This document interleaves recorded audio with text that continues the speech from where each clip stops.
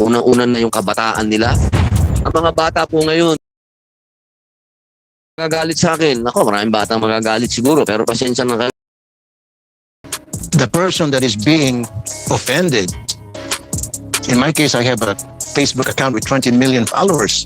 I've been with you for ages, for more than 10 years, and never lied. And I posted in my Facebook account that these statements being attributed to me are all false, and I never said it. I posted it on my Facebook account, and yet you didn't believe me, and you still have to get a fact checker to make sure if I'm lying or not. Heck, what the F? Okay, sabihin na natin replacement cost. Halika kayo mga kaibigan. Pwede nyo bandalin yung inyong mga ICPO. Tingnan natin kung saan yung binili. Binili natin kay ganito. Ito po yung presyo. Ganito. At least pinek natin. Now I am asking you, nag-check. Sabi nyo, hindi. So ano yung monitoring? This is the frustration, Mr. Chair. Salamat po. Mr. Chair? Senator, si Mr. Balbuena, you want to interject? Ba't aalis mo frustrated ka? Walang sagot na nakuha. Ha? Bakit ayaw? Kanina pang ilang oras na tayo dito, wala pa rin Mr. Chair. Go ahead. Opo, malinaw dun sa na inventaryo.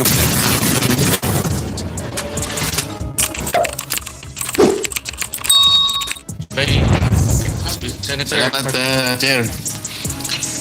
Ako po ang pinakamahirap ang kalagayan dito. Hindi ko alam paano ko makapagpa-participate kung pinag-uusapan ang laki-laki na ng problema.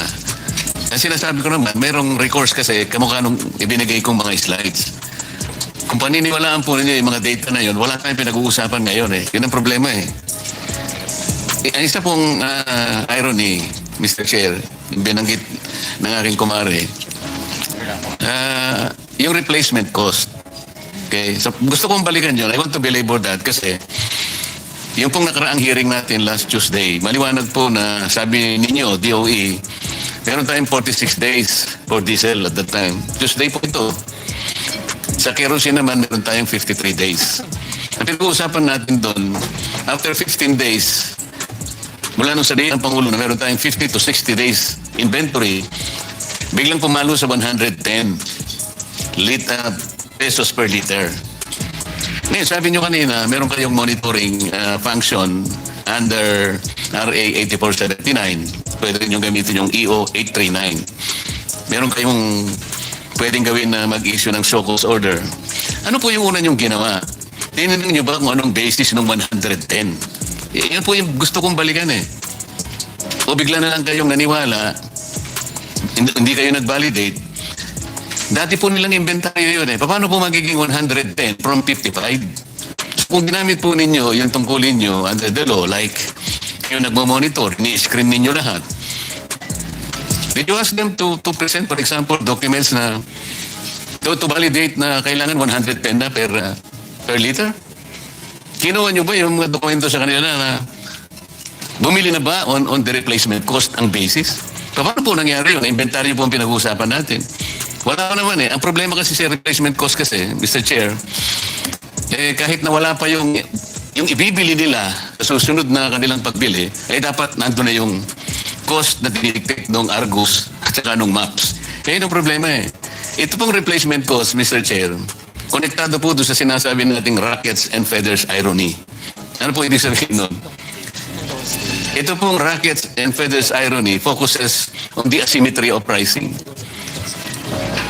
Where prices shoot like rockets when the global prices rise, but they fall like feathers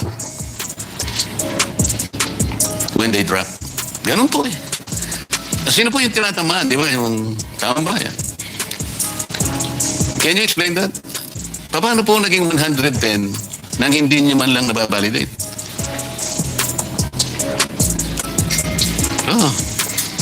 Thank you very much.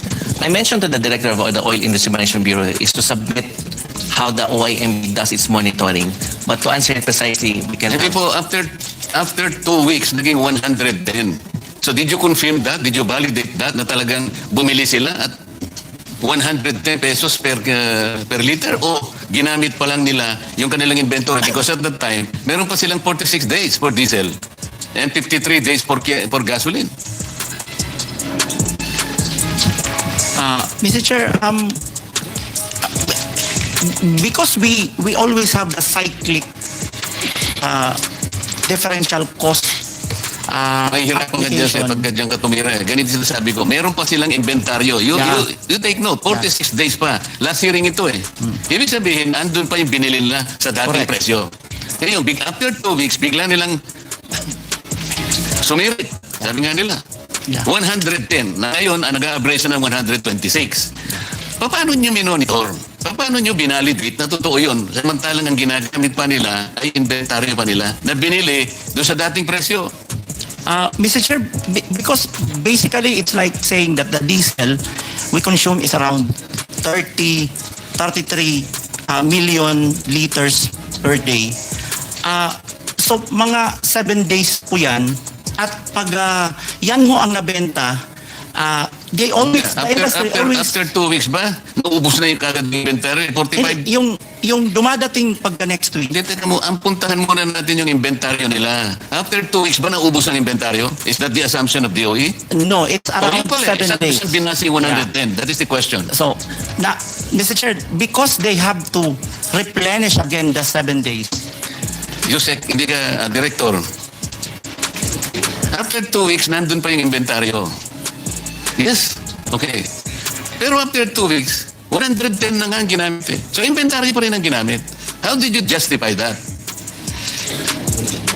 Because, Mr. Chair, yung binenta kasi na yun will have to be replaced right after next week. So, kinolekta ho yung amount. So, ang nangyari, ang nag-finance ang taong bayan.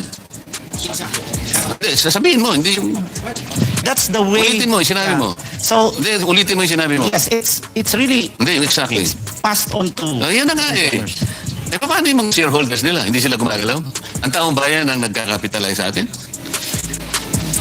Nandun pa yung inventaryo eh. Ito yung problema. Ngayon, hindi nyo ginagamit yung sinasabi ng batas na in periods of emergency, kayo ang gagawa ng paraan eh.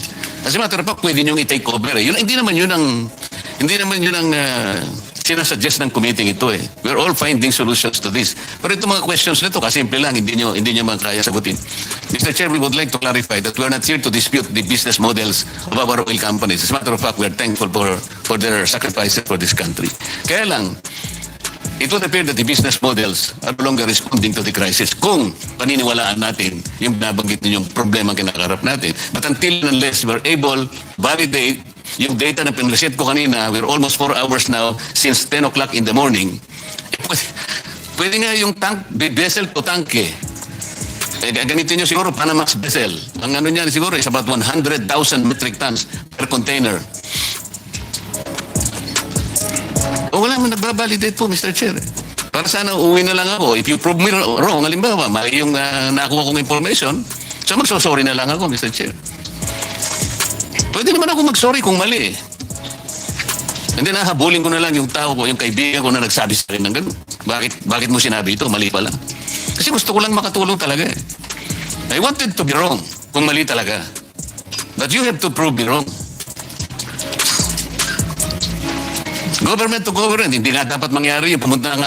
Andun nga yung tangke, mga tangke ng 2 refineries. Rotterdam refineries produces, I think, 1.2 billion barrels, per day. At nandun ang kanilang tangke sa Singapore. Petronas also, andun ang tangke nila. Ayun po yung kanilang presyo. No, nobody is reacting to this. Pinag-uusapan natin yung problema at yung mga measures na gagawin natin without even going back and checking whether those data are valid or not. So, paano yung replacement cost? I already told you, kung papayagan natin yon after 3 weeks or after 2 weeks, 3 billion pesos per day. Did you check this? You said? Okay. No, did you check that it's 3 billion pesos per day ang income? Yung reset ko kanina. But the collection this week was also used to purchase the even higher level of products. Kinuha mo na kagad kasi dapat sana there should be a point where the replacement cost should begin.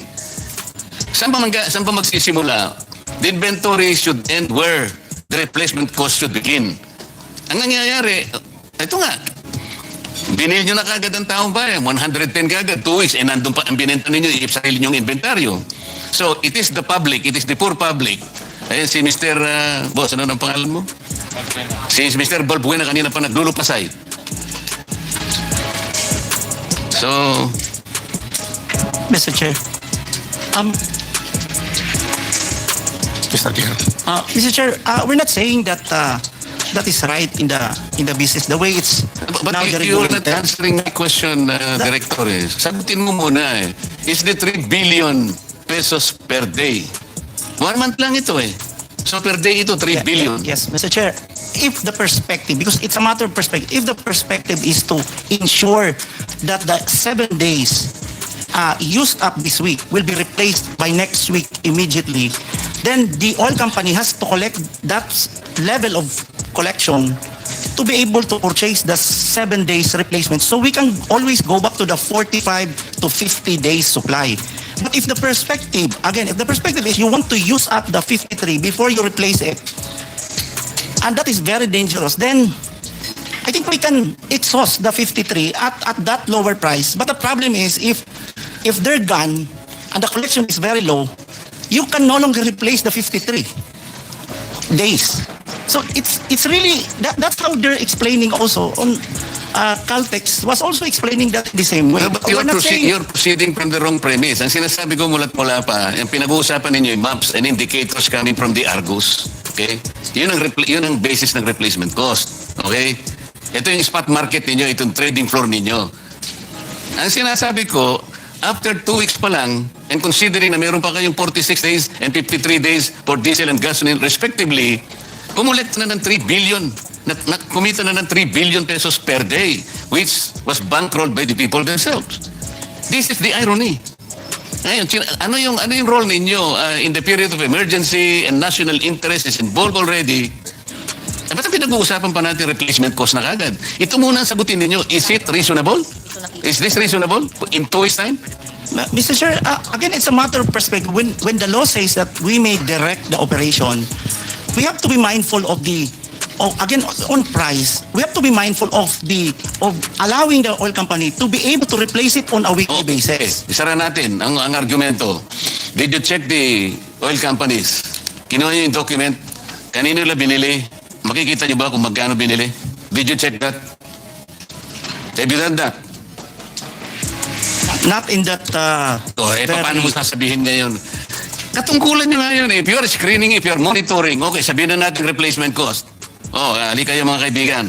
Pwede nyo bandalin yung inyong mga ICPO. Tingnan natin kung saan nyo binili. Binili natin kay ganito. Ito po yung presyo. Ganito. At least chinek natin. Now, I am asking you, nag-check. Sabi nyo, hindi. So, ano yung monitoring? This is the frustration, Mr. Chair. Salamat po. Mr. Chair. Senator, si Mr. Balbuena, you want to interject? Ba't ka aalis kung frustrated ka? Wala kang sagot na nakuha. Ha? Bakit ayaw? Kanina pang ilang oras na tayo dito ka na pa rin Mr. Chair. So go ahead. Opo, malinaw dun sa na inventaryo pa lang nila yung itinaas nila ayon dun sa pag-uusap po. Ibig sabihin, overprice yung 2 hanggang 3 linggo na ibinenta sa aming fuel. I-refund nila yung 100 to 120% na itinaas dito kung inventaryo pa yung ibinibenta. With the permission ni Senator Lawrence, since we're on this topic, kasali rin to sa mga list of questions. Papayag ako. Konektado po dito. Thank you, Madam. Hindi, time ko pa. Pero... Yes, ma'am. Thank you. Yes, thank you. Consequently, Mr. Chair, I believe I have a fair level of intelligence. But I cannot understand your reasoning when my colleague, Senator Ligardi, is asking you about the concept of replacement cost. So sabi mo, it is a practice. Is it a practice or malpractice? Malpractice. It is the practice during normal circumstances, and we can also ask them to Now, validate. we are now in an emergency. Yun. But the oil companies, as you have heard them, they raise their prices even if the inventory is still there. I already computed it. Hindi ko na uulitin, Mr. Chair. The gross income approximately using this replacement cost is 3 billion pesos per day. Narinig ko yung panaghoy ni Mr. Balbuena. Pasensya ka na, Mr. Balbuena, kung gagamitin ko yung panaghoy. Halos maglupasay na siya. Kaming lahat naniniwala kami doon sa kanilang kinalalagyan ngayon. But unless and until we are able to decipher the problem of whether or not the replacement cost is the answer, 3 billion per day ang kinikita nila amidst the sufferings of our people. Sabi mo kanina, you can use 8479 and the twin executive order. Kaya nga, sabi niyo, you can monitor. You're monitoring. How far do you monitor? Did you even look into this? It's 3 billion pesos per day income of the... Kanina tinanong ko sa kanila, I computed it based on their own admissions of the level of consumption of month per month of diesel and gasoline. So did the DOE check this? How far did you monitor this? They checked it. Please answer, chinek ba ito ng DOE? At kailan nyo sinimulang After i-check? 2 weeks, ma'am, after 2 weeks, 127% increase per liter in diesel. 67% in gasoline. After 2 weeks. Pero ang ginagamit is the inventory. How do you justify that? So sabi ninyo kanina, meron kayong monitoring. How did you monitor? Sabi niyo, you monitor even the abuse of market power. So you have to explain. You have to justify how did they increase their prices using this inventory. Sabi rin ng chair, ang minomonitor lang daw nyo ay yung volume, hindi yung price. So pakisagot yung sabi ng chair, volume lang ba, hindi presyo? Nag-monitor kayo ayon kay Senator Marculeta? Kailan kayo nagsimula? Talaga bang 2 weeks later, nung nandiyan ang krisis at mataas na? At anong klaseng monitoring ang ginawa nyo? Pinapanood sa kanyang computer. Yun na naman. Oo. Okay. So, number one, we again stated, no, na under extraordinary circumstances, there's really that gap that we need to address. Because kung presyo ang pag-uusapan, oil deregulation law is there. So we need something in the middle precisely to protect our constituency. That's number one. Number two, yung... Andali. Sorry po. Ito lang ha, rules natin. Ayan siya ng gobyerno. Huwag po nyo gagawin dahilan na kailangan ng isang bagong para matulungan ang mga tao. Please, favor lang, huwag po nyo gagawin dahilan yan. At maliwanag, binanggit na rin ni Senator Marculeta, may Section 14 naman ng Oil Deregulation Law. In times of national emergency, when the public interest so requires, the DOE may, during the emergency and under reasonable terms prescribed by it, temporarily take over. We're not saying take over. Direct the operation of any person or entity engaged in the industry. So, nandyan. So, ayaw naman natin gawin yan. Hindi ko po sinasabing gawin yan. Pero hindi naman nyo kailangan pang isumite ang amendments to the oil deregulation para kayo makagalaw. Hindi po, dahil meron na itong tawagin na natin extreme measure. So if that is allowed by the law, so the temporary or in between is therefore allowed. So there's no need to use a new law which will take months if not years. Idedebate, wag po niyong gagawing dahilan ang Kongreso. Okay? Having said that, repeat, gusto po namin malaman anong monitoring ang ginawa ng DOE, kailan kayo nagsimula, ito ba lang, ayon sa chair, ay volume lang o presyo.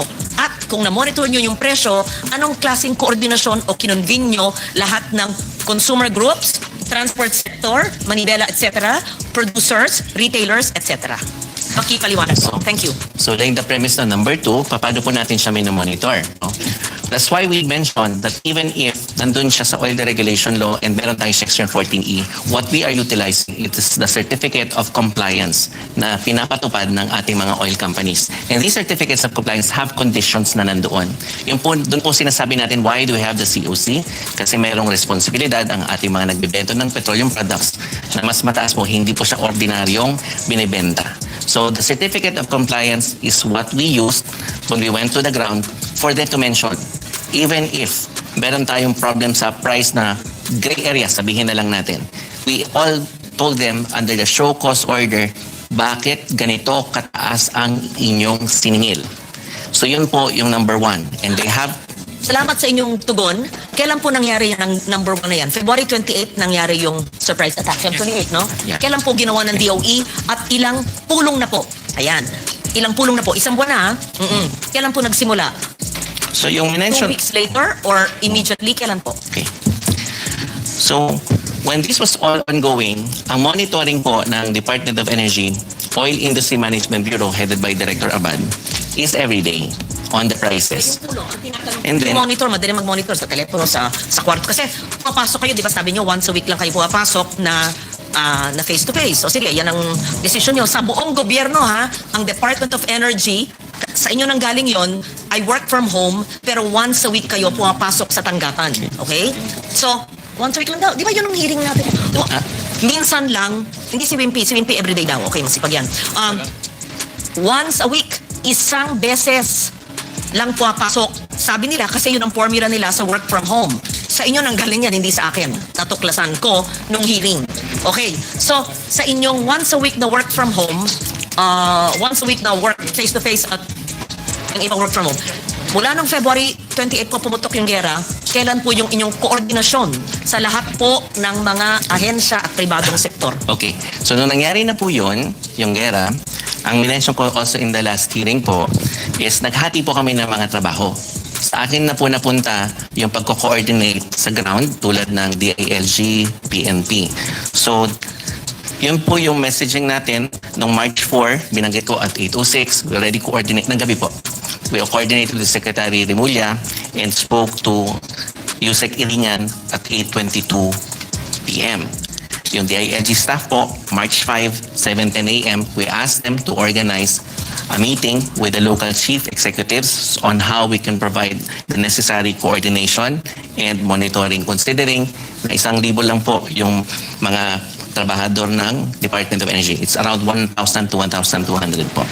Ngayon po, yung sa mga pulis naman po, Chief PNP Nartates, that was March 6, 2026, 9:10 p.m. po yun.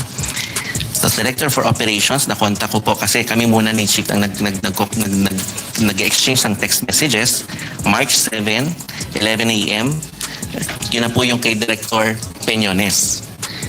And then doon po sa Saturday, nag-instructions rin po ni Secretary na kontakin yung grupo ni Secretary Aguda sa DICT para yung consumers po magkaroon ng Yusek, Wimpy, alam namin ikaw nagtatrabaho at yung iba dyan, no? Sige, okay na po muna. okay na yan. Yes. Okay ka na. Hindi ka pa kumbinsado, no? Wala ka ng oras eh. Yes. Hindi, sagot niyo yung mahaba eh. Sandali lang. Ako na. Wala pa ako nitatanong. Sa oil companies about the replacement cost. Thank you, Yusek Wimpy. Paano po nyo ipapaliwanag? Can you answer the question? The government side, they answered it and they said that to defend the private sector in increasing the prices even if it was old inventory. May we hear? Ma'am Senator, thank you. Yes, thank you. The business model of Petron is very different. We import crude, we do not import finished products. Only on occasions where there is a sudden increase in the need for products, that is when we respond and import. So our crude deliveries come from the Middle East and they come according to a laycan when they are supposed to load from the Middle East and shipped here. After about 21 days, they arrive and they are unloaded. So about weekly, we receive parcels of about 2 million barrels a day or 2 million barrels per load. So that's the business model.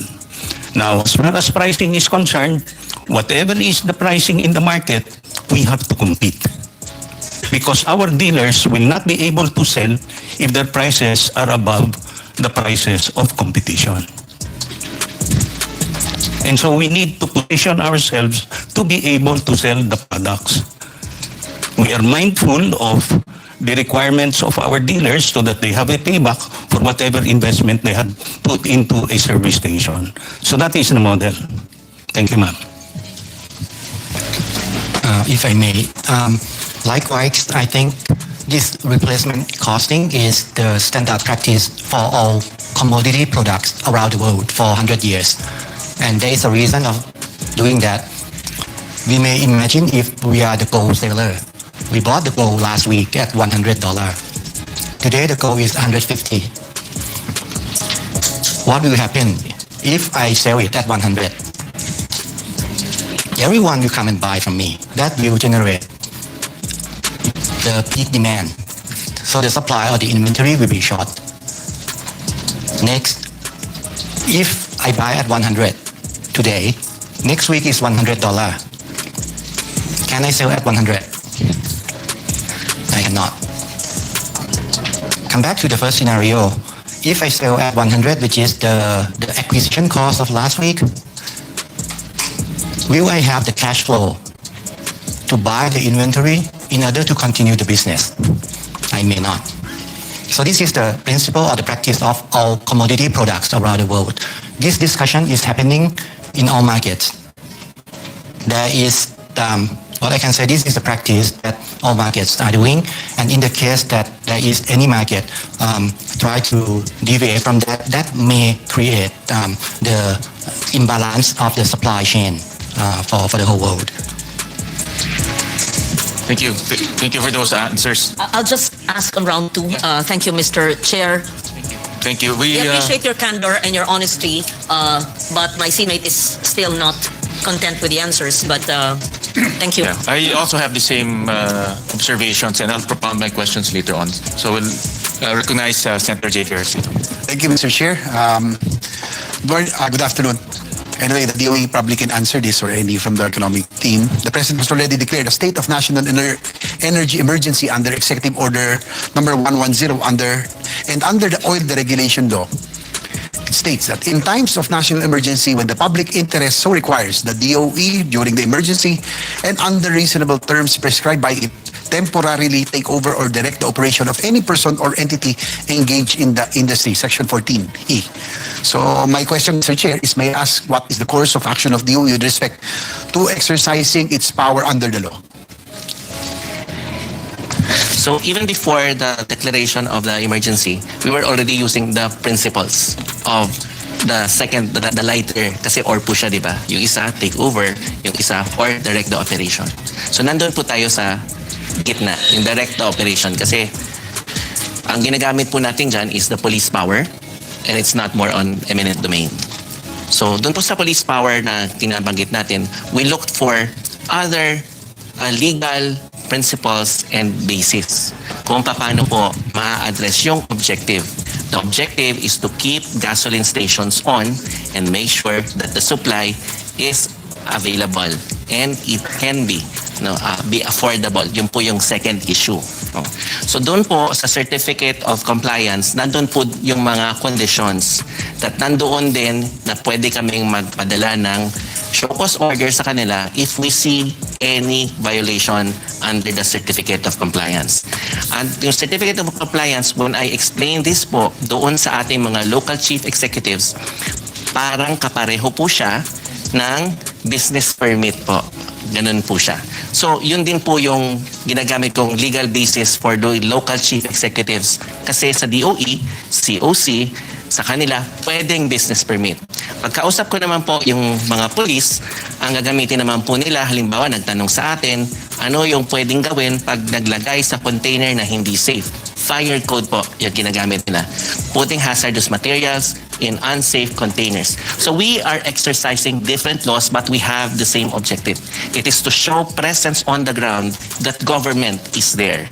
And government is balancing everything so that under extraordinary circumstances, no national emergency yet, we are already showing our faces and telling everybody, we need to calm down, we have sufficient supply, the prices are going up, but we need to work together to keep the supplies flowing. And so it is a very delicate act. So we are in that gray area because in extraordinary circumstances, the Department of Energy believes that we exercise more police power. So nandun po kami sa being aggressive on the ground and being aggressive also in making sure, as mentioned by our guests here, that we're also helping in ensuring the supply. So nandyan rin po yung iba't ibang mga solusyon. Kasi sabi natin, the 1973 experience already taught us a lot. It's not only on the game of supply, but also on demand side management. And we're also emphasizing that the solutions does not only go with supply and demand on petroleum products. We also are looking at what are the impacts on the other fuels and what other technologies are available para magamit po natin yan. So doong panahon, 1973, hindi pa kami pinapanganak ni Senator Win kasi 75. So ang nangyari, ikaw 74.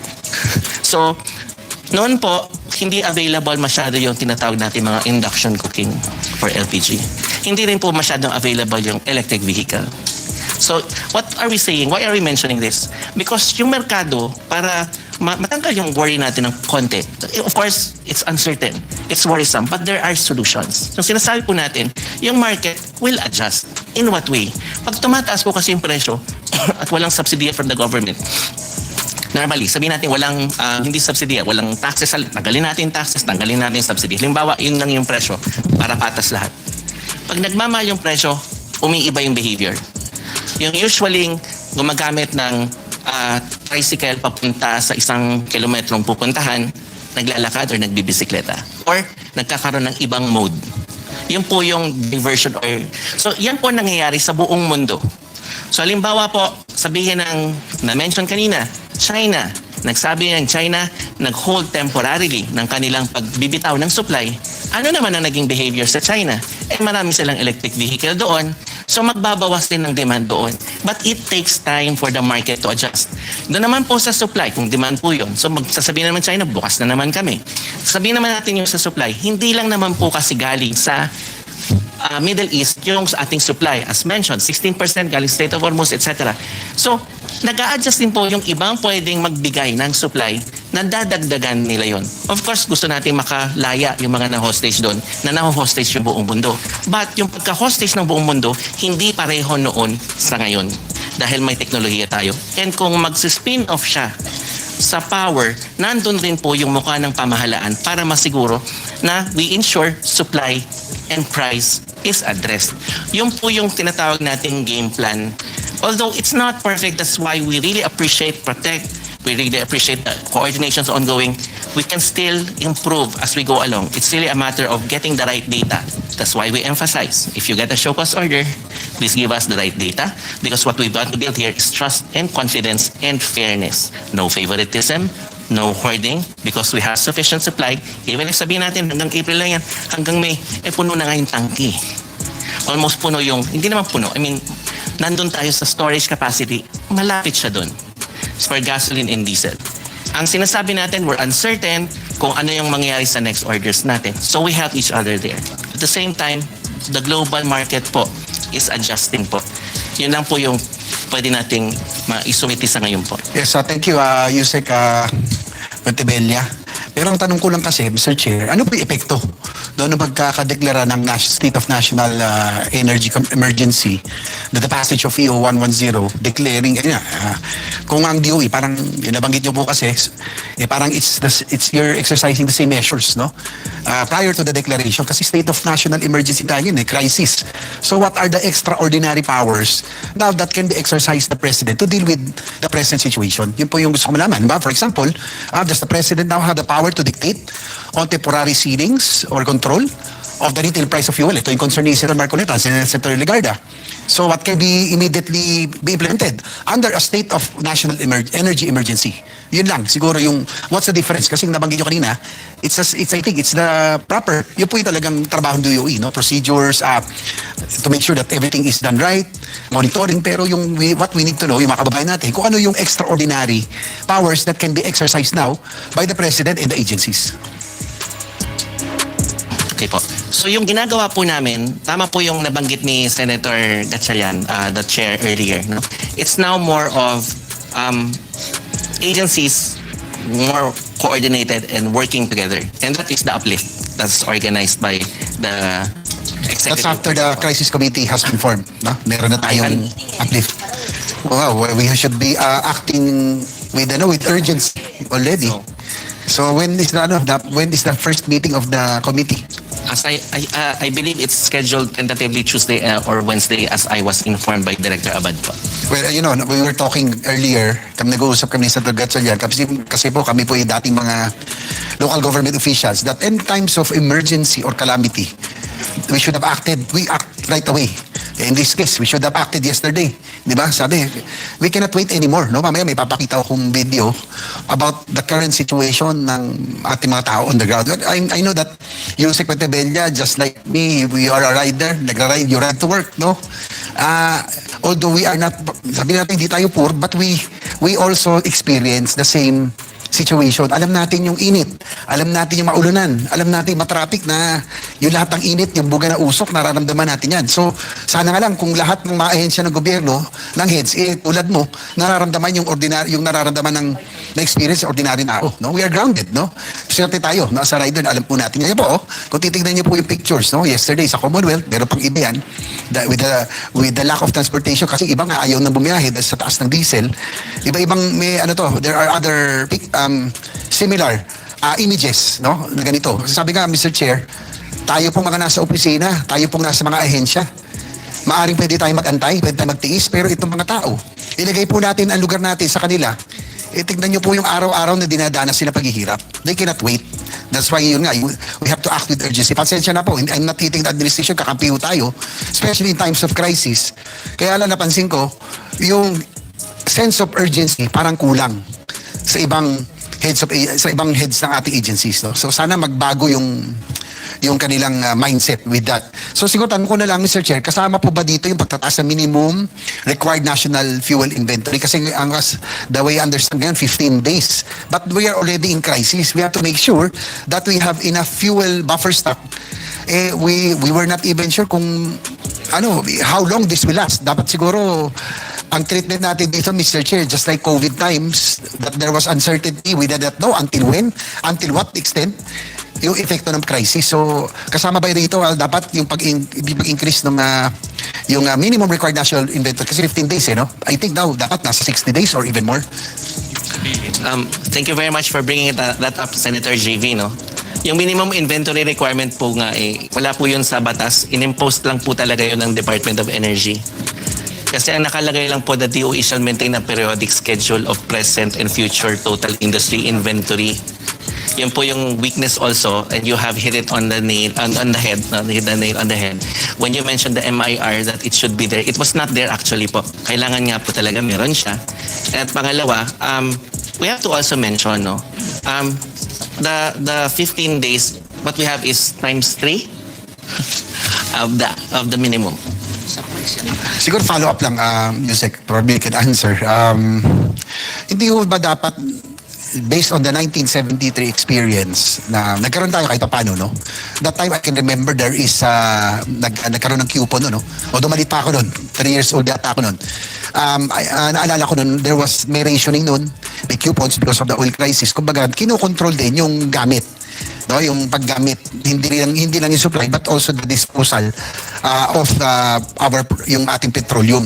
So in this case, halimbawa kung 15 days minimum, ngayon 45 days sabi nyo, hindi ba dapat merong alert levels yan na kung umabot sa ganito, we will have to have rationing already, coupons, because our aim, I think, Mr.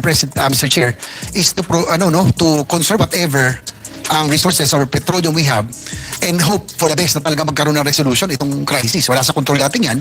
But if it becomes, kung ito po ay humaba, kung ma-extend po ito na hindi din natin alam hanggang kailan, ilang buwan, ang ano natin is to buy time and conserve whatever we have. Di ba dapat ginagawa na ng DOE yun na pag umabot ng 60 days, 45 days, umabot ng 30 days, kailan tayo dapat magkaroon ng rationing so that we can control whatever resources that we have.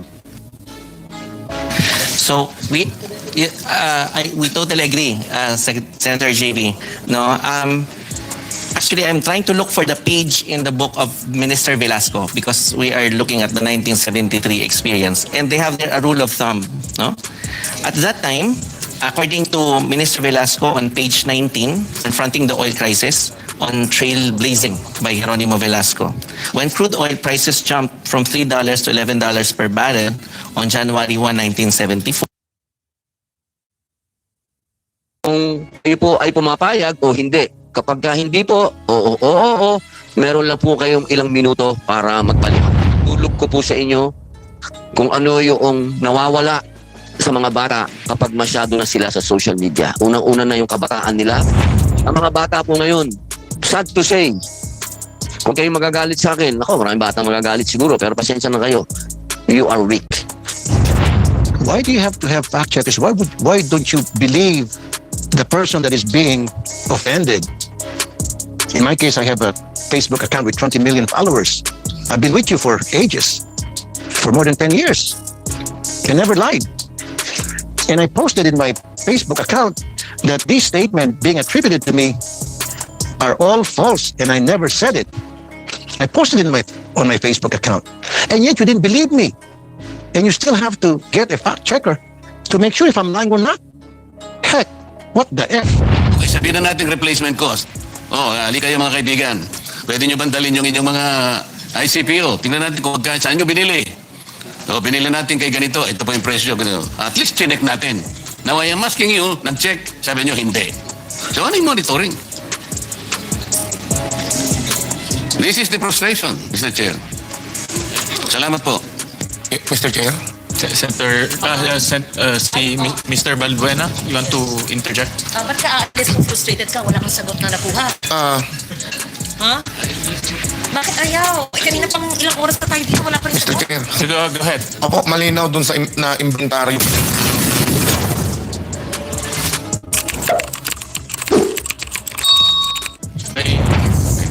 Senator, Salamat, Chair. Ako po ang pinakamahirapang kalagayan dito eh. Hindi ko malaman paano makapagpa-participate kung pinag-uusapan ang laki-laki na ng problema. Ang sinasabi ko naman, merong recourse kasi kamukha nung ibinigay kong mga slides. Kung paniniwalaan po ninyo yung mga data na yun, wala tayong pinag-uusapan ngayon eh. Yun ang problema eh. Ang isa pong irony, Mr. Chair, yung binanggit ng aking kumare, yung replacement cost.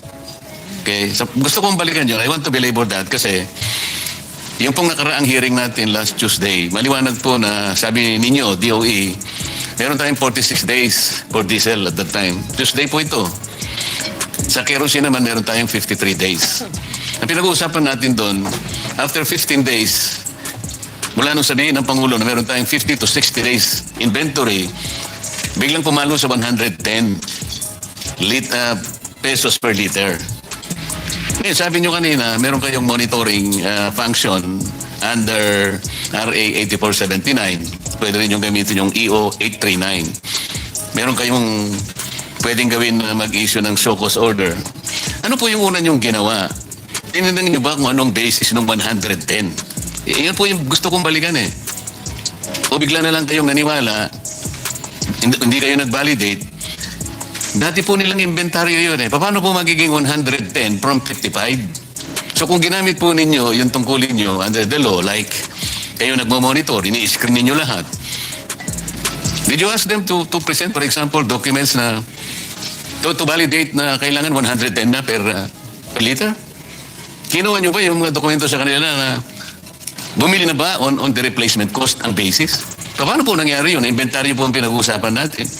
Wala pa naman eh. Ang problema kasi sa replacement cost kasi, Mr. Chair, kahit na wala pa yung ibibili nila sa susunod na kanilang pagbili, ay dapat nandun na yung cost na dinidictate ng Argus at saka ng MAPS. Kaya yung problema eh. Ito pong replacement cost, Mr. Chair, konektado po doon sa sinasabi nating rackets and feathers irony. Ano po ibig sabihin nun? Ito pong rackets and feathers irony focuses on the asymmetry of pricing. Where prices shoot like rockets when the global prices rise, but they fall like feathers when they drop. Ganun po eh. Sino po yung tinatamaan, di ba? Yung taong bayan. Can you explain that? Paano po naging 110 nang hindi niya man lang ba-validate? Oh. Thank you very much. I mentioned to the Director of the Oil Industry Management Bureau is to submit how the OIMB does its monitoring. But to answer it precisely, we can... Hindi po, after 2 weeks, naging 110. So did you confirm that? Did you validate that na talagang bumili sila at 110 pesos per liter? O ginamit pa lang nila yung kanilang inventory because at that time, meron pa silang 46 days for diesel and 53 days for gasoline. Mr. Chair, because we always have the cyclic differential cost Mahihirapan ka dyan sir pagka dyan ka tumira eh. Ganito sinasabi ko, meron pa silang inventaryo. You take note, 46 days pa. Last hearing ito eh. Ibig sabihin, andun pa yung binili nila sa dating presyo. Eh yung after 2 weeks, bigla nilang sumirit. Sabi nga nila. Yeah. 110. Na ngayon, nag-a-average na ng 126. Paano nyo minonitor? Paano nyo binalidate na totoo yun? Samantalang ang ginagamit pa nila ay inventaryo pa nila na binili doon sa dating presyo. Mr. Chair, because basically it's like saying that the diesel we consume is around 33 million liters per day. So mga 7 days po yan. At pag yan ho ang nabenta, they always, the industry always... After 2 weeks ba? Naubos na yung kagad ng inventaryo? 45? Yung dumadating pagka next week. Hindi, teka mo, ang puntahan muna natin yung inventaryo nila. After 2 weeks ba naubos ang inventaryo? Is that the assumption of DOE? No, it's around 7 days. Saan binasa yung 110? Yeah. That is the question. So, Mr. Chair, because they have to replenish again the 7 days. Yusek, hindi ka director. After 2 weeks, nandun pa yung inventaryo. Yes. Okay. Pero after 2 weeks, 110 na nga ang ginamit eh. So inventaryo pa rin ang ginamit. How did you justify that? Because, Mr. Chair, yung binenta kasi na yun will have to be replaced right after next week. So, kinolekta ho yung amount. So, ang nangyari, ang nag-finance ang taong bayan. Hindi, sasabihin mo, hindi yung... That's the way... Ulitin mo, sinabi mo. So, hindi, ulitin mo yung sinabi mo. yes, it's really... Hindi, exactly. It's passed on to... Yan na nga eh. Paano yung mga shareholders nila? Hindi sila gumagalaw? Ang taong bayan ang nagkakapitalize sa atin? Nandun pa yung inventaryo eh. Ito yung problema. Ngayon, hindi nyo ginagamit yung sinasabi ng batas na in periods of emergency, kayo ang gagawa ng paraan eh. As a matter of fact, pwede nyo i-take over eh. Hindi naman yun ang sinasuggest ng committee ito eh. We're all finding solutions to this. Pero itong mga questions nito, kasimple lang, hindi nyo man kayang sagutin. Mr. Chair, we would like to clarify that we're not here to dispute the business models of our oil companies. As a matter of fact, we're thankful for their sacrifices for this country. Kaya lang, it would appear that the business models are no longer responding to the crisis kung paniniwalaan natin yung binabanggit ninyong problema kinakarap natin. But until and unless we're able to validate yung data na pinreset ko kanina, we're almost 4 hours now since 10 o'clock in the morning, pwede nga yung vessel to tanke. Gagamitin nyo siguro Panamax vessel. Ang ano niya siguro is about 100,000 metric tons per container. Wala naman nagbabalidate po, Mr. Chair. Para sana uwi na lang ako. If you prove me wrong, halimbawa, mali yung nakuha kong information, so mag-sorry na lang ako, Mr. Chair. Pwede naman ako mag-sorry kung mali eh. Hindi na, habulin ko na lang yung tao ko, yung kaibigan ko na nagsabi sa akin ng gano'n. Bakit mo sinabi ito? Mali pala. Kasi gusto ko lang makatulong talaga eh. I wanted to be wrong kung mali talaga. But you have to prove me wrong. Government to government, hindi nga dapat mangyari yung pumunta nga. Andun nga yung tangke, mga tangke ng 2 refineries. Rotterdam refineries produces, I think, 1.2 billion barrels, per day. At nandun ang kanilang tangke sa Singapore. Petronas also, andun ang tangke nila. Ayun po yung kanilang presyo. Nobody is reacting to this. Pinag-uusapan natin yung problema at ang mga measures na gagawin natin without even going back and checking whether those data are valid or not. So, paano yung replacement cost?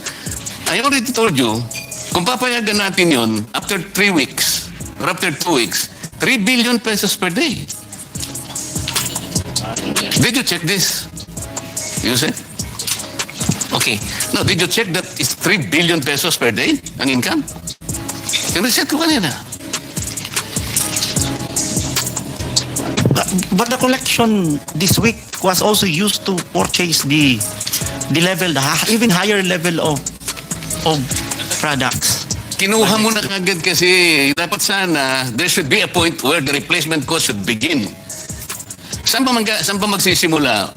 The inventory should end where the replacement cost should begin. Ang nangyayari, ito nga, binil nyo na kagad ang taong bayan, 110 kagad, 2 weeks, nando pa ang binenta ninyo, sarili nyong inventaryo. So, it is the public, it is the poor public. Ayan, si Mr. Boss, ano ang pangalan mo? Si Mr. Balbuena kanina pa naglulupasay. So, Mr. Chair. Mr. Chair. Mr. Chair, we're not saying that that is right in the business, the way it's But now you are not regulated. answering the question, Director. Sagutin mo muna eh. Is the 3 billion pesos per day? 1 month lang ito eh. So per day ito, 3 billion. Yes, Mr. Chair.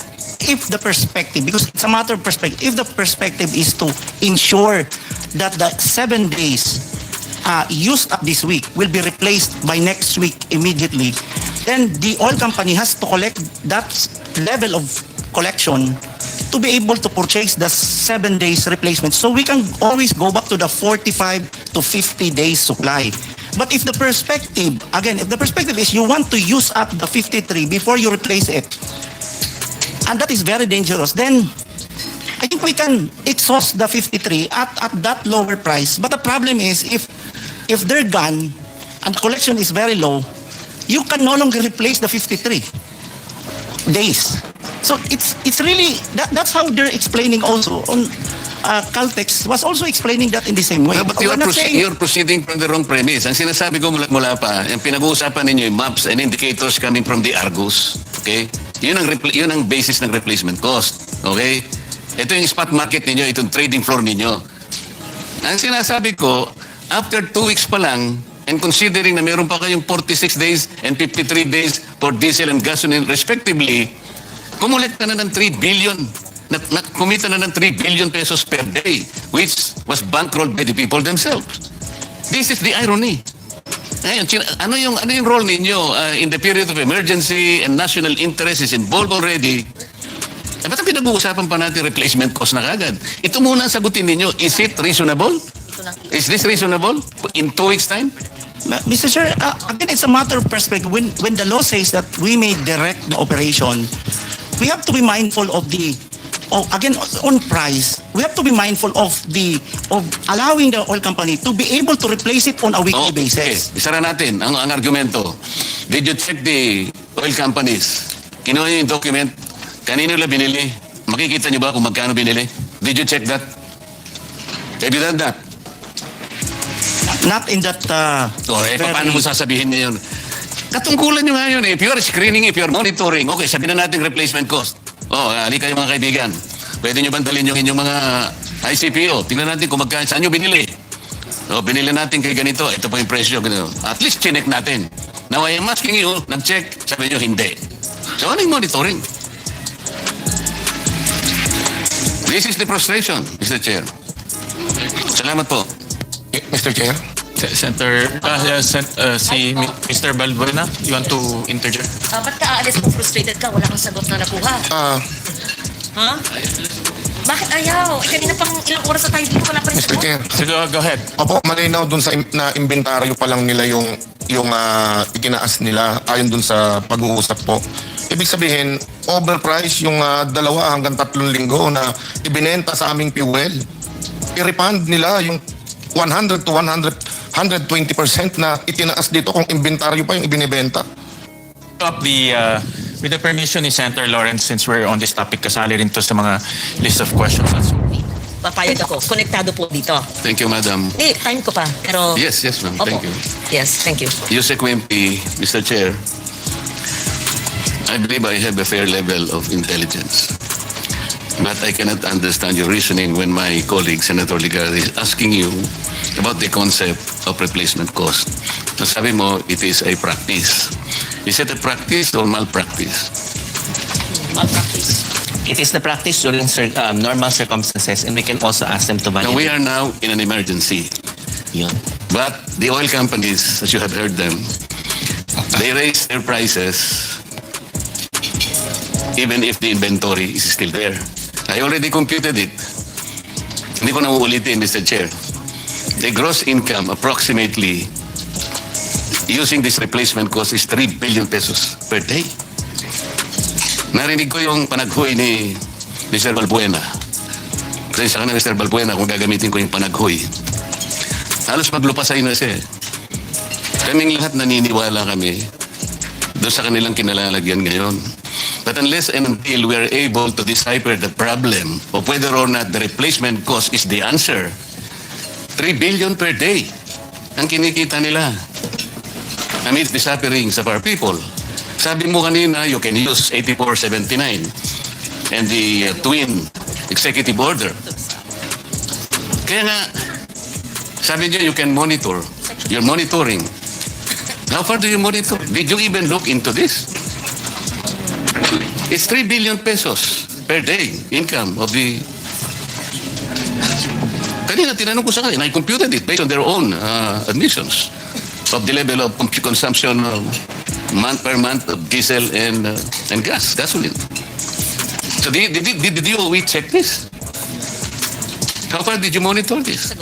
They checked it. And, yeah. Please answer, chinek ba ito ng DOE? At kailan nyo sinimulang After i-check? 2 weeks, ma'am, after 2 weeks, 127% increase per liter in diesel. 67% in gasoline. After 2 weeks, pero ang ginagamit is the inventory. How do you justify that?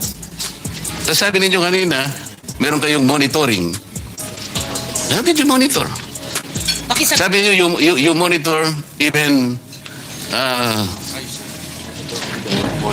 the abuse of market power. So you have to explain.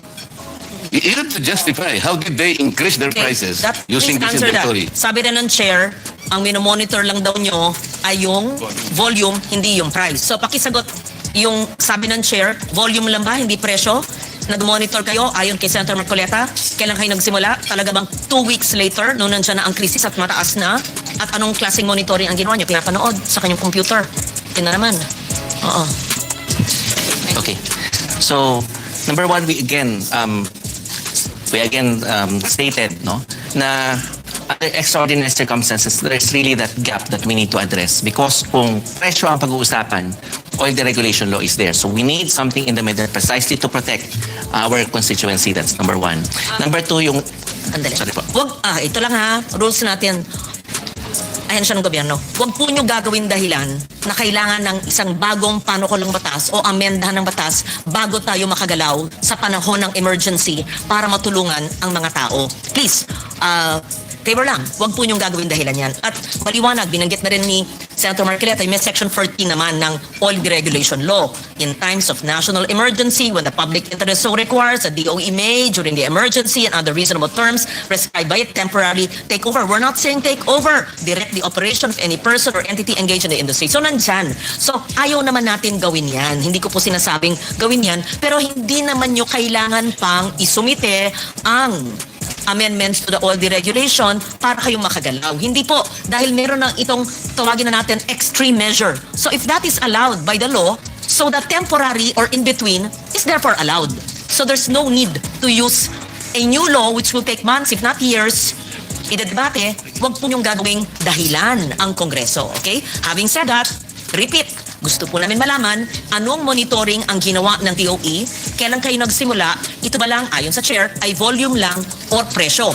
At kung na-monitor nyo yung presyo, anong klaseng koordinasyon o kinonvene nyo lahat ng consumer groups, transport sector, manibela, etc., producers, retailers, etc.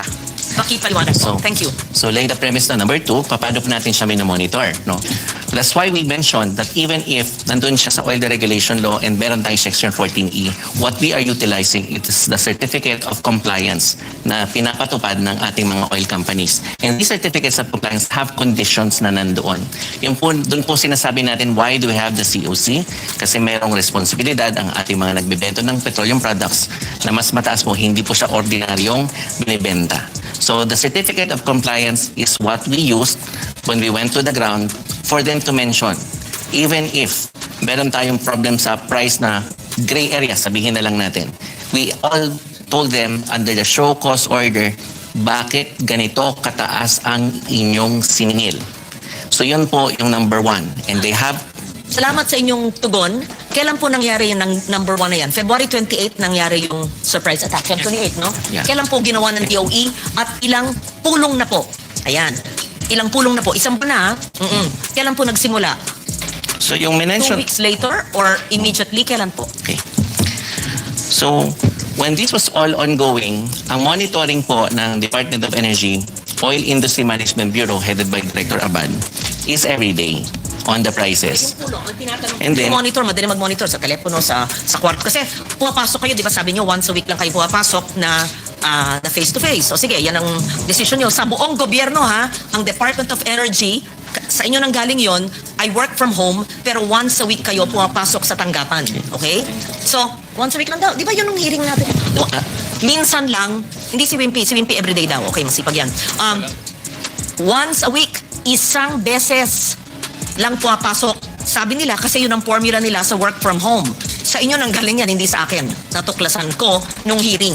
Okay, so sa inyong once a week na work from home, once a week na work face-to-face at yung ibang work from home, mula nung February 28 po pumutok yung gera, kailan po yung inyong koordinasyon sa lahat po ng mga ahensya at pribadong sektor? Okay. So, nung nangyari na po yun, yung gera, ang minention ko also in the last hearing po is naghati po kami ng mga trabaho.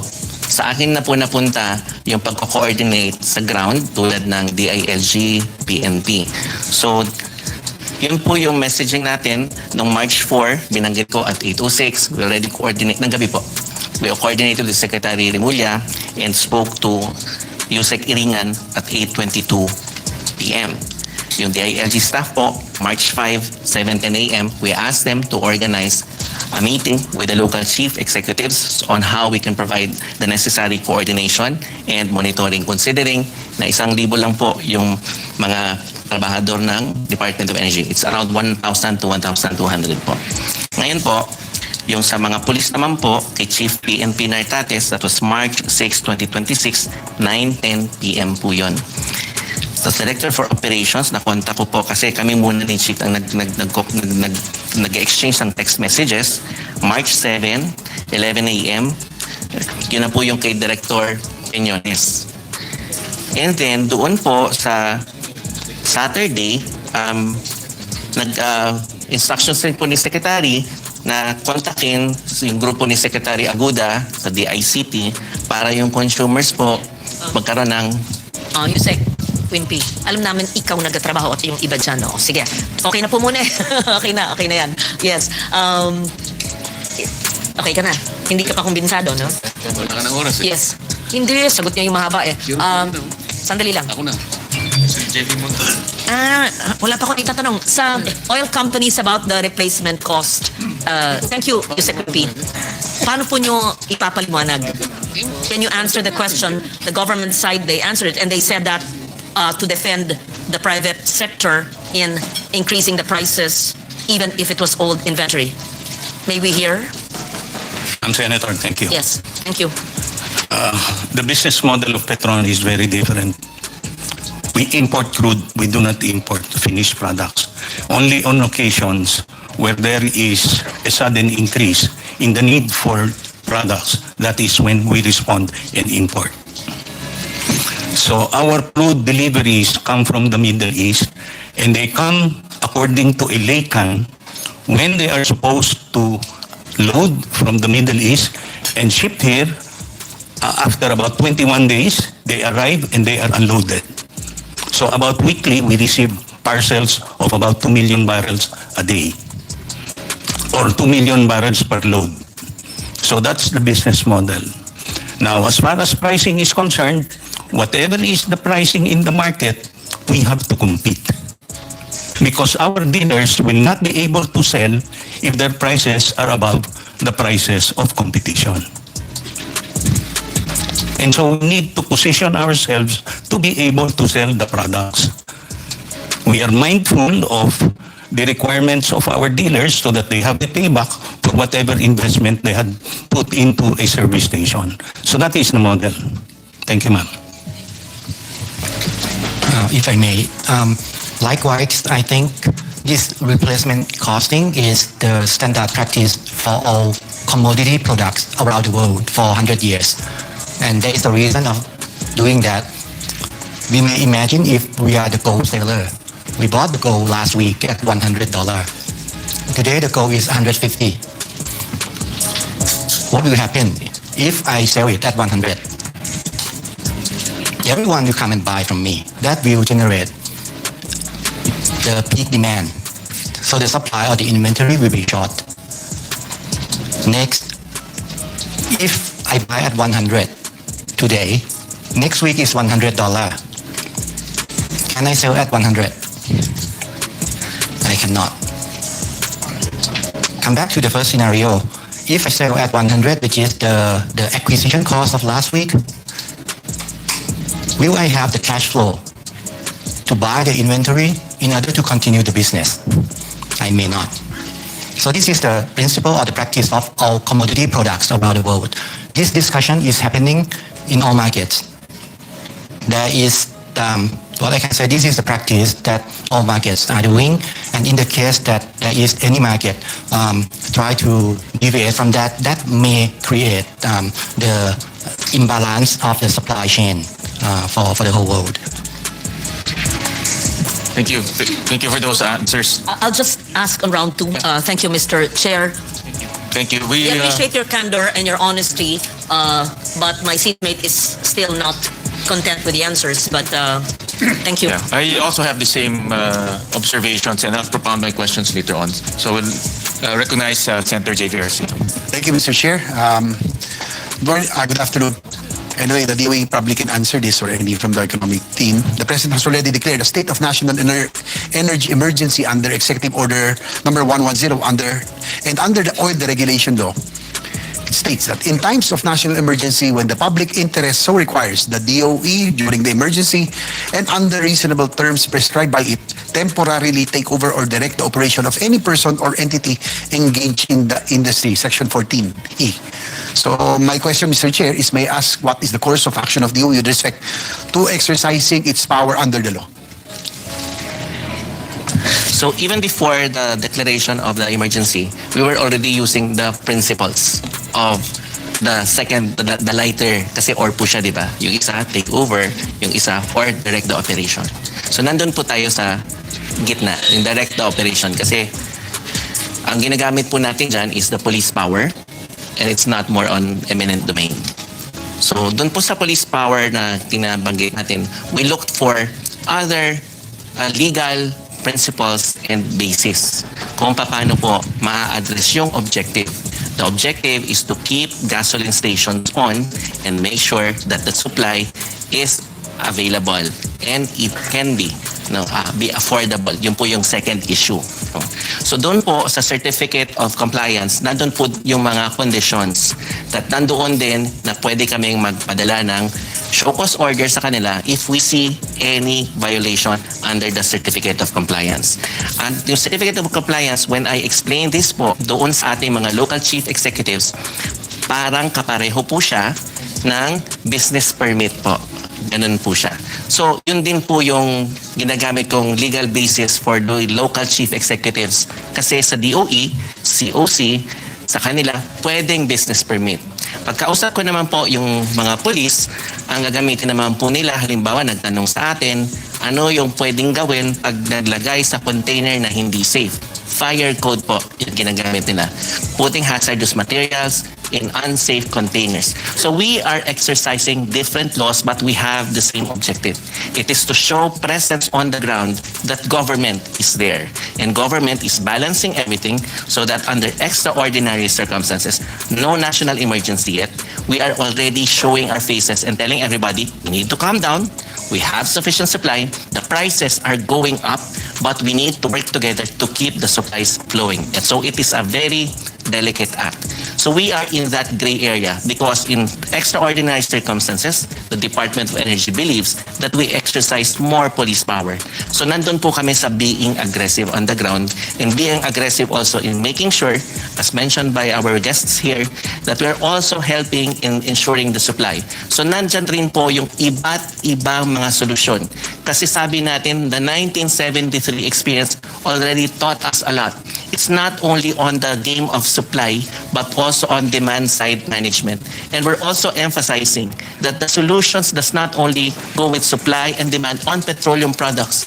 We also are looking at what are the impacts on the other fuels and what other technologies are available para magamit po natin yun.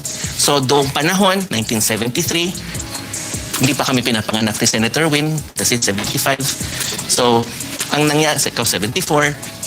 So, noon po, hindi available masyado yung tinatawag natin mga induction cooking for LPG. Hindi rin po masyadong available yung electric vehicle. So, what are we saying? Why are we mentioning this? Because yung merkado, para matanggal yung worry natin ng konti. Of course, it's uncertain. It's worrisome, but there are solutions. So sinasabi po natin, yung market will adjust. In what way?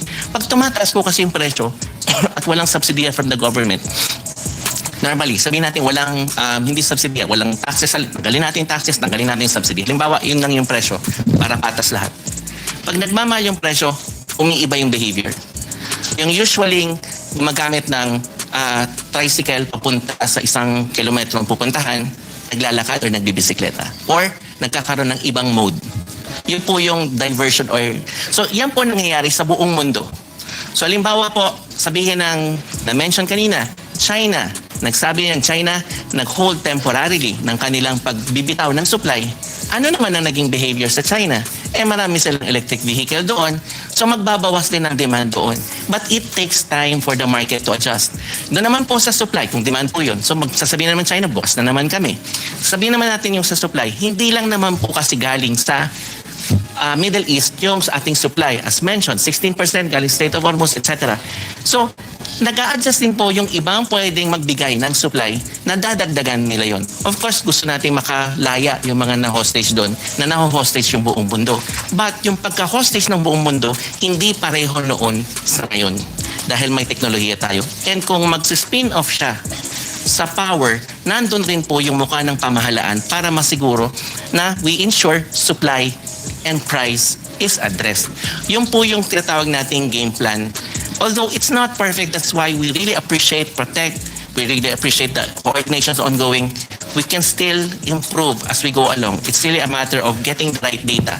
That's why we emphasize, if you get a show cause order, please give us the right data because what we want to build here is trust and confidence and fairness. No favoritism, no hoarding because we have sufficient supply. Even if sabihin natin hanggang April lang yan, hanggang May, puno na nga yung tangki. Almost puno yung, hindi naman puno, nandun tayo sa storage capacity, malapit siya dun for gasoline and diesel. Ang sinasabi natin, we're uncertain kung ano yung mangyayari sa next orders natin. So we help each other there. At the same time, the global market po is adjusting po. Yun lang po yung pwede nating maisumiti sa ngayon po. Yes, thank you, Yusek Matibella. Pero ang tanong ko lang kasi, Mr. Chair, ano po yung epekto doon na pagkakadeklara ng State of National Energy Emergency na the passage of EO 110 declaring, kung ang DOE, parang binabanggit niyo po kasi, parang it's you're exercising the same measures, no? Prior to the declaration, kasi State of National Emergency tayo yun, crisis. So what are the extraordinary powers now that can be exercised the President to deal with the present situation? Yun po yung gusto ko malaman. For example, does the President now have the power to dictate on temporary ceilings or control of the retail price of fuel? Ito yung concern ni Senator Marculeta, Senator Legarda. So what can be immediately be implemented under a state of national energy emergency? Yun lang, siguro yung what's the difference? Kasi nabanggit nyo kanina, I think it's the proper, yun po yung talagang tabahong DOE, no? Procedures to make sure that everything is done right, monitoring, pero yung what we need to know, yung mga kababayan natin, kung ano yung extraordinary powers that can be exercised now by the President and the agencies. Okay po. So yung ginagawa po namin, tama po yung nabanggit ni Senator Gatchalian, the chair earlier, no? It's now more of agencies more coordinated and working together. And that is the uplift that's organized by the executive. That's after the crisis committee has been formed. Meron na tayong uplift. Wow, we should be acting with urgency already. So when is the first meeting of the committee? As I believe it's scheduled tentatively Tuesday or Wednesday as I was informed by Director Abad po. Well, we were talking earlier, nag-uusap kami sa Gatchalian kasi po kami po yung dating mga local government officials that in times of emergency or calamity, we should have acted, we act right away. In this case, we should have acted yesterday. Di ba? Sabi, we cannot wait anymore. No? Mamaya may papakita akong video about the current situation ng ating mga tao on the ground. I know that Yusek Matibella, just like me, we are a rider, you ride to work, no? Although we are not, sabi natin hindi tayo poor, but we also experience the same situation. Alam natin yung init, alam natin yung maulunan, alam natin yung traffic na yung lahat ng init, yung buga na usok, nararamdaman natin yan. So, sana nga lang kung lahat ng mga ahensya ng gobyerno, ng heads, tulad mo, nararamdaman yung nararamdaman na experience sa ordinaryong tao. No? We are grounded. No? Swerte tayo. Nasa rider, alam po natin yan. Po, kung titignan niyo po yung pictures, no? Yesterday sa Commonwealth, meron pang iba yan, with the lack of transportation, kasi iba nga ayaw na bumiyahe dahil sa taas ng diesel. Iba-ibang may ano to, there are other similar images, no? Na ganito. Sabi nga, Mr. Chair, tayo pong mga nasa opisina, tayo pong nasa mga ahensya, maaring pwede tayo mag-antay, pwede tayo magtiis, pero itong mga tao, ilagay po natin ang lugar natin sa kanila. Tingnan niyo po yung araw-araw na dinadanas sila paghihirap. They cannot wait. That's why yun nga, we have to act with urgency. Pasensya na po, I'm not hitting the administration, kakapiho tayo, especially in times of crisis. Kaya lang napansin ko, yung sense of urgency parang kulang sa ibang heads ng ating agencies, no? So sana magbago yung kanilang mindset with that. So siguro tanong ko na lang, Mr. Chair, kasama po ba dito yung pagtataas sa minimum required national fuel inventory? Kasi the way I understand ngayon, 15 days. But we are already in crisis. We have to make sure that we have enough fuel buffer stock. We were not even sure kung how long this will last. Dapat siguro ang treatment natin dito, Mr. Chair, just like COVID times, that there was uncertainty, we did not know until when, until what extent, yung epekto ng crisis. So, kasama ba dito, dapat yung pag-increase ng yung minimum required national inventory, kasi 15 days, no? I think now, dapat nasa 60 days or even more. Thank you very much for bringing that up, Senator GV, no? Yung minimum inventory requirement po nga, wala po yun sa batas. Inimpost lang po talaga yun ng Department of Energy. Kasi ang nakalagay lang po, the DOE shall maintain a periodic schedule of present and future total industry inventory. Yun po yung weakness also, and you have hit it on the nail, on the head, hit the nail on the head. When you mentioned the MIR that it should be there, it was not there actually po. Kailangan nga po talaga meron siya. At pangalawa, we have to also mention, no, the 15 days, what we have is times 3 of the minimum. Siguro follow up lang, Yusek, probably can answer. Hindi ko ba dapat, based on the 1973 experience na nagkaroon tayo kahit paano, no? That time I can remember there is nagkaroon ng coupon, no? Although malit pa ako noon, 3 years old yata ako noon. Naalala ko noon, may rationing noon, may coupons because of the oil crisis. Kumbaga, kinokontrol din yung gamit.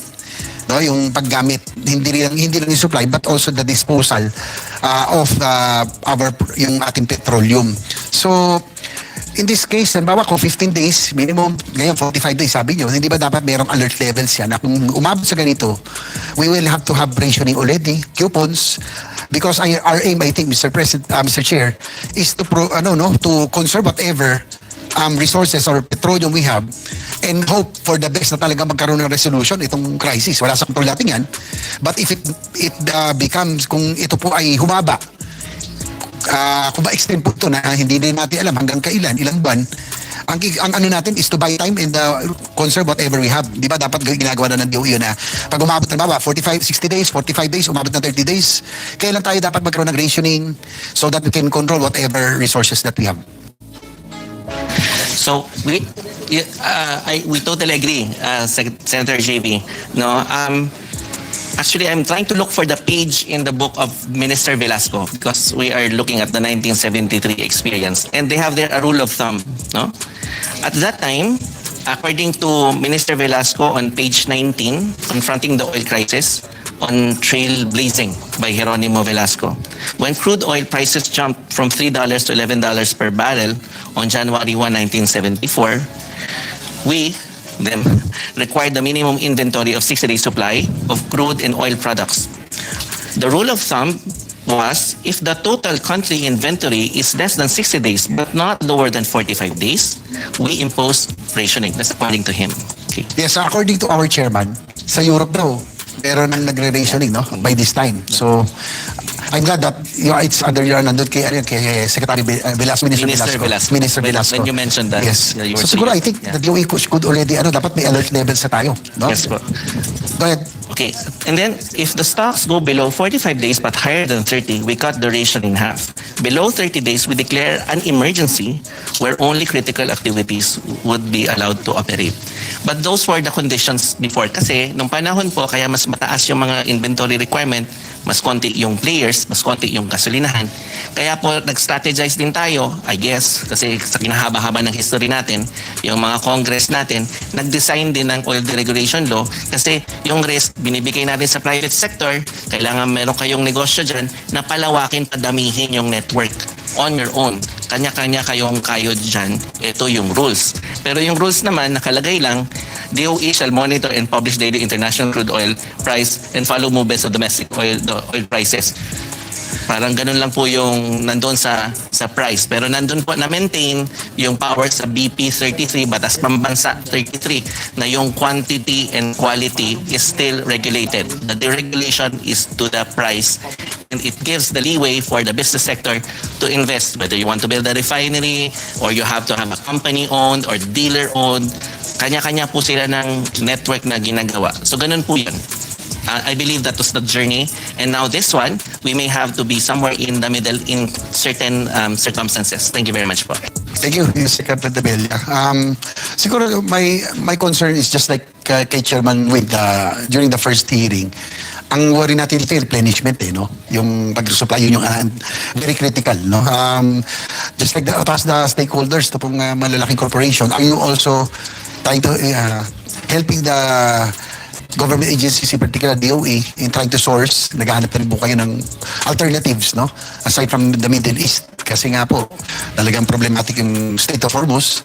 So, are there any developments sa paghanap natin ng alternative sources to replenish our supplies? And siguro quickly lang po sa mga stakeholders, sa mga kayo po, Ms. Lorly Osalper, Mr. Lobosenan, Mr.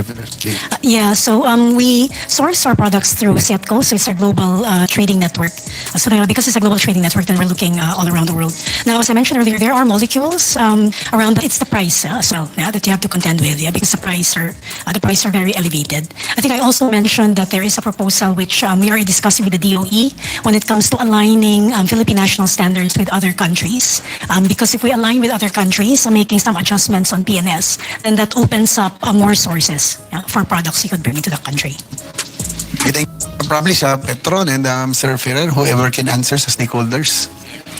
Any leeway, any development on our possible alternative sources to replenish our buffer stock? Thank you. Good afternoon, everyone. I am representing the Philippine Chamber of Commerce. I'll answer your question, Senator. You know, when the war started, or when the conflict started, there was a lot of clamor within our business, our community, you know. Madaming kinabahan agad, especially when the price jumped. So what we did in the chamber is, you know, activated our international partnerships. So to answer your questions, we did find alternative, non-traditional sources of crude, diesel, and other products. So that is available. We've been discussing it earlier if the committee wants. But we do have just two sources, non-traditional fuel products. So diretso yan sa as far as I know, wala dito yung mga middle na tao. So hopefully it can help. But today I was listening to Senator Marculeta, yung sinabi na price. You know, that's music to our ears dito sa chamber, because if we can, it might be silver bullet now. Of course, I'm not an expert, but if it is really, we can drop it down to 55, it solves a lot of problema dito, Senator. And I was speaking with my neighbors here. I'm surrounded by oil companies. Pag na-confirm yung source ni Senator Marculeta, Senator, bibili daw sila. They're committed to buy it at that price. Sir, mula kami ng alas 10 ng umaga, it's already 1 o'clock. 3 hours na po ang nakakaraan. Na-check nyo na po ba kung totoo yung data na pinresent ko kanina in the 3 slides?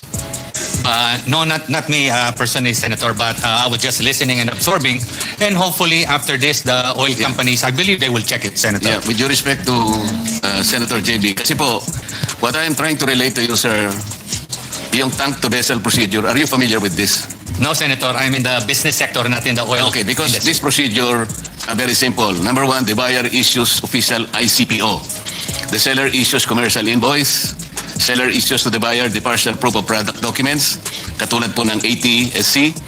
yung DTA, ito po yung deep test authorization. Alam na po nyo ito, product passport, statement of product availability, commitment letter to supply, ATV, and so on and so forth. Are you familiar with this? Because this is how it is supposed to be done. Kaya po ganun yung prices. It might be the silver bullet, but if you will not look into this and consider this seriously, kaya po hindi ako pasensya na po, hindi ako masyadong interesado sa pinag-uusapan natin until and unless we're able to verify the data that I have presented. Kasi po, kung totoo yung sinasabi ko and you are able to verify this, wala po tayong problema from the beginning. Ang nangyari nga po, nagtaasan ng bigla. Yun po yung tinatanong. Mamaya na po ako magtatanong kasi hindi ko pa po panahon ngayon. Ano? So, yun lamang po, Mr. Chair. Thank you. Thank you, Senator Marculeta. I was reassured by the oil companies na titignan nila and meron silang kopya ng document nyo. But from the Philippine Chamber side, tinignan namin ang mga relationships namin with our international chambers.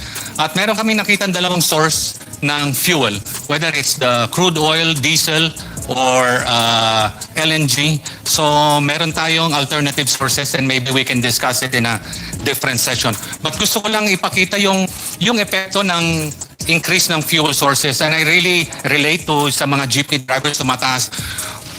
But the ayuda that is given to the jeepneys and tricycles only answer one portion of the transportation.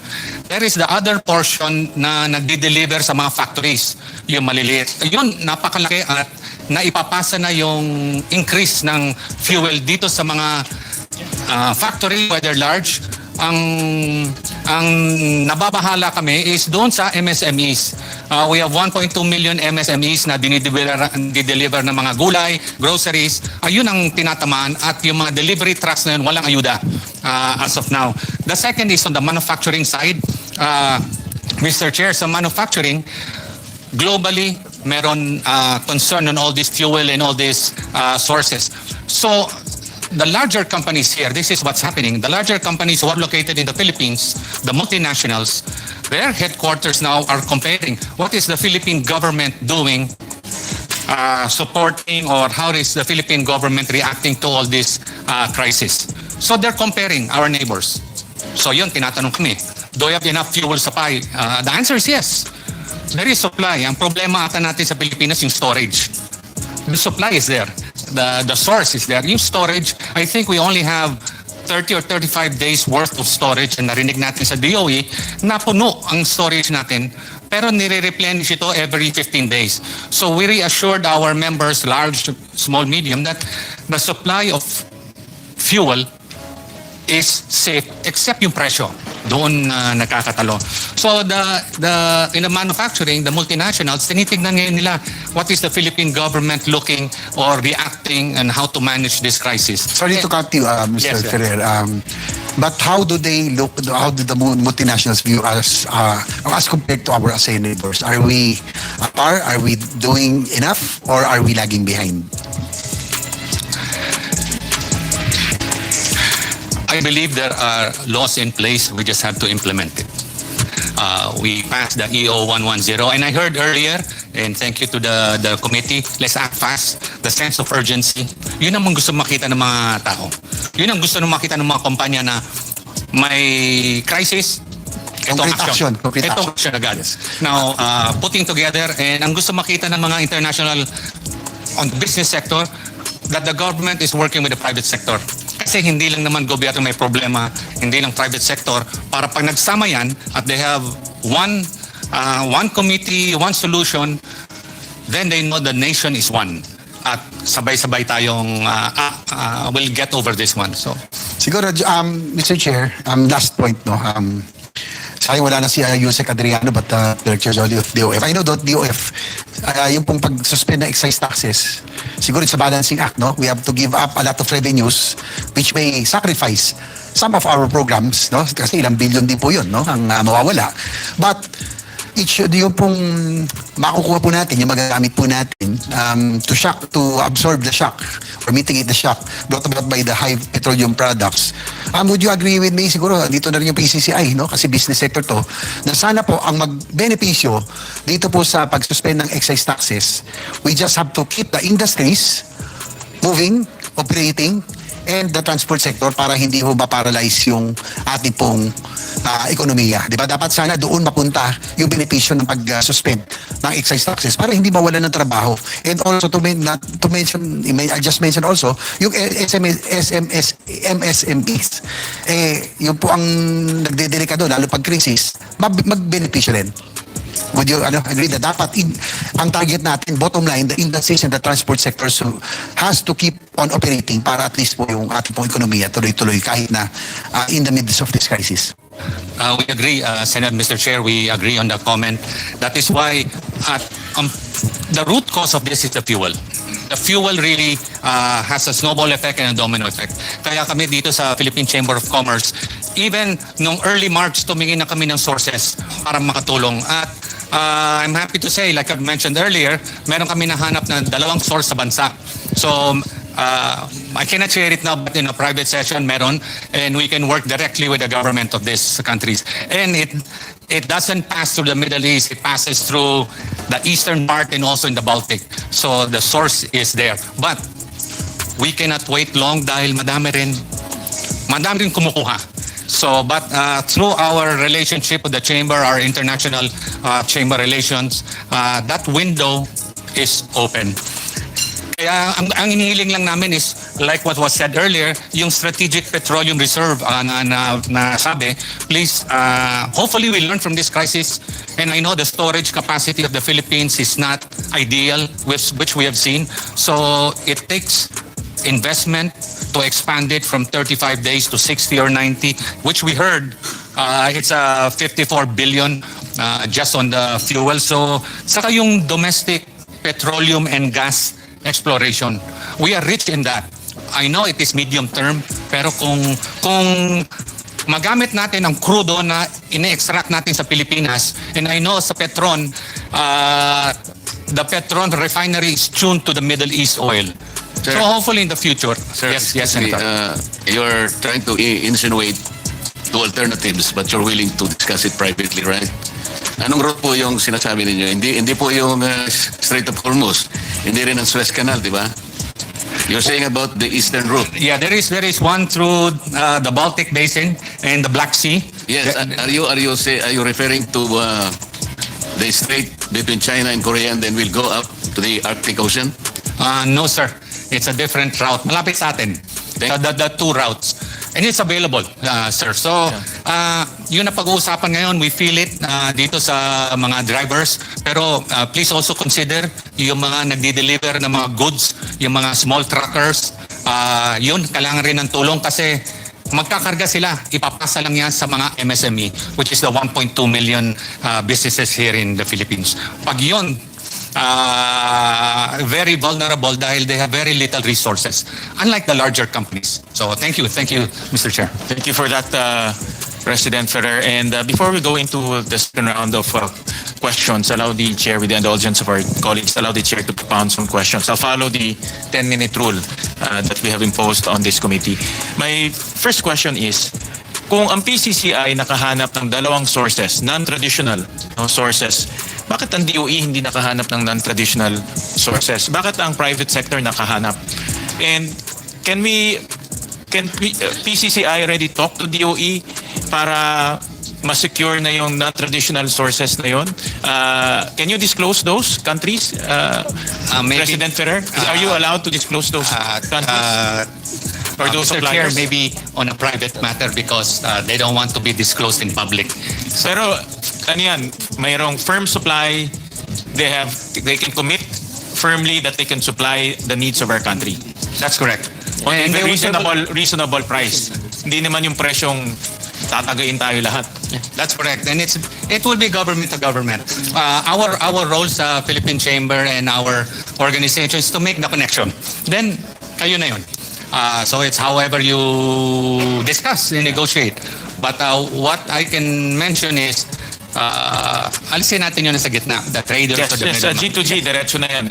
Yes. So for the sake of every Filipino in this country, bigyan nyo naman yung supplier Sige. sa DOE dahil wala na tayong oras eh. Sige. 60 days, tingin natin mahaba pero mabilis lang yan. Isang tulugan, 60 days na tayo. No? So Yes. after this or within the meeting, please network with DOE para mabigyan nyo yung connections nyo sa kanila. Ipapakilala namin and up to you. You want to respond? Yes, we have 22 million liters coming in this Saturday from Japan. This was PNOC and maglaland sa sea oil La Union na mga terminals, storage tanks. All right. So we have sources also that we are looking at outside of the common sources. That is why we also have PNOC here. Yeah, we'll go into that in detail. But my point here is, tumutulong ang private sector, tumutulong ang mga negosyante natin. Let's embrace it.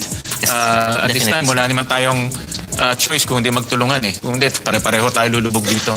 No? Yes, So, and also the embassies, Mr. Chair. correct. So I'll take advantage of the presence of our friends from the oil sector. And in this room, ang market share ng Petron, Shell, Jetty, and Chevron is about 48%. So kalahati ng petrolyo in terms of market share nandito sa kwartong to. And importante na marinig natin, narinig ko na kanina, no, that supply varies. Tama ho ba, Mr. Nepomuceno, sa Petron until May ang ating inventory? Yes, Mr. Chair. And then for Shell is until April? Is that correct? So it's April, May. Until May also? April, May. April, May, okay. And then for Caltex is until April, if I heard it correctly earlier? End of April. End of April, and then for Jetty is the same, no? End of April. Yes. Correct. So we're looking at the window between end of April to end of May. And then after that, we're into the abyss. Hindi na natin alam kung anong mangyayari. But I would like to understand from the oil companies, and you mentioned earlier that you've been trying to negotiate for supplies post-April, post-May. And what is the market scenario right now? No? I would assume that companies like yourselves have long-term contracts, long-term suppliers. But bakit hindi tayo nakaka-secure ngayon? I like to understand. No? Of course, alam natin yung nangyayari sa Strait of Hormuz, alam natin yung nangyayari sa Iran, but you are big companies. We're talking about Shell is a multinational company. No? Caltex is a multinational company. Petron has been there for 100 years. Tama po ba? Or more. No? So, bakit hindi tayo with your vast international network, bakit hindi tayo nakakakuha ng firm commitment post-April, post-May? Anyone can answer. I'll briefly explain the business model of Petron. As I said, we refine crude. When the refinery was built, it was configured for Middle East crude because that is the area that had the most number of exportable crudes. And as far as distances are concerned, this is the very sustainable area and also very friendly since the past owners also of Petron was Saudi Aramco. Now, we have a situation that they have been affected. The Strait of Hormuz, which has their biggest port operations, have been affected. They cannot allow, or they do not have vessels coming in and going out.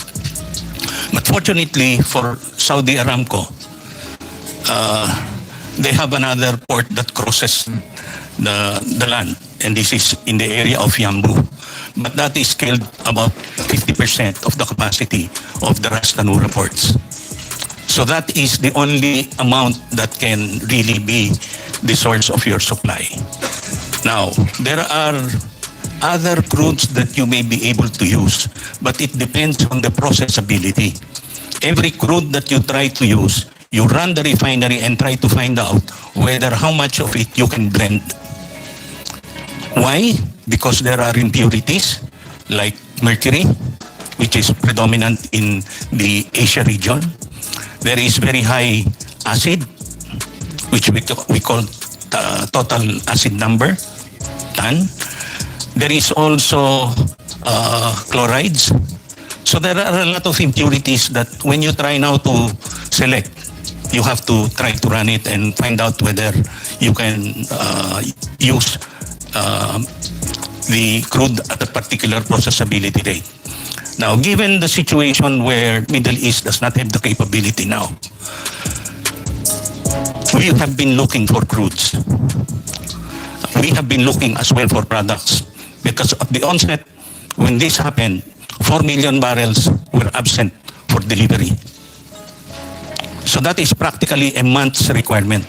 So we had to source from elsewhere. And probably everybody knows already well where we got our crude. And this was cleared by agencies of our government. Close where that came from? I think at least kung clear naman ng government yan, and then, It was Russian crude. yeah, and it's all over the news that the US lifted the sanctions so that Well, at least they go. the US lifted the sanction, but that is only up to April 11. Correct, I know. So, that was a deal where we sought the government's help. The point I'm trying to me, the point yes. I'm trying to make, no, is with your vast network, how come the oil companies cannot get supply from non-traditional sources? But I understand that you got supply from a non-traditional source, meaning outside of the Middle East. But I'm trying to understand, bakit hindi tayo makakuha sa Latin America, sa United States, sa Canada? No? It depends on the crude. When I also talk about Middle East crudes, we know that it is more like sour and heavy. Okay. The configuration of the refinery was built so that it could handle the fluid flow. Let me explain a little bit on the technical side. If you are pumping water, you have a very small pump. If you are pumping a slurry or you're pumping heavy viscous material, you have to build a bigger pump. And so in the whole structure of what is the configuration of a refinery, it is supposed to handle that. So blends also, if you talk about light crudes, the output will be gasoline. If you talk about mid-heavy or lighter crudes, light crudes, medium heavy, they will produce diesel. And when we configured the refinery after the upgrade that we did, we looked at the market, and the market was diesel. And so that is how it is configured, and that is why Middle East is a staple. And in most countries, they look at the same. What is the product that they would like? Now, there is a scenario where perhaps I do not want to debunk the claims, no? But you have a situation in the Middle East where one of the refineries, the bigger refineries, which was 900,000 barrels a day, was damaged. That crude supplies Europe. That refinery supplies Europe. You have the Qatar South Pars, North Pars, that was also damaged, LNG. So there is already a deficit as far as Europe is concerned. So there is going to be an arbitrage coming from wherever source of diesel that will have to go to Europe. And so here you are seeing a situation where the premiums that are being asked are exorbitant, uncharted, never been experienced. We have never seen a crude priced at $160 per barrel.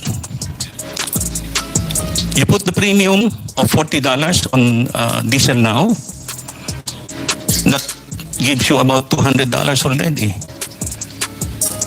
The freight cost has definitely gone up, so everything has gone up. Insurance, if you cannot insure the vessel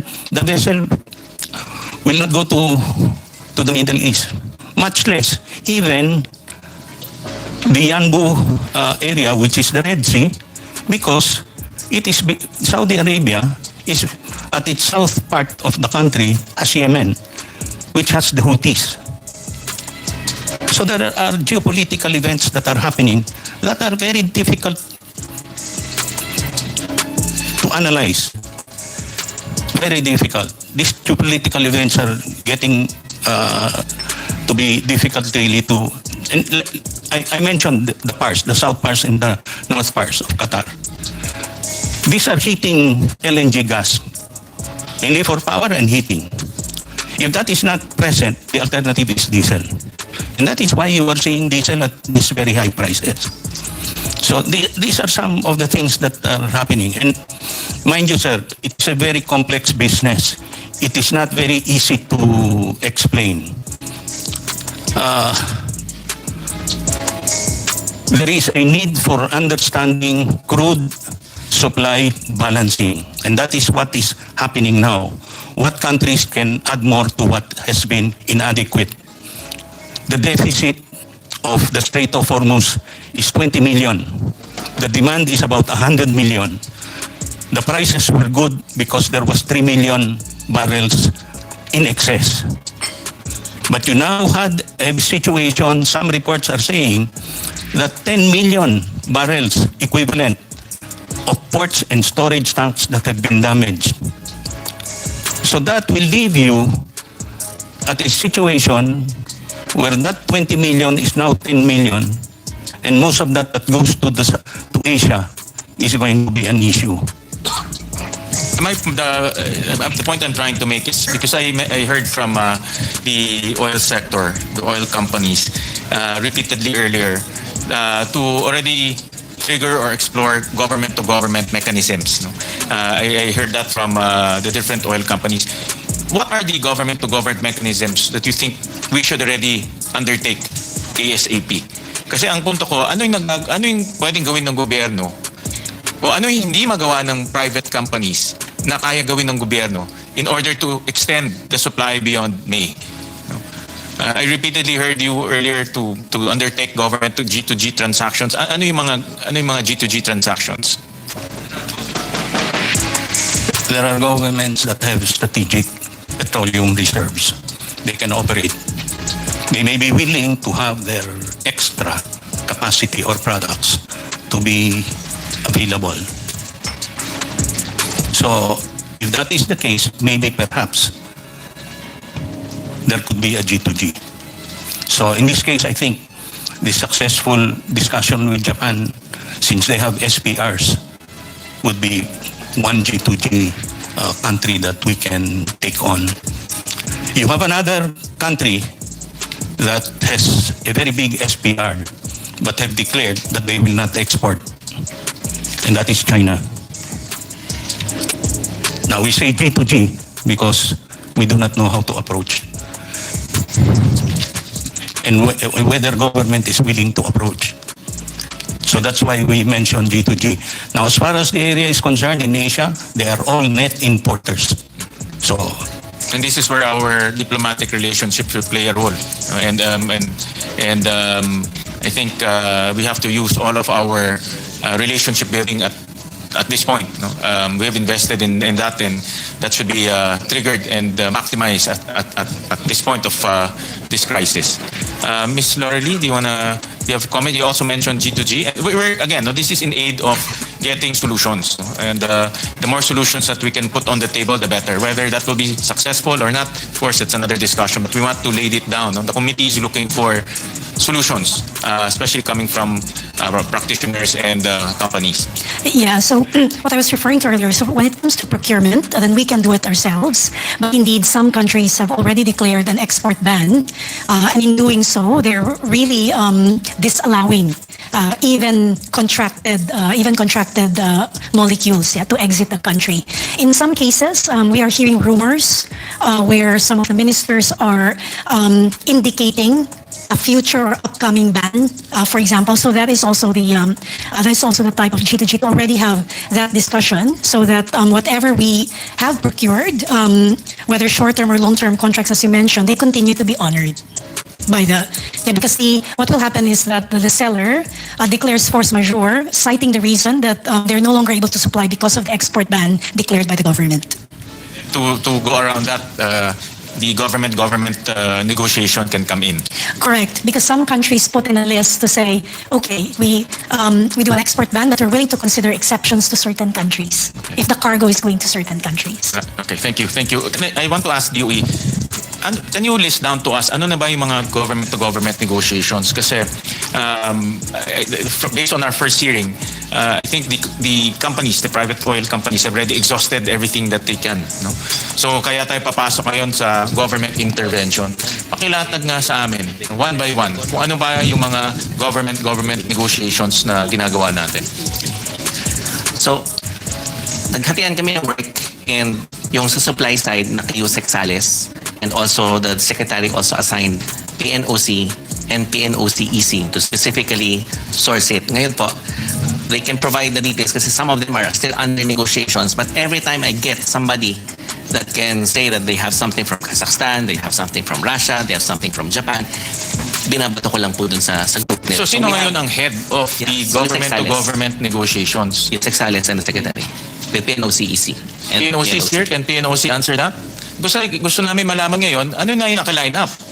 No? At sino ang in charge for government? Kung sinasabi kasi ng private sector, gobyerno na lang ang pag-asa natin, sino ngayon ang gumagawa ng hakbang? At meron na bang nakalatag? Good afternoon, Mr. Chair. So far, the PNOC is coordinating with the Indian government. That is the most advanced India government in India. That's I think the most advanced negotiation that will be conducted. And I think this morning they are talking with the U.S. Embassy regarding the possible supply of fuels, Mr. Chair. Dalawa lang? There are other countries that being looked into, but I don't think the negotiations are. Don't we need to negotiate with everyone who has strategic petroleum reserves as of this point? Yes, we are looking into that, Mr. Chair. Pero dalawa pa lang kausap niyo. In the meantime, sir, only two. Can Yusek Salis is not here, no? Can before the committee ends, please submit before the hearing ends, submit to the committee kung ano yung mga nine-negotiate na ng DOE, because we want to be assured na merong negotiation. Baka these are just lip service or we want to be assured. Yun ang yung aking punto. Mr. Chair, we've been constantly sending endorsements to the embassies of the supplier countries, and the natural tendency that we've observed is that these embassies still endorses to the private sectors, the suppliers in their country. So what were closed by PNOC is in fact through the Japan engagement, but the actual supplier was a private supplier. Now what they did is it's easy to facilitate if like you use Vitol, Trifigura, but in any case, if there's an issue, we always go to the embassy to But to date, after 26 days, meron na bang successful G2G negotiation? What are those? 2 contracts, around 22 million liters of diesel, soon to arrive March this Saturday. 22 million liters will last us how many days? If no supply at all, that will just be around one day supply. 22 million liters. It's only one. That's correct. Yeah, it's only one day. No, so yes, but if it's na-extend mo totally yung dry. 60 days to 61 days. But it, Mr. Chair, it's around 132,000 barrels at $200 per barrel. So ano yung mga na-successful negotiation? But ito yung confirm. This is itong from Japan. This is from Japan. Yeah, but I think PNOC has not stopped. So mas maganda siguro. And kanina nasabi ni Mr. Nepomuceno from Russia. I think I heard that's also yes, so there's no G2G. notification to us from Petron, and that's around 700, more or less 755,000 barrels. This one, they tried to approach us, but it appears that they were able to get the supply directly. The point I'm trying to make, Director Rino, kasi sinasabi na ng private sector, kailangan namin ng tulong. Yeah. No? So hinahanap ko, anong tulong ang ginagawa ng DOE at PNOC. Yeah. Yun ang aking punto. No? Kaya parang wala akong nakikitang nakalatag na gagawin ng gobyerno para magkaroon tayo ng additional supply. No? Lahat ito mga plano pa lang, nag-send out tayo ng letters. I want to see firm negotiations or advanced negotiations. Mr. Chair, what we've done in the past 2 weeks until this week is to tabulate all the different types of contract status. For example, there is those with issues, a few of them, and those with contracted without issues, lots of them now. So, and then for contracting, and today we have the second endorsement was given to the embassies. So if you compute all of those you mentioned, how many additional supply are we going to get with all of those G2G negotiations? For contracted without issues, for example, on May, around May deliveries, we have diesel supply of an additional 23 days without issues. Additional. Issues. Opo. So, new entry. confirm na ito. For Additional now, to. these are considered without issues as reported by the oil companies. Without issues. No, this is G2G. This is their G2G Hindi negotiation. Diretso po yan sa mga suppliers, private suppliers.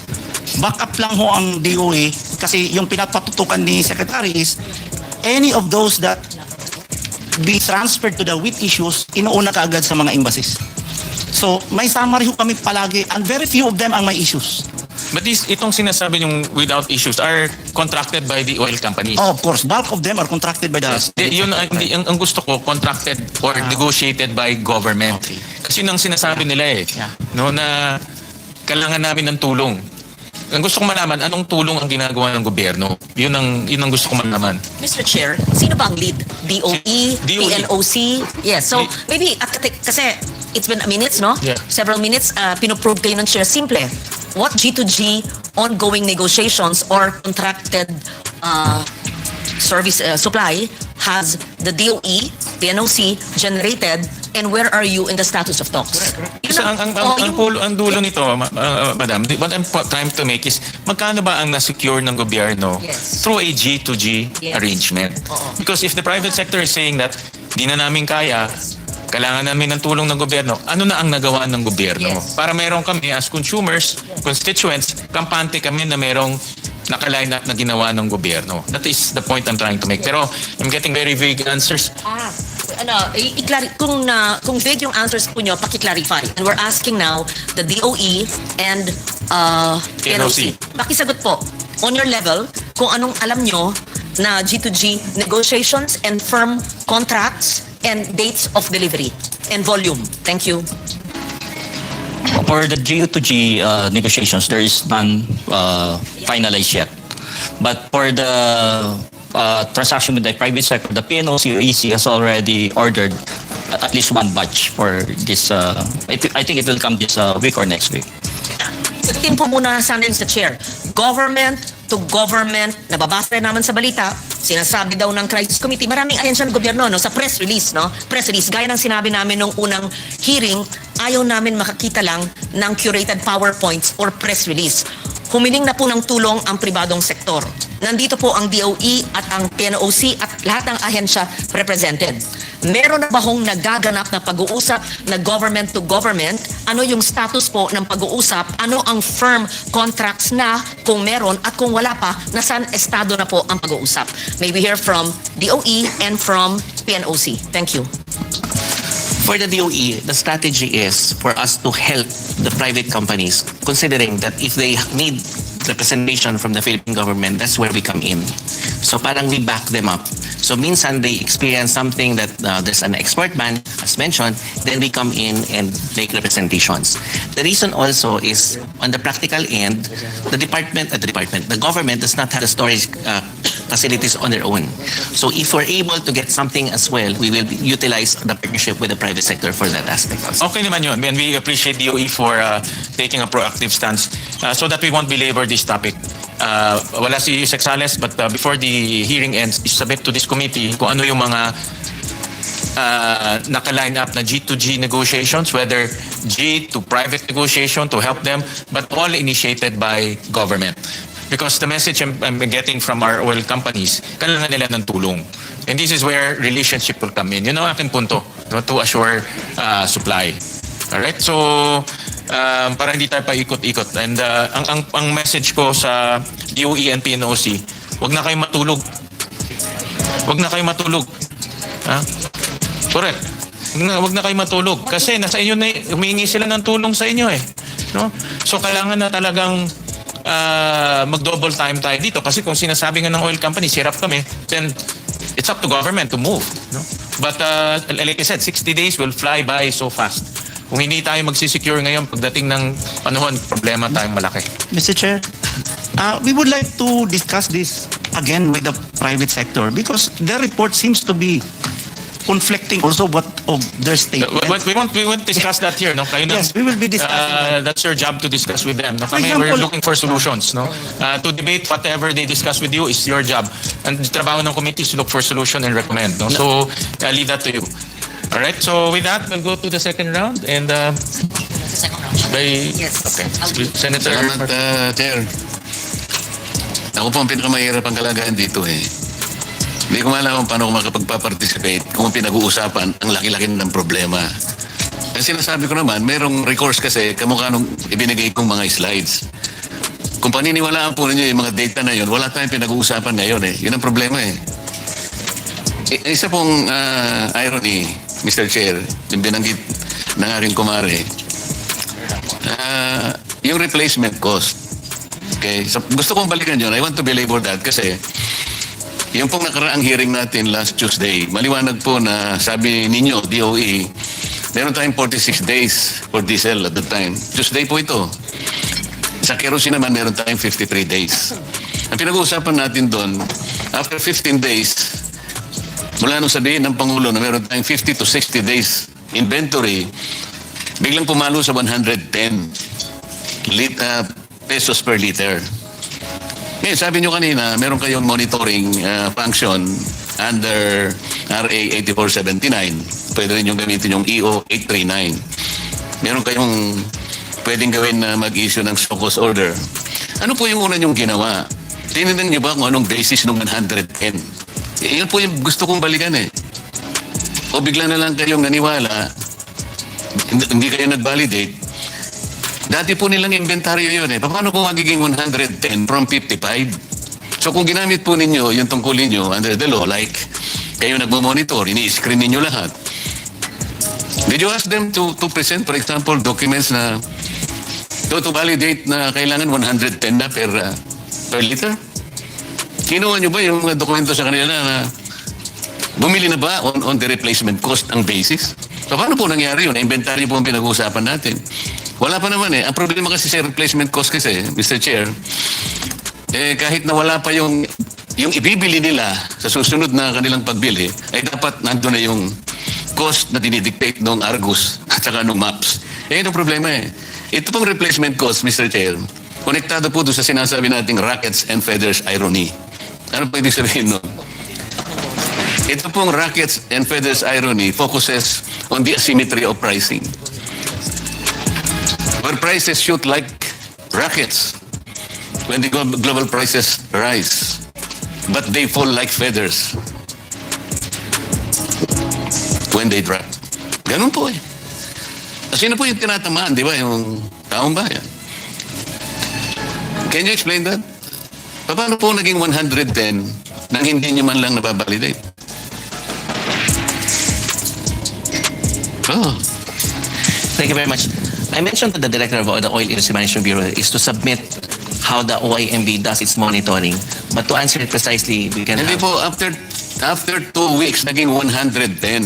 So did you confirm that? Did you validate that? Na talagang bumili sila at 110 pesos per liter? O ginamit pa lang nila yung kanilang inventory because at the time, meron pa silang 46 days for diesel and 53 days for gasoline. Mr. Chair, because we always have the cyclic differential cost. Mahihirapan ka dyan sa pagka dyan ka tumira eh. Ganito sinasabi ko, meron pa silang inventaryo. You take note, 46 days pa. Last hearing ito eh. Ibig sabihin, andun pa yung binili nila sa dating presyo. Ngayon, after 2 weeks, bigla nilang sumirit. Sabi nga nila. 110. Na ngayon, nag-a-average ng 126. Paano nyo minonitor? Paano nyo binalidate na totoo yun? Samantalang ang ginagamit pa nila ay inventaryo pa nila na binili doon sa dating presyo. Mr. Chair, because basically it's like saying that the diesel we consume is around 33 million liters per day. So mga 7 days po yan. At pag yan ho ang nabenta, they always... After 2 weeks ba, naubos na yung kagad ng inventory? 45? Yung dumadating pagka next week. Hindi, teka mo, ang puntahan muna natin yung inventaryo nila. After 2 weeks ba naubos ang inventaryo? Is that the assumption of DOE? No, it's around 7 days. Saan pinasa yung 110? That is the question. So, Mr. Chair, because they have to replenish again the 7 days. Yusek, hindi ka, Director. After 2 weeks, nandun pa yung inventaryo. Yes. Okay.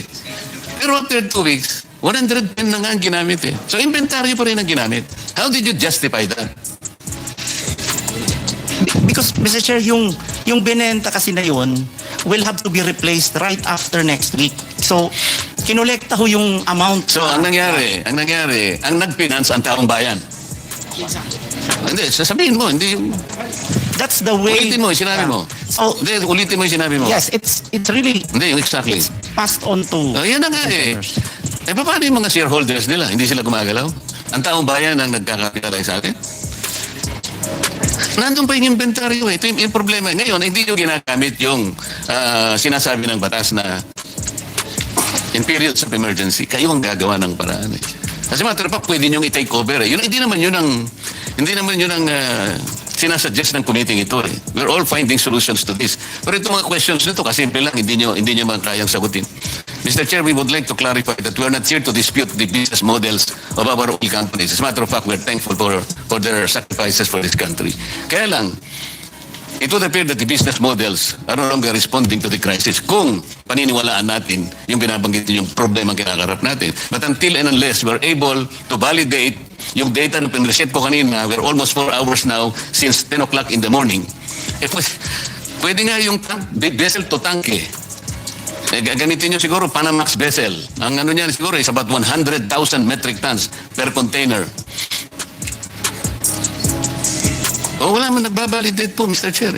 Para sana uwi na lang ako. If you prove me wrong, halimbawa, mali yung nakuha kong information, so magsusorry na lang ako, Mr. Chair. Pwede naman ako magsorry kung mali eh. Hindi na, habulin ko na lang yung tao ko, yung kaibigan ko na nagsabi sa akin ng ganun. Bakit mo sinabi ito? Mali pala. Kasi gusto ko lang makatulong talaga eh. I wanted to be wrong kung mali talaga. But you have to prove me wrong. Government to government, hindi na dapat mangyari yung pumunta nga. Andun nga yung tangke, mga tangke ng 2 refineries. Rotterdam refineries produces, I think, 1.2 billion barrels per day. At nandun ang kanilang tangke sa Singapore. Petronas also, andun ang tangke nila. Ayun po yung kanilang presyo. No, nobody is reacting to this. Pinag-uusapan natin yung problema at yung mga measures na gagawin natin without even going back and checking whether those data are valid or not. So, paano yung replacement cost? I already told you, kung papayagan natin yon after 3 weeks or after 2 weeks, 3 billion pesos per day. Did you check this? Yusef? Okay. No, did you check that it's 3 billion pesos per day ang income? I-reset ko kanina. But the collection this week was also used to purchase the level, the even higher level of products. Kinuha mo na kagad kasi dapat sana there should be a point where the replacement cost should begin. Saan pa magsisimula? The inventory should end where the replacement cost should begin. Ang nangyayari, ito nga, binil nyo na kagad ang taong bayan, 110 kagad, 2 weeks, nandun pa ang binenta ninyo, sarili nyong inventaryo. So, it is the public, it is the poor public. Ayan si Mr. Boss, ano ang pangalan mo? Si Mr. Balbuena kanina pa naglulupasay. So, Mr. Chair. Mr. Chair. Mr. Chair, we're not saying that that is right in the business the way it's but now you're not regulated. answering my question, Director. Sagutin mo muna eh. Is the 3 billion pesos per day? 1 month lang ito eh. So per day ito 3 billion. Yes, Mr. Chair. If the perspective, because it's a matter of perspective, if the perspective is to ensure that the 7 days used up this week will be replaced by next week immediately, then the oil company has to collect that level of collection to be able to purchase the 7 days replacement. So we can always go back to the 45 to 50 days supply. But if the perspective, again, if the perspective is you want to use up the 53 before you replace it, and that is very dangerous, then I think we can exhaust the 53 at that lower price. But the problem is if they're gone and the collection is very low, you can no longer replace the 53 days. So it's really that's how they're explaining also Caltex was also explaining that in the same way. But We're not saying- you're proceeding from the wrong premise. Ang sinasabi ko mula pa, yung pinag-uusapan ninyo yung maps and indicators coming from the Argus. Okay? Yun ang basis ng replacement cost. Okay? Ito yung spot market ninyo, itong trading floor ninyo. Ang sinasabi ko, after 2 weeks pa lang, and considering na meron pa kayong 46 days and 53 days for diesel and gasoline respectively, kumulekta na ng 3 billion. Kumita na ng 3 billion pesos per day, which was bankrolled by the people themselves. This is the irony. Ngayon, ano yung role ninyo in the period of emergency and national interest is involved already? Ba't pinag-uusapan pa natin replacement cost na kagad? Ito muna ang sagutin ninyo. Is it reasonable? Is this reasonable in 2 weeks' time? Mr. Chair, again, it's a matter of perspective. When the law says that we may direct the operation, we have to be mindful of again, on price, we have to be mindful of allowing the oil company to be able to replace it on a weekly basis. Yes, isara natin ang argumento. Did you check the oil companies? Kinuha niyo yung document? Kanino na binili? Makikita niyo ba kung magkano binili? Did you check that? Have you done that? Not in that... paano mo sasabihin ngayon? Katungkulan nyo ngayon eh. If you are screening, if you are monitoring, okay, sabihin na natin replacement cost. Ali kayo mga kaibigan. Pwede nyo bandalin yung inyong mga ICPO. Tingnan natin kung saan nyo binili. Binili natin kay ganito. Ito pa yung presyo. Ganito. At least chinek natin. Now I am asking you, check. Sabi nyo, hindi. So ano yung monitoring? This is the frustration, Mr. Chair. Salamat po. Mr. Chair? Senator, si Mr. Balbuena, you want to interject? Ba't ka aalis kung frustrated ka? Wala kang sagot na nakuha. Ha? Bakit ayaw? Kanina pang ilang oras na tayo dito, wala pa rin Mr. Chair. Go ahead. Opo, malinaw dun sa na inventaryo pa lang nila yung itinaas nila ayon dun sa pag-uusap po. Ibig sabihin, overprice yung 2 hanggang 3 linggo na ibinenta sa aming fuel. I-refund nila yung 100 to 120% na itinaas dito kung inventaryo pa yung ibinibenta. With the permission ni Senator Lawrence, since we're on this topic, kasali rin to sa mga list of questions. Also aside, Alena. Nandito lahat para magtulungan. Kaya hinihingi ko po ang inyong suporta ngayong araw na to.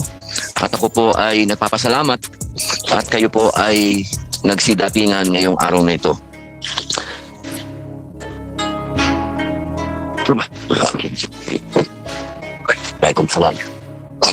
Bago po akong magbigay ng panimulang salita, nais ko muna pong bigyan ng oras ang aming idol, Senator Raffy Tulfo. Salamat po, Mr. Chair. Mr. Chair, yeah, thank you po, Mr. Chair. Nandito ba yung, Mr. Chair, ang Facebook at saka TikTok? Oh, they're here. Yeah, okay, I talked to them before. And meron na po kasing lumalalang problema. Siguro, Mr. Chair, maging kayo nakaranas ng ganito. Yung bang deepfake na mga post, mga videos, we're having a hard time asking them, Mr. Chair, na para i-take down. There were so many instances in my case, alam naman po ng Facebook na hindi ko sinabi yung isang statement doon na patungkol sa isang politiko. And yet, nagpalabas na ako sa Facebook page ko na I didn't say it. So therefore, I asked Facebook, Meta, to please take it down because hindi ko sinabi yun. Dahil yung statement na yun, Mr. Chair, kasinungalingan at magagalit talaga yung politiko na tinutukoy doon, na dating politiko. Buti pa yung TikTok, agad-agad na take down. Pero yung Meta, hindi. Ang tanong ko, bakit po? So, hindi mati. Tignan yun. Post ako sa Facebook page ko na fake news to. Hindi ko sinabi to. And then I reported it to Meta. But Meta is having second thoughts or does not want to take it down. Bakit po? Tanong ko lang. Hanggang ngayon.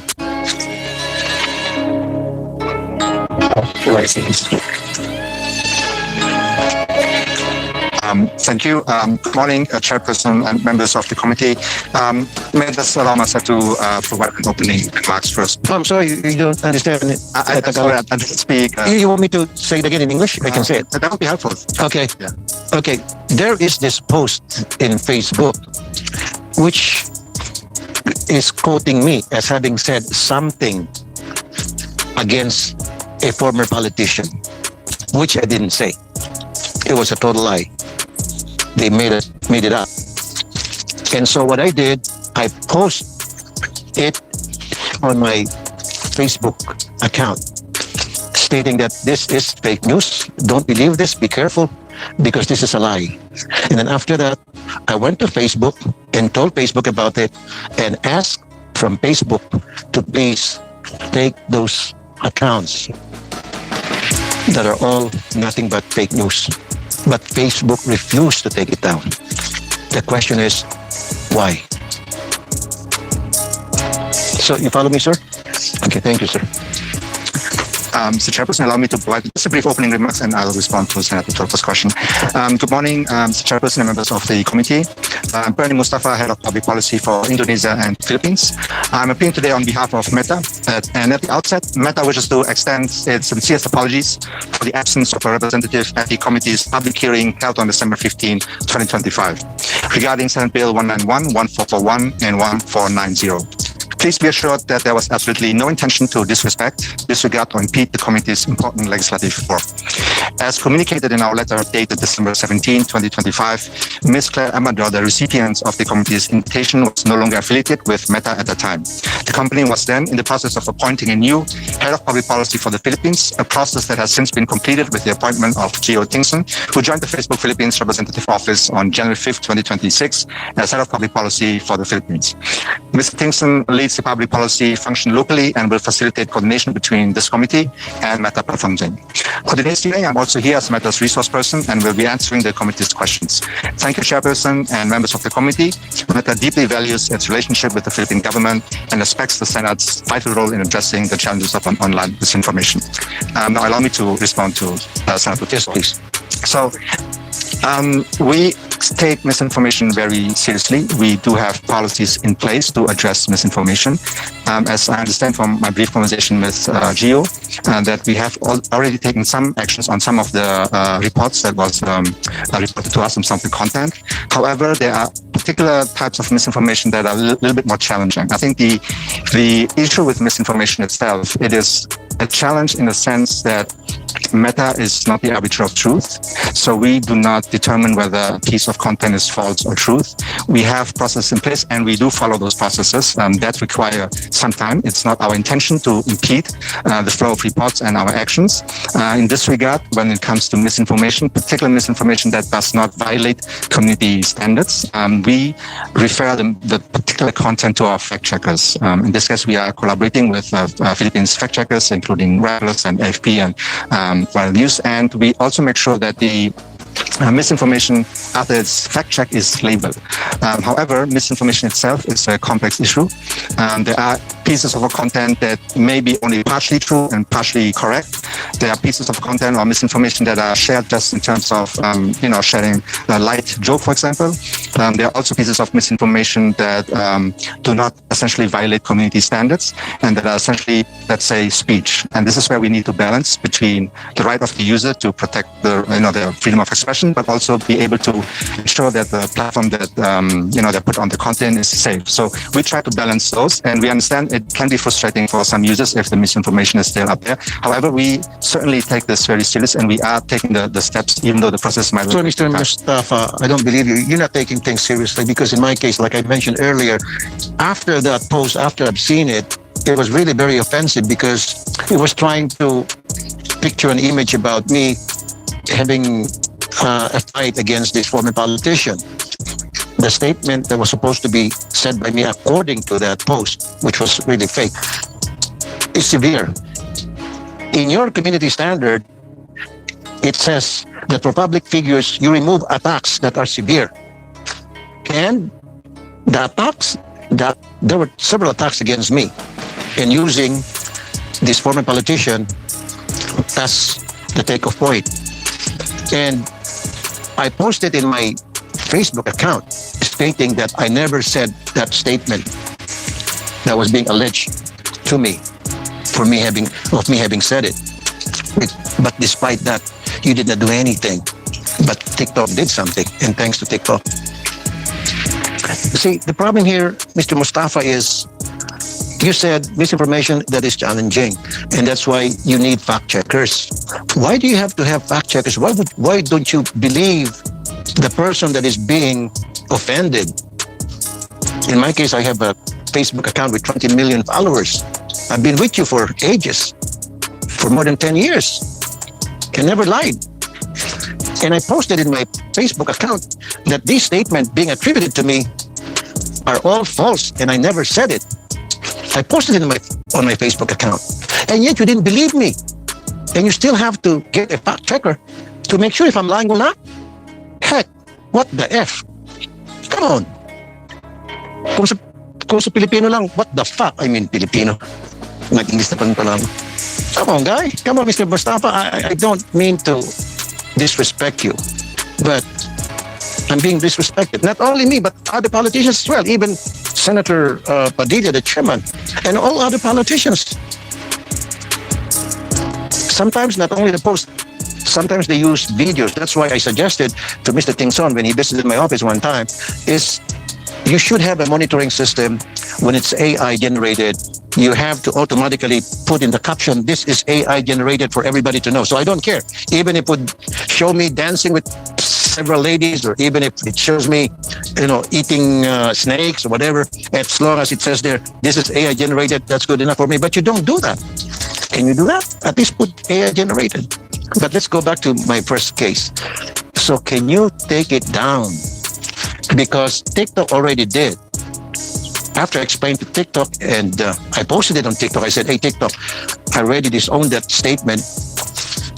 And TikTok said, okay, we'll look at it. And then within 24 hours, just like that, TikTok deleted those posts. But in your case, in Facebook, no, we have to investigate. Because it's a misinformation that is challenging. We have to fact check. Fact check. But the fact check is happening. I mean, I'm really sick and tired of Facebook. I'm sorry, I have 22 million accounts with you. But I'm very disappointed. Sir, really, I've been begging, my staff have been begging to Meta, please take it down, because it's not true. Sir, please take it down. Because right now, what you're trying to do is, I have to prove to Meta before you take down that statements being attributed to me as having said something against a foreign politician. I have to prove that I'm not lying, versus the guy who posted that should prove that he is not lying. What's happening here is I have to prove the offended party has to prove that fake news should prove that he is telling the truth. You follow me, sir? What is your response, Mr. Mustafa? Chairperson. Thank you, Senator Tulfo, for the inputs. We certainly take this seriously, even though it may take time. It's not that we have the intention of slowing the process or trying to shift the burden on the user to prove whether certain content is true or false.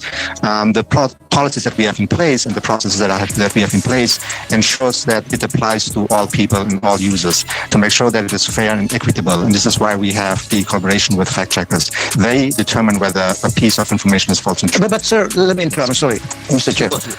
It should be the person who posted a fake news item has to prove that he's telling the truth. It is not the other way around. The guy being offended of that post is the one who has to prove that he's not lying. Come on, sir. Kung sa Tagalog pa, kailangan yung nagsinungaling, Siya ang magpatunay. siya dapat magpatunay na hindi siya nagsisinungaling.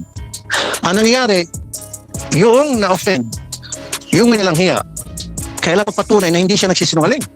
Baliktad tong Facebook na to, baliktad ang utak na matao to. Buti pa yung TikTok. When I called TikTok immediately responded swiftly. And they took down some of those fake news posts. Why can't Facebook do that, sir? Mr. Chairperson. So it's not our intention not to take down offending content or misinformation. We certainly have processes. I think it is a matter of following the process and the policies that are in place. And Mr. understand- Mustafa, what is it that you want from me? To prove to you that I never said that thing that has been being said in some TikTok, in Facebook accounts. Yes, All again, those fake lies, fake news. What do I have to do? again, we don't shift the burden of proof to the users or whoever posted that particular content. No, just answer me, sir. What do I have to do to prove to you that post, those posts are all fake news? What do I have to do? Simply reporting to us, sir. I did report it to you. I reported it to you several times for so many weeks already, for crying out loud. Yes. But you never did anything. Unlike TikTok. Yes, so we follow the process in terms of... Sir, do you understand English? Yeah, absolutely. You keep saying you follow procedure. Mm-hmm. And I did follow your procedure as well to report, and I did report to you those fake news accounts, those fake news statements. Yeah. And I even posted, for the end time, I posted that fake news item on my Facebook account to tell that this is fake. I never said this. I disowned it. That should be enough for you to take it down, just like what I did with TikTok, and TikTok did take it down. Yes, we will follow through with that request. Please. We will Pinatagal mo pa eh. Can you do that, sir? Yes, we will follow through and we will report back. Thank you, sir. Thank you. Thank you, Mr. Chair. Ay, wala na po. Sir Bernie Mustafa, brother, I will show you some example of the fake news that was being done to us. And I want you to know that this is very political. This country is very political. And what is being done to us is not only to us, especially to the ones who are, especially to the president also. Yeah. We have also, our president is also being attacked politically. So we just need to understand the situation. That yes, you have fact checkers, but the only problem with the fact checkers is, I think and we believe that they are also politically inclined, and some of them are identified with the other party. So when they fact check some of the senators who are inclined with them, it's very fast. The next day it's gone. But with us, who is not inclined with them, it takes us how many reports to the Meta before Meta do something. So we'll give you an example. It says here that never that I became a negotiator for the government, for the peace process. That is a big lie.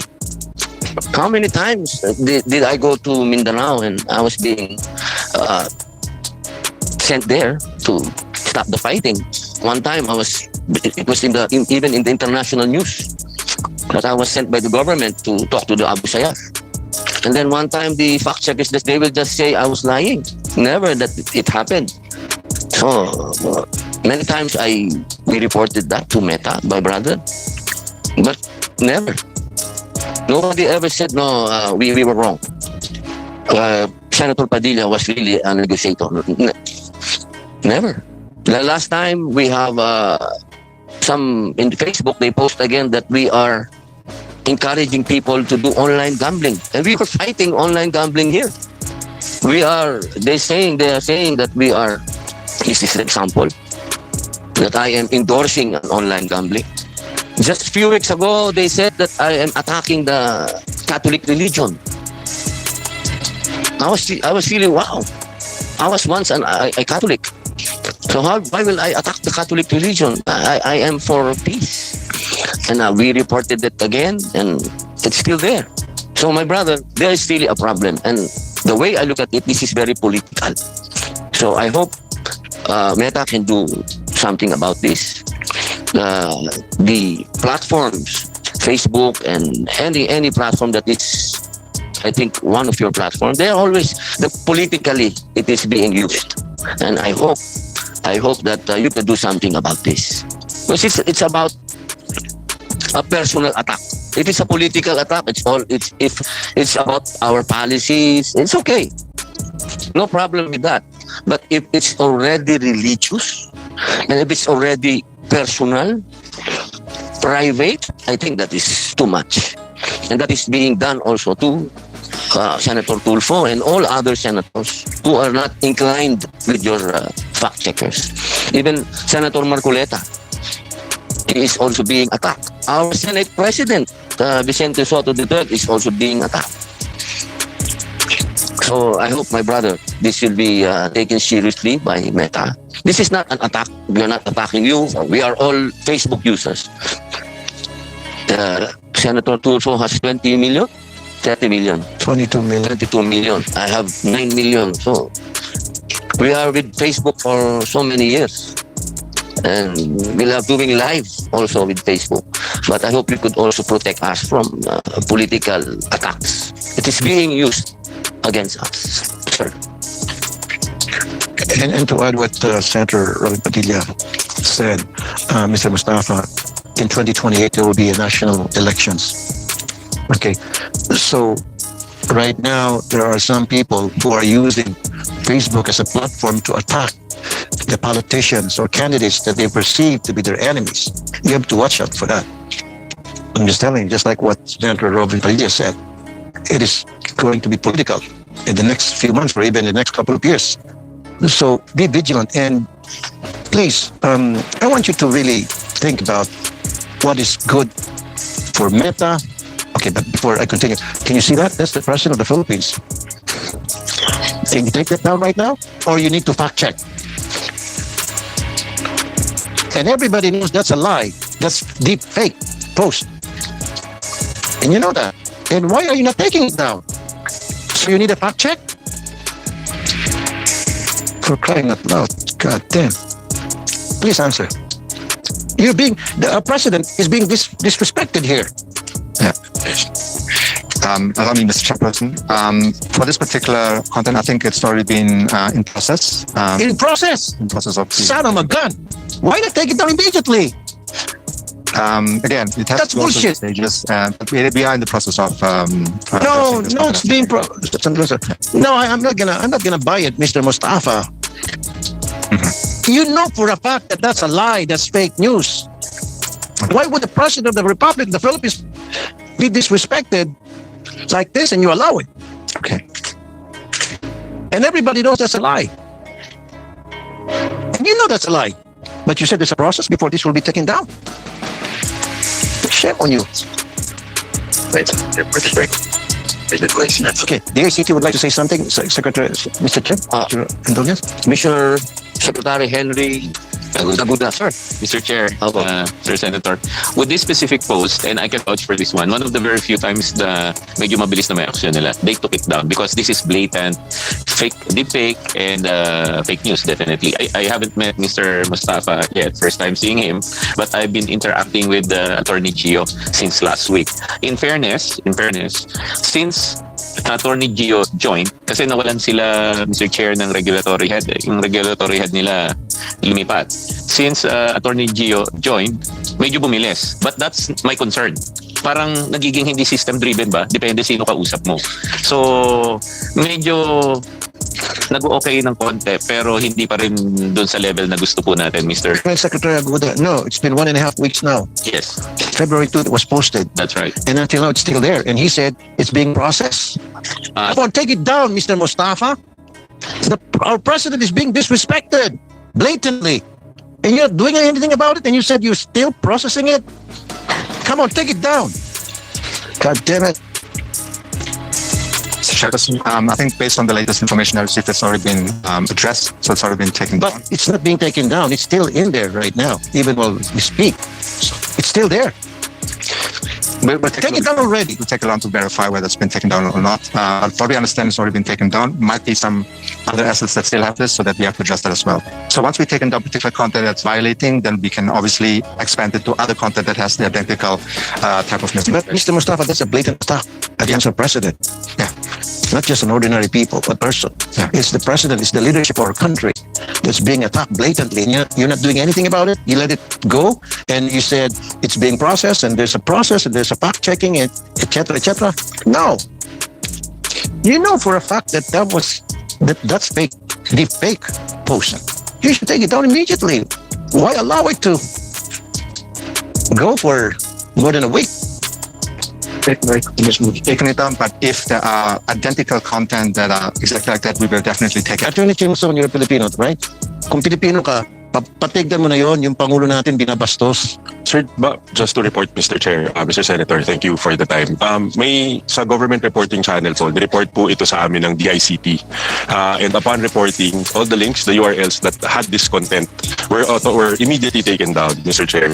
And we did a sweep, an initial sweep after it was first taken down. Posible po na repost po ito with the different account, but definitely... No, sir. 1.5 weeks na. Yung pinakita ng picture, February 2 na post hanggang ngayon, andun pa rin yung post na yun. Mr. Chair, may we ask po for the link and we'll immediately take it down. Thank you. Salamat. Yun lang ang kailangan namin. Sus, mabahaba pa si Mr. Mustafa parang gulay ito I'm sorry, Mr. Mustafa. I'm sorry.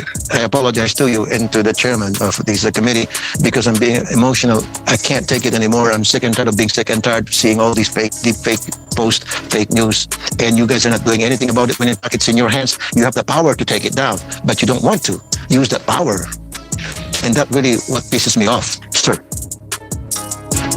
My brother Bernie Mustafa, what we are trying to say is all of this fake news is messing our country so much.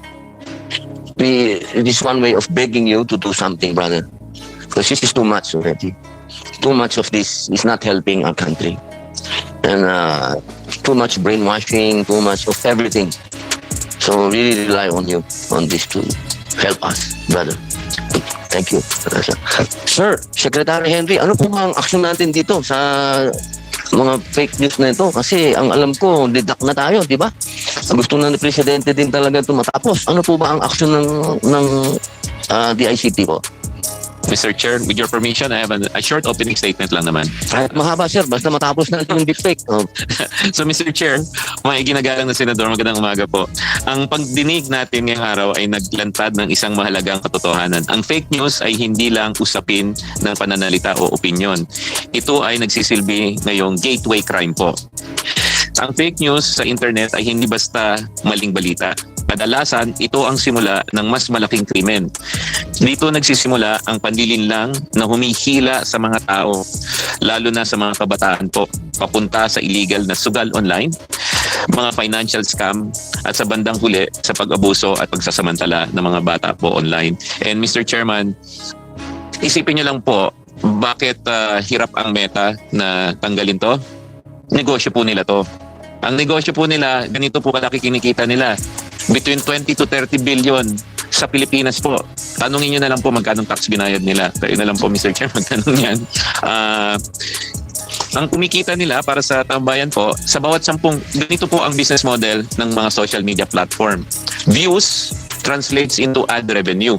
So kumikita sila sa ad revenue. Siyempre, pag maraming nanonood ng isang bagay, mas makakapagbenta ka ng ad revenue. Ito po ay pagsasaliksik lang po namin, sa bawat 10 views po, kumikita sila ng piso. Kaya po, kung lalo na sa inyo, Mr. Senator, 20 million followers, tingnan nyo na lang po yan. Pagka 20 million ang tumingin sa inyo, 20 million pesos kagad kinita nila in potential ad views. Ganyan po natin tignan yan. And bakit po si TikTok madaling kausap? Patunayan ko rin po yan. Nung kinausap ko TikTok, wala akong problema sa kanila. Hindi ganun kalaki ad revenues nila. So 2 pong platform ang malaki ang ad revenues natin. Facebook, under Meta, YouTube, under Google. Pinagkakakitaan po tayo sa bawat pagtingin natin sa content nila. May content na maganda, kaso nga lang, fake news sells fast eh. Dahil dito, buong-buo ang suporta ng DICT po sa isang komprehensibong batas na tutugon sa fake news, magproprotekta sa mga bata at maglilinaw sa accountability ng mga platform. May mga konting suggestion po kami. At ito po naman napag-usapan din po kahapon sa LEDAC yung iba po nito. Mr. Chair, magalang po namin i-rekomenda sa committee na isama ang mga sumusunod na probisyon sa pagbuo ng committee report po. Una, mandatory local legal presence sa mga platforms. Dapat po nasa jurisdiction natin sila. Kami po naman sa CICC, kasama po ang mga law enforcement agency, hindi po namin sila mabot. Ang nagagawa lang po namin, pag blatant na talaga, kasama ko po si Commissioner Ella, blocking po. So binablock namin. Para lang maintindihan po ng mga tao, pag nag-block po kami ng Facebook, hindi nyo makikita buong Facebook. Tatamaan po dyan yung mga nagkakalakal na kababayan po natin na disente na nagnenegosyo. Kaya hirap po kami. Hindi namin madukot yung content, hindi namin madukot yung account holder sa loob po ng platform. Kailangan po sila yon. Kaya kami naman po, pag nangyari yan, meron nga yung community standards pero minsan di sila sumusunod.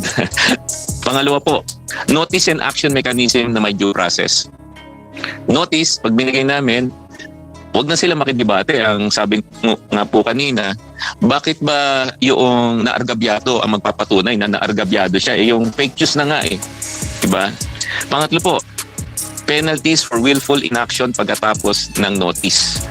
Pag nagbigay po tayo ng notice from a verified source na fake talaga yan, huwag nyo nang ipasa sa fact checker. Pampatagal lang po yan.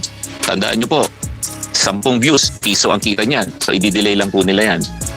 Pang-apat, sana po makabuo tayo ng tinatawag natin na Digital Safety Authority na naka-attach. Sana po kung pagpapamanyum nyo po sa DICT. Isa po ang halimbawa nito na ginawa na natin before, yung Optical Media Board. Yung Optical Media Board, binabantayan po nila yung mga napapanood nyo sa DVD, CD, VHS. Sana ganun din po tayo sa content. Dapat makita rin po natin kung angkop po sa kabataan at sa main population po yung mga content. Yung mga content po na hindi angkop dapat po hindi pinapayagan. Panglima at panghuli po, mas malakas na age-based protection para sa mga bata. Ginawa na po yan sa Australia, ginawa na po siya sa France, sa Spain. Ang ibig pong sabihin nito, kapag minor, huwag nating i-expose masyado sa social media dahil yung sa pag-aaral po, kita na natin incidents of bullying, incidents of suicide, incidents of usaek. Huwag na po natin pabayaan na may isa pang kabataang mabibiktima dahil dyan. Mas maganda po na may parental guidance po ang paggamit po ng social media. Mas maganda po rin po bumalik ang mga kabataan natin sa pagbabasa ng libro. Dahil at sports at balik po tayo sa mga nakagawian po natin. Opo. Kapag pababayaan natin ang fake news, hindi lang maling impormasyon ang kakalat, krimen ang susunod. At hindi lang po yan. Mahilig po sila sa tinatawag natin na rage bait. Rage bait po, gustong-gusto po nila, pinag-aaway ang mga tao. Ang social media naman po, ginawa po yan para magsama-sama ang mga tao eh. Ngayon, ang nangyayari, pag pinabayaan mo ang social media, nag-aaway-aaway na po tayo. May mga mag-asawa, mag-aawa dahil na-rage bait yung opinion. Huwag naman po, dahil pagkaganyan ng ating lipunan, wala na lang mangyari kundi mag-aaway na lang tayo. So let the social media be naman a tool for bringing people together. Ngayon na po ang panahon para kumilos habang may momentum, nagkakaisa ang ating mga diwa at malinaw na malinaw po ang hiling po ng taong bayan. Nag-survey na po kami at nag-consultation na rin po kami. 7 out of 10 ng nakausap namin gusto talaga i-regulate to. May isa na lang po akong dagdag para malaman nyo po yung negosyo nito. Natanong po ni Senate President, bakit ba hindi natin pwede i-verify yung mga tao dyan? Pwede naman po.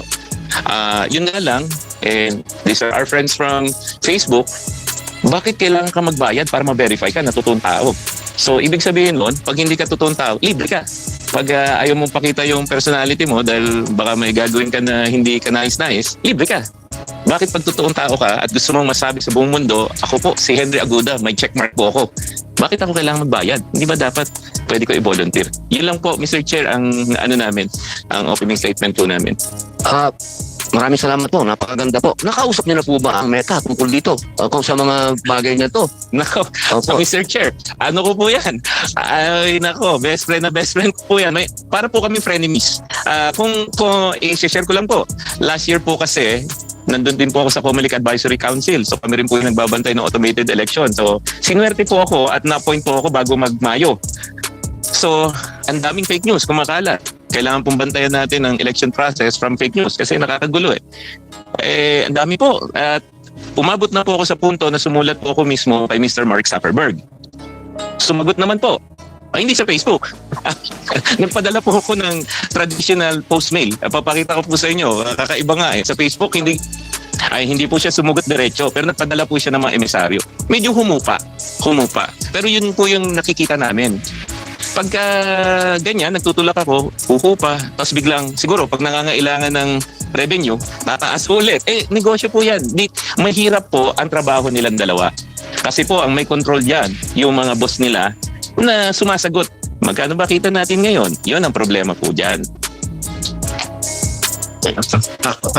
Now, naintindihan ko na yung sinasabi ni Secretary Aguda. I do agree with him totally. Pero may magagawa naman sila. Pwede naman silang magsalita doon sa kanilang mga boss. Sabihin nila, ito kasi ang sitwasyon sa Pilipinas, ito yung kultura, iba ito kaysa sa mga ibang bansa. They can always pitch that kind of thing doon sa mga bosses nila sa Meta.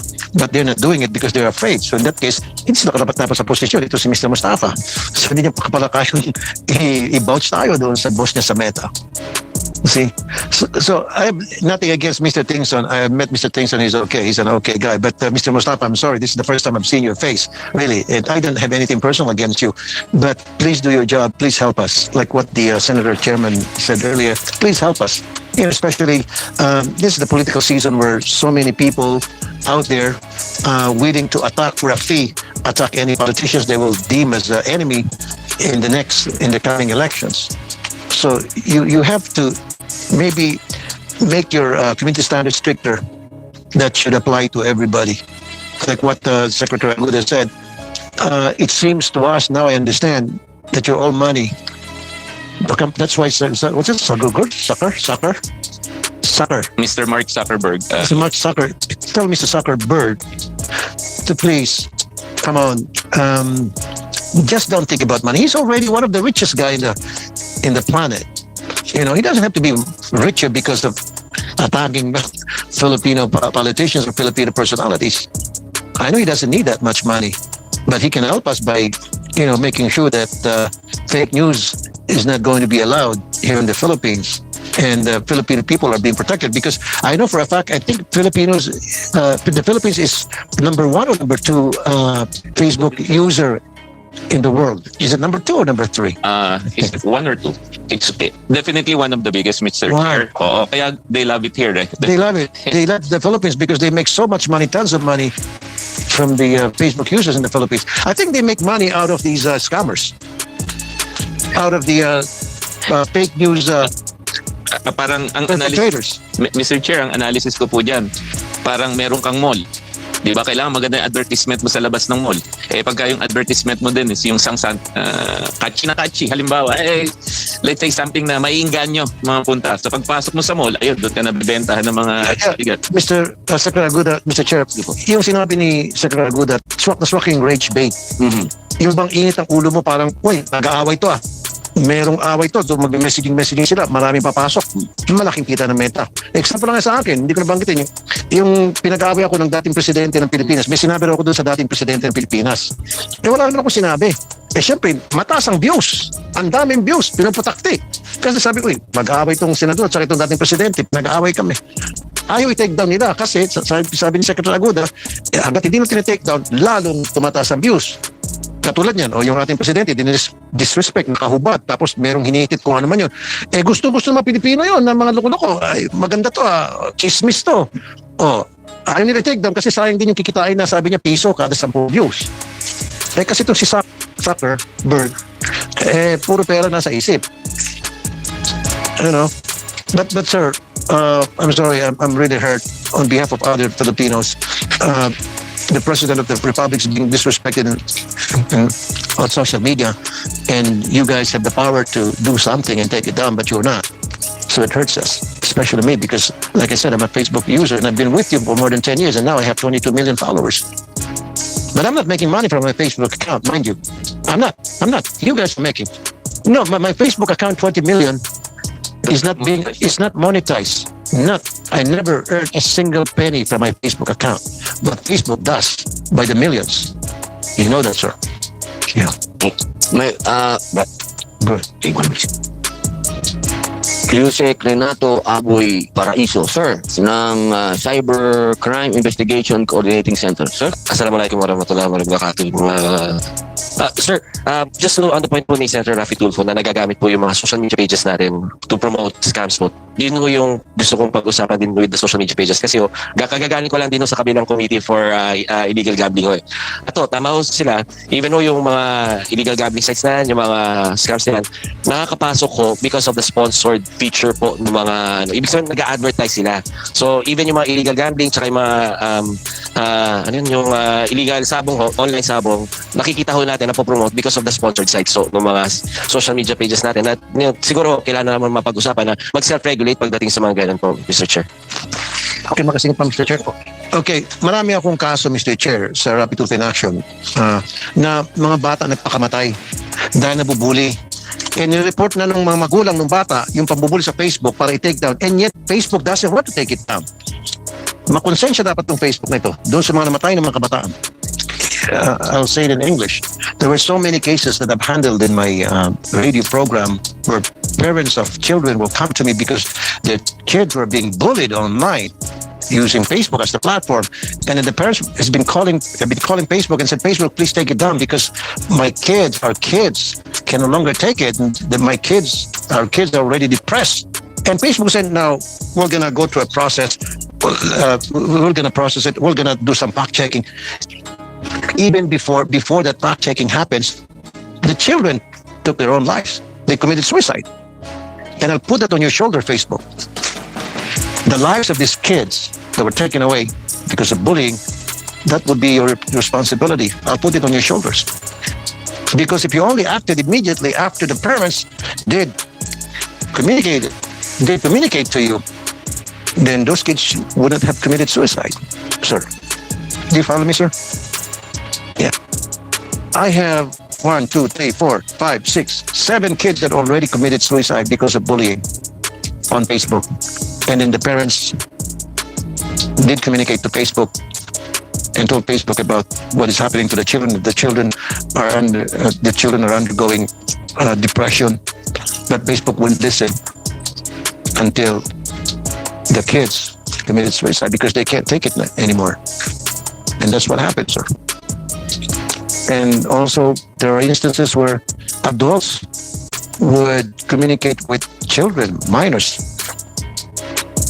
And these kids were being abused by these adults using Facebook as the platform.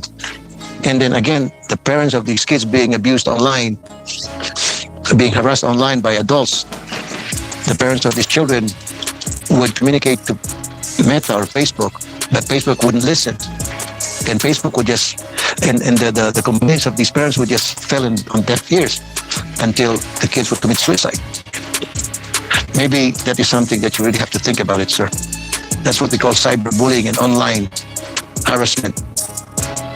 Again, I would commend TikTok. Is TikTok here? TikTok, good job. Thank you, TikTok. I love TikTok. Even though I only have 5.1 million followers on TikTok versus 22 million. Doon na lang sa 5 million. Madali mag-take down eh. Madaling kausap ng TikTok eh. TikTok, good job. Thank you. That's all, Mr. Chair. Sir Aguda. Opo. Ano pong follow-up ko lang po? Ano pong nangyari sa usapan nyo ni Atty. Gio Tingson? Ano pong nangyari sa usapan nyo nung pinresent nyo po yung mga gusto nyo mangyari? Yung mga binanggit nyo po kanina na alam niyo, nag-usap na po kayo, di ba yes, po? Mr. Chair. Tatanggapin po ba na nila o hindi? Nag-usap na rin po kami, pero in fairness to our friends, Atty. Gio at saka si Sir Bernie, dadalhin pa nila sa HQ nila yan. Naabot pa, Mr. Chair, hanggang taas yan. Hanggang doon? Mr. Chair, ano yan? May revenue impact kasi yan. Mahirap nilang umuo sa isang bagay na tatamaan yung negosyo nila. Nako. DOJ, Sir Mendoza, paano ba yan? Sino ba ang susundin natin? Yung gusto natin o yung gusto nila? Ano po ba saan tayo tatakbo sa ating batas? Good morning, Mr. Chairman. Actually, sir, yung Office of Cybercrime under the Department of Justice, sir, is also have a constant communication with Meta, sir, regarding these problems that you are incurring, sir. In some instances, sir, in OSI cases, the Meta, mabilis po sila. Mabilis po sila mag-takedown. But in some cases, sir, medyo mabagal po, sir.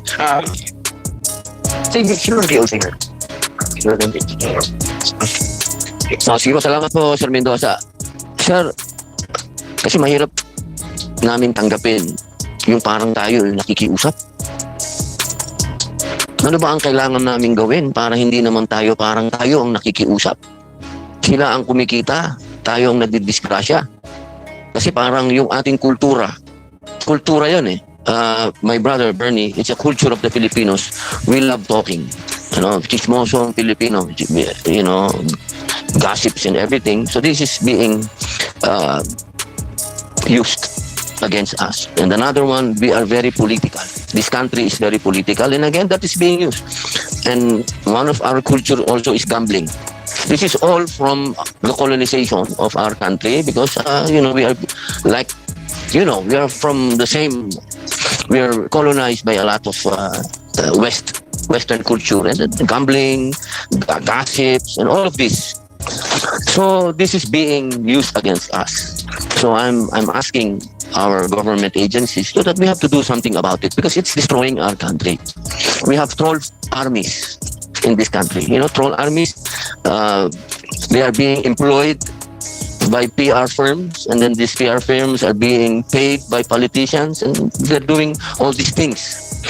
So I hope you understand, my brother, this is not against Meta, this is not against Facebook. We are fighting among ourselves, and we are asking for help. So if ever we make laws that will maybe ban some kids of using Facebook or putting regulations, and I hope you understand, but we have to do something about it because we have kids committing suicide. We have kids destroying their eyes using the cell phones too much. We have kids not moving anymore. They're just sitting down there and doing. It's too much. Too much, my brother. I hope you understand. This is never against you. This is among ourselves. So, mga kapatid ko, tapusin na natin itong usapin ng fake news. Total, tayo ay sinusuportahan na rin ng ating presidente. Nagsalita na rin si Idol. Alam naman natin na maraming sumusunod sa ating mahal na senador Rafi Tulfo. At alam naman natin na ano man ang kulay namin sa politika, maging maka-Marcos ka man, maging maka-Duterte ka man, maging maka-Dilaw ka man, maging maka-Pink ka man, sapul kami lahat dito.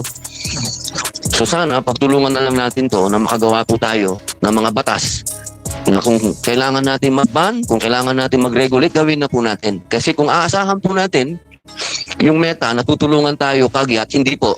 Sinabi na po nila na dadaan tayo sa proseso. Medyo mahirap yung proseso na yun. Kailangan na po tayong kumilos. Sir? Yeah, Mr. Chair, I have a question for Mr. Bernie Mustafa. Right now, I was informed that you're using IFCN, an independent fact checker, as the company who would do fact checking for Meta. Am I right? It's a certification company that certifies our fact checkers, sir. Okay. And how long have you been using IFCN? I don't know the exact year, but we've been using FCN to ensure that our third-party fact checkers are verified. That helps to ensure independence, to make sure that, well, there's some concern about bias, as Senator Padilla. Okay, so I'm just curious, what kind of company, aside from being a fact checker, do you know the profile of this company, the history of this company, what kind of business they've been involved in prior to being a fact checker, prior to being hired by Meta to do the fact checking for them? So for the fact checkers themselves, they are a media company, sir. So this is a media company? That particular is not a media What does IFCN stand for? This is an acronym, IFCN. Yeah. So what does the acronym stand for? It's the International Fact Checking Network. And where are they based? I will have to get back to you on the particular information, but they are a network of fact checkers, and they're certified fact checkers. They're certified fact checkers to make sure that they have the capability to fact check information, also make sure that they have the processes in place to be independent in a sense. But how would you know that these people working working in IFCN are qualified to do fact checking? They're experienced people who are qualified to do fact-checking independently, like what the acronym stands for? Yes, again, so that they don't do the act of fact-checking themselves. They are a coalition of fact-checking in the sense of a network, but they do the certification of fact-checkers. So they have criteria that allows for fact-checkers of certain countries that are used by Meta that have the capabilities, independency, and also the ethics to do the fact-checking in a way that is non-biased. You know what, sir? Maybe you have to get rid of this company because they're very slow and very inefficient.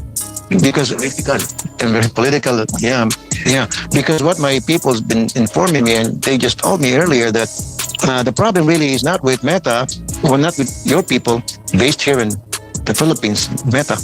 It is the IFCN who are doing, these people in IFCN, they are the ones doing your fact checking.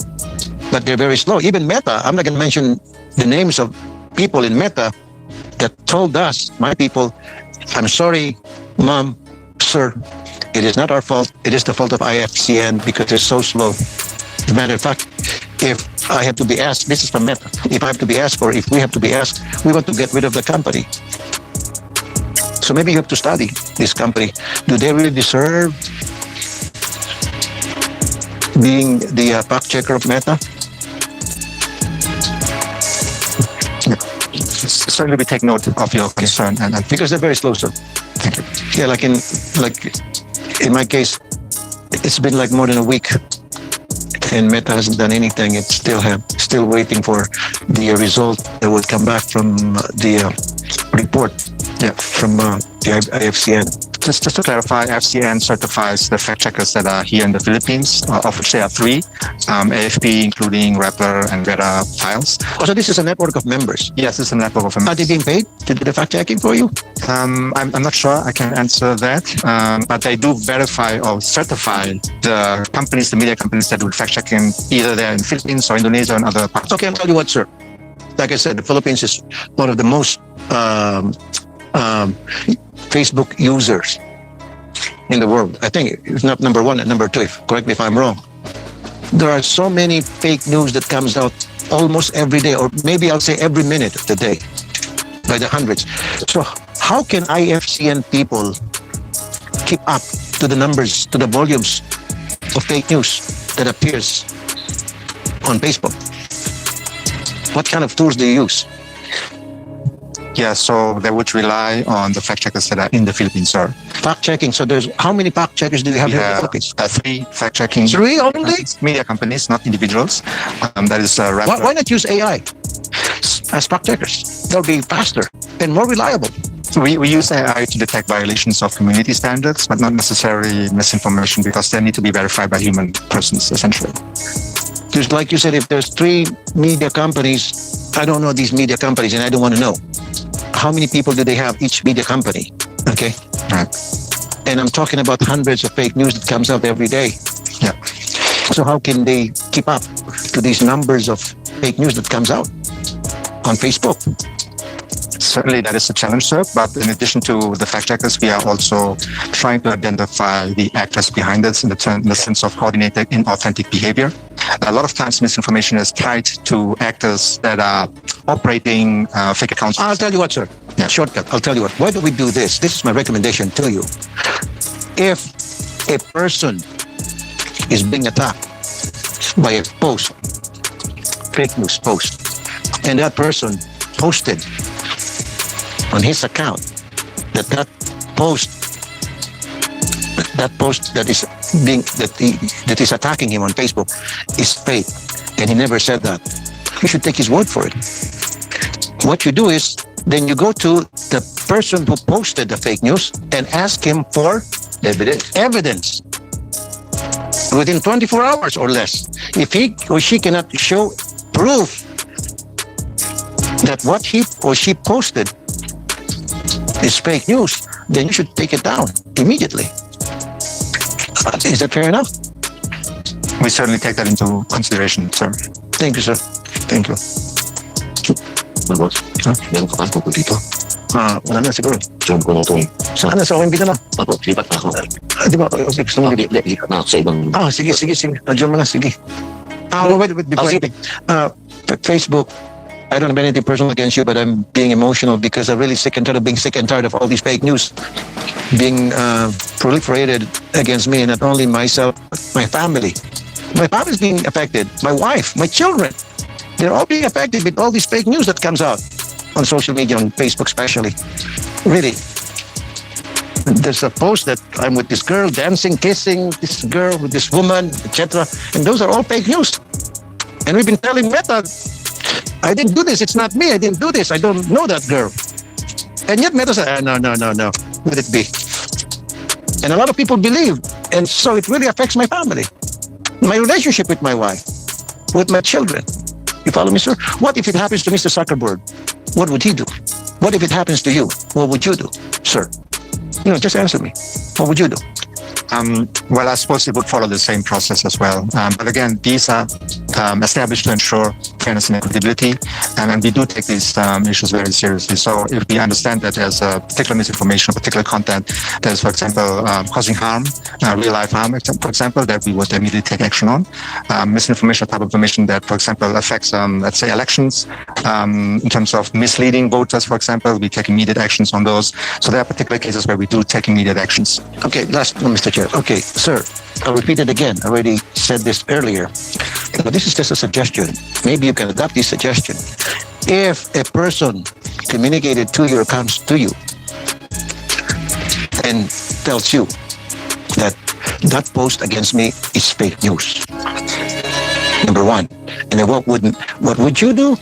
Then communicate with that person who posted the fake news and ask him or her to produce evidence that would legitimize his or her post against the person who's complaining. And if that person cannot produce evidence that would appear that his post is truthful or true, then take it down. How's that, sir? Put the burden of proof on the person who's posting fake news versus on the person being attacked, who's a victim of the fake news, sir. Yeah, certainly recommendations that we can follow up with, sir. Thank you, sir. Thank you very much. Thank you, sir. Thank you. Kami pong dalawa ni Senator Idol Rafi Tulfo ay nagpapasalamat po sa inyong pakikinig dito po sa pagdinig natin patungkol po sa Senate Bill numbers 191, 1441, 1490 at 1670. Ito po yung patungkol sa fake news. Kaya kung wala pong tumututol, i-adjourn na po namin itong pagdinig po dito sa usapin na ito para makalipat na po tayo sa isang usapin. Baka meron po kayong gustong idagdag kahit sino po sa inyo. Sige po. Salamat po, sir. Meron po kayo? Meron po, sir? Sige po. Yes, sir. Good morning. Sir, we have some comments in relation to Senate Bill number 191 and 1441 and 1490. I will just submit to the committee secretariat, sir, our comments. Position niyo po. Okay po. Maraming salamat po. At iimbitahin din po namin kayo sa TWG para mas mahaba po yung usapan doon. At ito naman po kasi ay lidak na rin. Ito po ay kasama na po natin ang Pangulo ng Pilipinas patungkol po dito, kaya inaasahan po nating pagtulong-tulungan po nating lahat.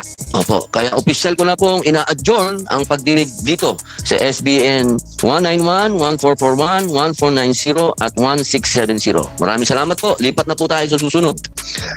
Pag-usapan naman po natin ngayon ang pagdinig po natin sa SBN 40, 185, 595, 601 and 1735. Ito po yung Children's Safety in Social Media Act. Ito po ay napakahalaga. Dahil narinig nyo po kanina, nabanggit na po ni Senator Idol Rafi Tulfo, yung mga patungkol po sa mga bata na nasa cyberbullying at yung iba, meron na po siyang nabanggit na 7 bata na nagpakamatay pero mas marami pa po doon. At hindi lang po yan. Marami na pong mga bansa na sa kanilang palagay ay hindi na po nakakatulong ang social media sa mga batang ito. Nandiyan po ang bansang Australia, France, Italy, Malaysia, ang mga Scandinavian nation.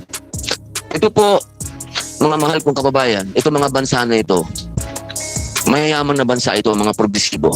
Ang iba dyan, leaning left pa. Ibig sabihin, alam nyo naman, pag sinabing leaning left, mga rights, mahilig sila sa rights. child rights, human rights, sabihin nyo ng anong rights. Pero sila mismo, sa mga bansang yan, naniniwala sila na dapat magkaroon ng disiplina, kailangan magkaroon ng batas, kailangan magkaroon ng tinatawag nating regulation sa paggamit ng mga bata ng social media. Kaya ito po ang dapat natin pag-usapan at hihingin ko po ang bawat isa sa inyo, sa bawat isang ahensya, sana magkaroon na lang po ng bawat ahensya ng isang tagapagsalita dahil masyado tayo tatagal. Kung lahat po ay magsasalita, bawat isang ahensya magbigay na lang po ng isang pahayag at kung kayo po ay pumapayag o hindi. Kapag ka hindi po, oo, meron lang po kayong ilang minuto para magpaliwanag. At ito pong bagay na ito, ang hinihingi ko po sa inyo, isipin po natin yung mga bata. Ang future ng mga bata, kinabukasan ng mga batang Pilipino. Ang idudulog ko po sa inyo kung ano yung nawawala sa mga bata kapag masyado na sila sa social media. Unang-una na yung kabataan nila. Dahil siguro naman, iba dito, hindi ko man kaedad. Naranasan nyo yung panahon ng 90s, 80s. Na tayo yung mga naglalaro pa sa kalsada, tayo masaya pa, alam pa natin kung ano ang camping, alam pa natin kung ano yung pakikipagkaibigan, alam pa natin kung ano ang kalsada. Ang mga bata po ngayon, sad to say, kung kayong magagalit sa akin, ako, maraming batang magagalit siguro, pero pasensya na kayo, you are weak. Hindi kayo katulad ng panahon namin na hindi kami iyakin. Natuto kami sa kalsada. Natuto kami na wag umupo, umiyak. Noong panahon namin, hindi uso yung salitang depression. Hindi ko nga alam yun kung ano yung depression. Ngayon, batang maliit, sasabihin, I'm depressed. Magulo. Kaya sana po, pag-usapan po natin ito. Umpisahan ko po, siguro, hingin natin ang opinion muna ng Meta. Brother, who will be talking? You or... Okay. I was telling them that we have a problem with our youth, with our young ones, because they are so addicted to social media. And I gave example of the countries who are now regulating the use of social media, like Australia, France, Italy. So we are inclined to copy. We, the senators, we have a lot of bills. We want to regulate it or ban it. We put a certain age. Mine is 16 years old. Senator Panfilo Lacson, I think, is 18 years old. So we are really pushing for this. So I'm giving you the floor, sir, to say your comment. Thank you, Mr. Chairman. From perspective, we are aware that there are concerns with regards to youth safety. It's been our priority as well. For Met in particular, we have been in discussion with parents, with governments, with stakeholders. We understand that there's a need to address these concerns. And a lot of the issues that we're seeing after we talk to our stakeholders really boils down to some of the issues with regards to content or contact or how many times the children are using our platforms. So we do try to address this. We launched what we recently called teen accounts, and I can go a little bit into details on teen accounts. But overall, what we're trying to say is that this is a process of improvements. I'm here as well in the Philippines to listen to stakeholders here, to communities. I attended the Safer Internet Day just yesterday to also listen to their concern and bring it back to my office to understand what we can do about some of the concerns that I'm hearing, especially also from this particular hearing in the Senate. So we do understand the concerns. We do feel, or we do think that the need for a ban is not there, given that the children have a right to access digital platforms. However, we want to make sure that they are protected. So balancing the rights for digital participation and safety becomes a priority for us to make sure that children, especially children above 13, have the rights to participate and be a voice on platforms and participate as well in all the benefits that our platforms provide, but of course with the right protection measures in place. And so our efforts have been to ensure that those protections are in place. I understand this is obviously still a work that needs to continuously improve. We have policies, but there's a gap between policies and enforcement, and that gap we try to closer and closer and make it closer so that we make sure that children are protected on our platform. Thank you. Thank you very much, my brother. Muntik ako na pa-English uli Pare ko, gusto ko lamang pong i-acknowledge yung amin pong Senator Einstein. Sherwin Gatchalian. Senator, may gusto po kayong... Salamat Mr. Chairman at talagang napapanahon na itong mga topic po natin lalo na sa fake news at sa actually dudugtong ko na rin to Mr. Chairman sa artificial intelligence. May ipa-file po akong batas dahil nakita ko ngayon yung artificial intelligence. Kahit ako hindi ko na alam kung ano yung totoo, ano yung hindi eh. No? So ang importante ngayon, hindi naman natin pagbabawalan yung paggamit ng artificial intelligence lalo na sa mga pictures. Kundi dapat may accountability lang. Alam natin kung sino yung gumawa nun. Pag in-upload yun, dapat alam natin, mahahanap natin kung saan siya, sino yung creator, may accountability. No? Dahil ngayon, pagdating ng 2028 election, pag walang accountability o napakadaling gumawa ng mga fake artificial intelligence na makakasira po sa mga kandidato. No? Kaya later on, ipa-file ko rin yun at pupunta ho dito sa committee ho ninyo. Dinagtong ko lang ho to sa fake news kasi ngayon yung fake news, ang kakambal niyo ho, fake artificial intelligence pictures. No? Kaya kailangan magkadugtong ho to. So maraming salamat po, Mr. Chairman. Natinig na po namin ang aming Einstein. Kapag yan po ang nagsalita, makinig po tayo. Commissioner Ella Blanca B. Lopez, ano po ang inyong posisyon doon sa aming mga Senate bill patungkol po sa Children's Safety in Social Media Act?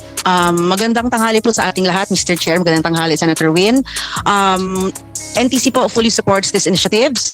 And as a parent po myself, gusto ko rin po magkaroon ng limit as to use ng social media as to minors. Although we recognize din po the challenges sa implementation ng maging batas na ito. Kaya nga po siguro nandito tayo through collaboration by the government, the private sector, the social media platforms. And isama ko na rin po yung mga parents po, i-involve po din natin dito para po maging makabuluhan po ang pagpasa ng batas na ito. Maraming salamat, sir. Maraming salamat po, Ma'am Ella Blanca B. Lopez. Ngayon naman po, si Brother Yusek Renato Aboy Paraiso ng Cybercrime Investigation and Coordinating Center. Sir? Magandang umaga ho. Ay, tanghali na pala. Magandang tanghali ho.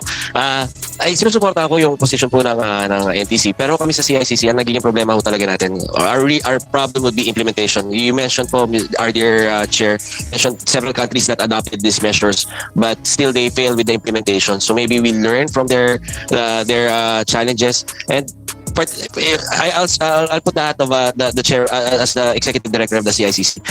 The most efficient way or the best weapon that I have when combating scams, misinformation, disinformation is an informed citizenry. Now, if we take away the children from the platforms where they usually listen to, that might pose a problem po, Mr. Chair, about how we reach our children when it comes to combating the same evils that we're trying to fight today. So it's a balancing of interests, and I do not envy the chair and this committee when it comes to drafting these laws, but we would always bow to the wisdom of the Senate, Mr. Chair. Maraming salamat po. Si Sir Joseph Mendoza, Office of Cybercrime, DOJ. Sir. Again, sir, good morning or good afternoon, sir. Sir, the Office of Cybercrime, sir, fully support the Senate on this endeavor. As what we done, sir, in the former bill, we also submit, again, sir, we will submit our comments in relation to the letter of the law, sir. So that para batingnan natin, sir, para naka-align sa Constitution at sa mga existing na batas na, sir. So again, sir, we will submit again our position paper for this purpose, sir. Salamat po, sir. Attorney Erwin Caliba, Commission on Human Rights, sir. Good morning, Mr. Chair. May I pwede basahin ho yung statement po ng Commission? The Commission extends its heartfelt appreciation to the Senate for its proactive leadership in addressing the critical issue of the harmful effects of social media platforms on minors. Senate Bill numbers 40, 185, 595, 601, and 1735, which seek to protect young users from harmful content, cyberbullying, addictive algorithms, mark a vital step toward creating a safer digital environment for children. These measures reflect the Senate's strong commitment to safeguarding youth well-being in an era where social media profoundly influences mental health, development, and safety.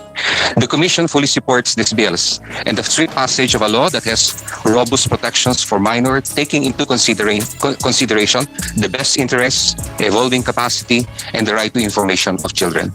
We will be submitting our position on the proposed measure, Mr. Chair. Maraming salamat. Salamat po, Sir Attorney.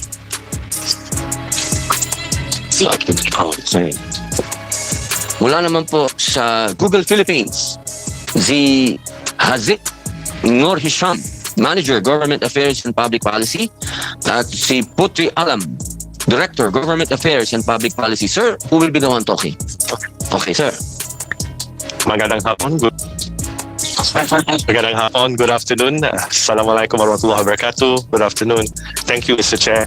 Good, honorable members of the Committee on Public Information and Mass Media and my fellow resources person and esteemed representative from the government. Allow me to give a few comments on the bills. I'm Hazik, Government Affairs Representative for Google, covering the Philippines.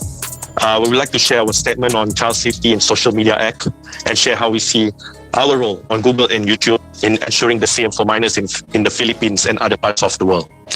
On online child safety, we share your goal of protecting young people online, and we take our responsibility to promote positive and safe online experiences seriously. We want to provide kids and teenagers with the space and tools to learn and grow while keeping them safe, protect their privacy and well-being at the forefront of everything that we do at Google and YouTube. Our approach to children and families is actually built on 3 pillars. Number 1 is to protect. So we protect kids and teens with age-appropriate products and designs and policies that align with the kids and teenagers' development stages. Number 2 is to treat them with respect. We treat families and parents with respect and their unique relationship with technology by offering them a number of settings and parental tools to manage their experience. And the last one is, of course, we want to empower, because youth is very strong in Philippines. We want to empower young people through resources and programs that help them to navigate opportunities as well as the risks in the digital world. So, while we know that internet is an incredible tool for learning, for playing, for connecting, but it also could pose risks for young people, as you said. Our guiding principle is that youth should be protected in the digital world, not from the digital world. And with this, we believe that well-crafted legislation and regulation can be an effective tool and build on the industry efforts that we are having to keep children and teens safe online. While, it's well-intentioned in terms of the ban, our point of view is that outright bans could also have some unintended consequences on the very people that we all are trying to seek to protect. Number 1 is, the thing that we need to think about is they potentially cut teenagers or our youth from vital learning tools and mental health support, while also preventing them from developing the digital literacy skills that they need to survive later as adults. So forcing a ban also requires us to think about age verification, right? Think about how to verify age, including every adult in this room, to hand over certain sensitive documents just to access the web or just to access YouTube, which creates, privacy risks and also security risks for all citizens here. What we advocate, sir, is age-appropriate design over outright bans, where platforms are required by legislation and law to provide safety features and protection that match the person's and the children and teenagers' development stages. So what we do is that we work with YouTube creators to promote online safety and awareness. In the past, we have also teamed up with YouTubers and artists, Ben and Ben, to promote messages of internet safety at YouTube. What we're doing is to expand on media literacy programs.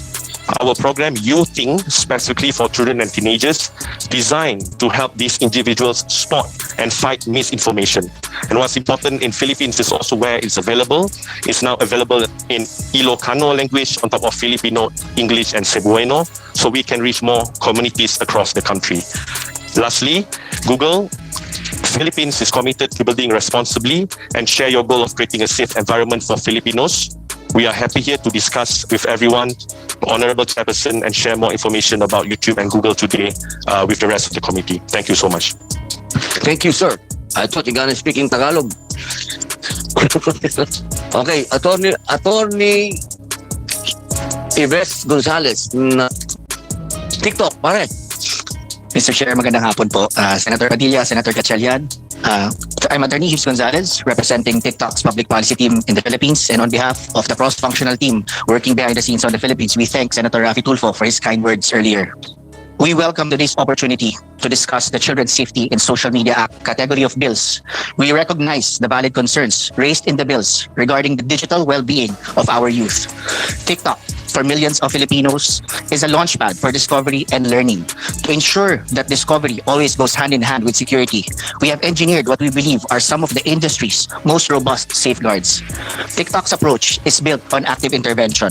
We don't wait for harm to happen. We prevent it through several means, including search interventions, where TikTok proactively blocks searches for dangerous challenges; privacy defaults, where TikTok has over 50 preset safety features specifically for teens. For example, accounts for younger users are private by default, have a 60-minute daily screen time limit, and teen accounts under 16 can't send or receive direct messages on our app. We believe that a multi-layered approach is essential to protecting teens and upholding safety by design principles. That is why we empower parents through TikTok's family pairing tool, which allows parents to customize their teens' experiences in a few steps, providing parental flexibility rather than just rigid control. TikTok also recently added a time and well-being feature, a dedicated space within the app designed to help users, especially teens, decompress and build mindful digital habits. In addition to these safety tools, TikTok has also launched features to help users personalize their For You feed, such as Manage Topics, which allows you to tailor your For You feed to see more or less of a certain kind of content as your interests evolve over time. We also have smart keyword filtering, which lets you automatically filter out content containing specific words or phrases, helping reduce exposure to content that can be triggering, irrelevant, or inappropriate. These efforts ensure that the Filipino teens see is appropriate for their age and maturity level, aligning with the moral safeguards envisioned in the Senate bills. Finally, we continue to actively engage our stakeholders on youth safety and digital literacy. Last year, we launched TikTok Galing with the Department of Education, designed to help integrate digital literacy and cyber safety into DepEd's existing media and information literacy curriculum. This complements our flagship digital literacy campaign, #ThinkTwice, which encourages users to pause, verify, and reflect before sharing information online. Our goal is to help families navigate this rapidly changing world together. We are guided by academic consensus. Strictly restrictive approaches can often be counterproductive. Instead, we focus on empowerment.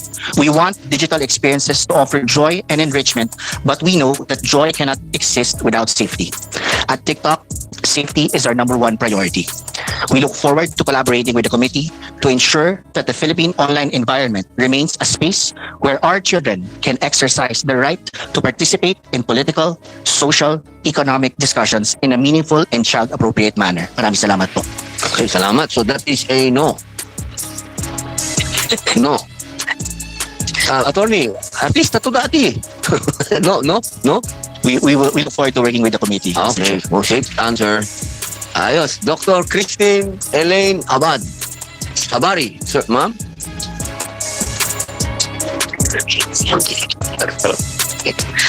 On behalf of the DOH and NCMH for the National Center for Mental Health, we're here po to discuss our position also. But I'll let Dr. Pakshal to state our position. Or Rodelyn Pakshal. Sir. Pakshal, sir. Sorry po.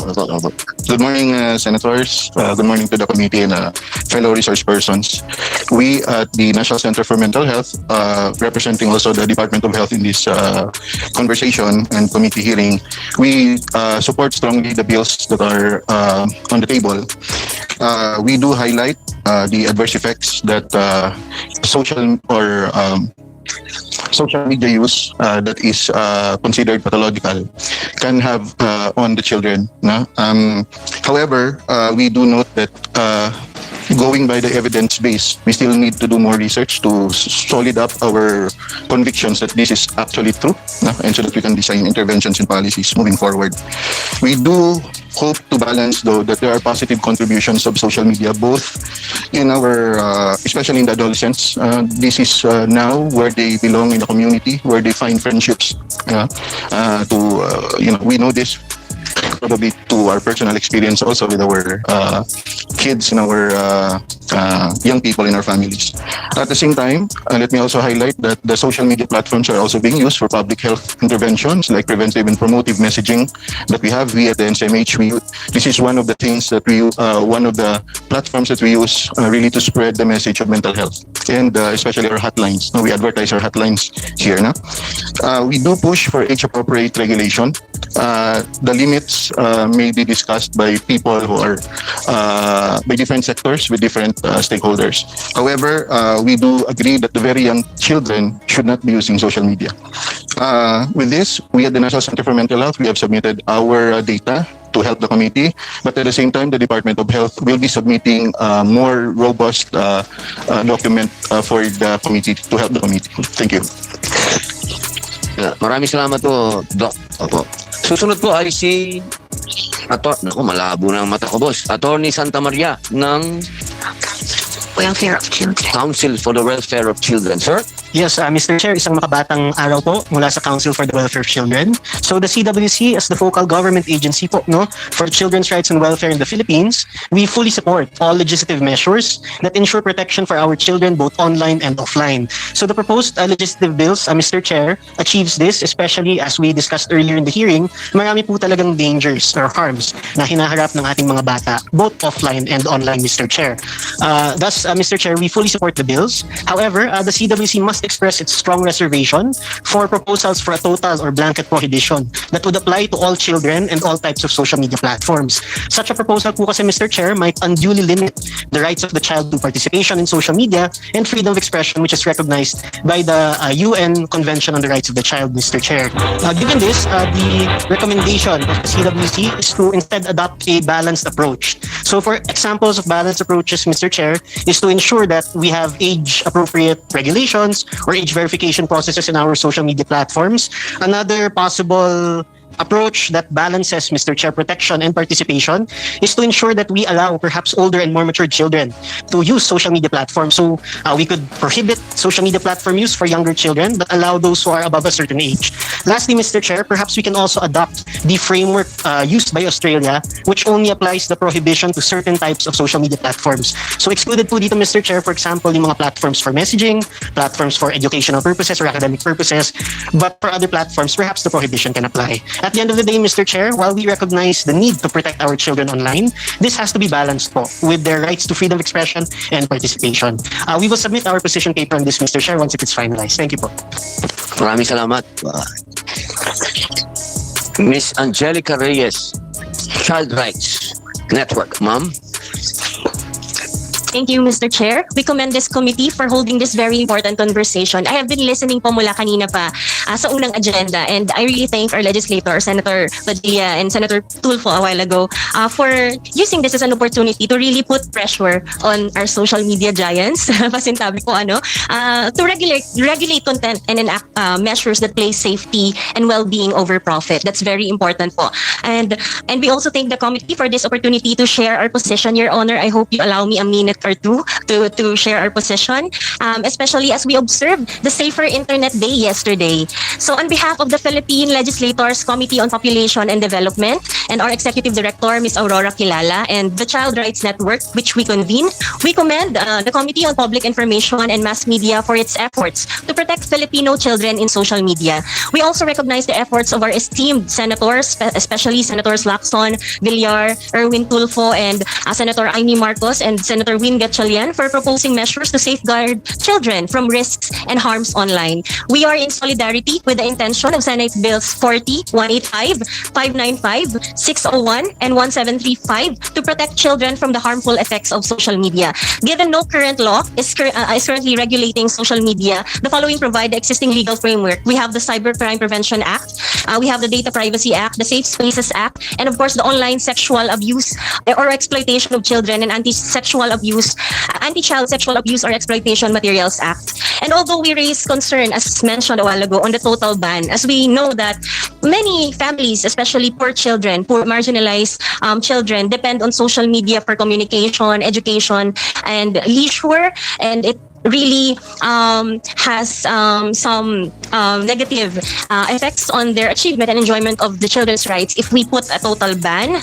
We acknowledge and commend the efforts to close gaps in our current legal frameworks. And we also think the total ban may disincentivize, our social media giants to make their platforms safer, because of if we totally ban it. So we raise concern on that. And we also emphasize, as mentioned a while ago by Senator Gatchalian, the role of AI in amplifying online harms. AI has been used to create deepfakes, automated child sexual abuse materials, and it has made cybercrime faster, more scalable, and harder to detect, directly complementing the purpose of RA 11930, which explicitly criminalizes AI facilitated online sexual abuse and exploitation of children and child sexual abuse or exploitation materials, or what we call OSAIC and CSAIM materials. In line with this position, we recommend the following actions. We recommend strengthening the implementation of RA 11930. We learned yesterday that the good news that the amendment of RA 11930 is part of the President's priority for this Congress, and we want to have it ensured that there's an adequate funding, staffing, and coordination for the National Coordination Center against OSAIC and CSAIM to effectively prevent and respond to online sexual abuse and exploitation of children. Of course, enhance our law enforcement capacity to promote interagency collaboration, to ensure swift investigation, robust content moderation, and accessible reporting mechanisms, and victim support, of course, to protect our children online. Institutionalize internet safety education. We encourage our esteemed legislators to build upon the proposed measures on digital citizenship literacy, such as in Senate Bill number 185, and seek to empower children and youth with the tools to navigate social media safely. Of course, expand public awareness and parental engagement, and strengthen our data monitoring and research. We're really hoping we can develop and maintain, but this may be on the amendment of RA 11930, a registry of offenders po. We really need a registry of offenders capturing verified cases of individuals convicted or under investigation for online sexual abuse and exploitation of children. Internet safety must be firmly embedded within the population and development agenda of our country, and we reiterate that the LCPD and the Child Rights Network fully support the committee's efforts to make social media safer for children. We will be honored to participate in the subsequent proceedings and bring the voices of children to the table to ensure that our laws are responsive and inclusive. We will submit our official position paper to the committee as soon as possible. Maraming salamat po, Mr. Chair. Salamat po. Gusto ko lamang pong i-acknowledge ang matatawag po naming ina ng kalikasan, ang ina ng kultura ng ating inang bayang Pilipinas, ang tagapagtanggol ng mga katutubong Pilipino, Senator Loren Ligarda. Ma'am? Salamat, Senator Robin Padilla. I'm here to support the inquiry initiated by the chair. Actually, sa taga-tagal to sa Senado, alam mo, never pa ako nag-chair ng public information and mass media, considering that among the 24 senators, I probably have the longest tenure or experience in journalism since 1978. Yes, anyway, I'm here to listen. Apologies for being late, but I'm here to support. I will ask my questions at the proper time. Yes, all agencies are here, private sector. And siguro diretsuhin ko na. The Epstein files, alam naman nyo lahat. May binunyag na binanggit na meron daw public relations firm noong 2010 sa Pilipinas para linisin ang imahe, either public image or digitally. But in 2010, hindi pa ganito kalaki ang social media. So I was going to ask a question and explain the premise before I ask. But since you gave me the chance, Mr. Chair, gusto kong tanungin. Siyempre, wala naman sa inyong aamin. Kilala ko yung PR firm. Alam ko yung ginawa. Kasi ginagamit ng mga sindikato sa mundo, sindikato sa droga, sindikato sa pangangalakal ng bata, babae, maski lalaki, sindikato yung online sexual exploitation na kahapon ni sponsor ni Senator Risa Antiveros. Pangangalakal is trafficking with 2 laws on trafficking.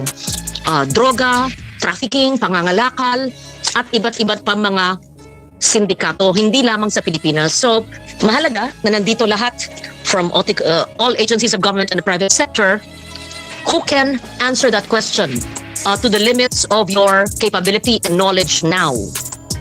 Although I will still file the resolution today, and perhaps it will be referred to your committee, Mr. Chair, and perhaps the Committee on Women as well.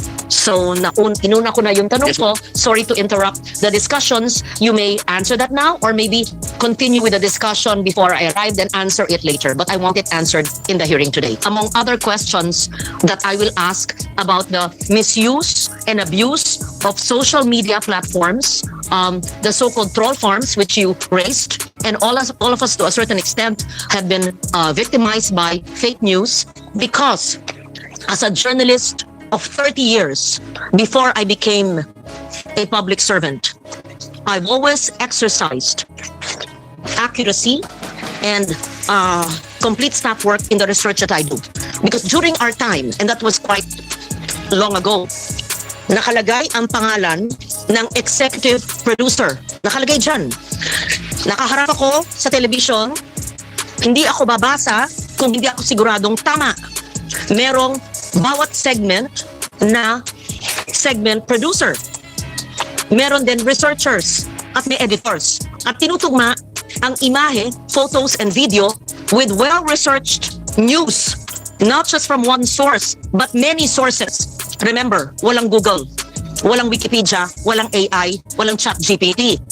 Tatawag sa telepono, hahanapin mo yung address, mag-aantay ka sa opisina o sa bahay, va-validate mo, hindi laman ng isa, dalawa at tatlo, dadaan sa desk, dadaan sa associate producer, sa researcher, hanggang ako ang executive producer. Hanggang 1998 na ako'y tumakbong senador, I was executive producer of investigative documentaries. So, and never once was I sued for libel. Not once did anyone say that I invented the news to besmirch the reputation of someone. That is why it is so important that in this digital age, we use the platform for the greater good, to help people be more learned, to share information that would uplift lives, to generate jobs, and to spread the good that we can do for our people. Not to destroy reputations, not to kill personalities.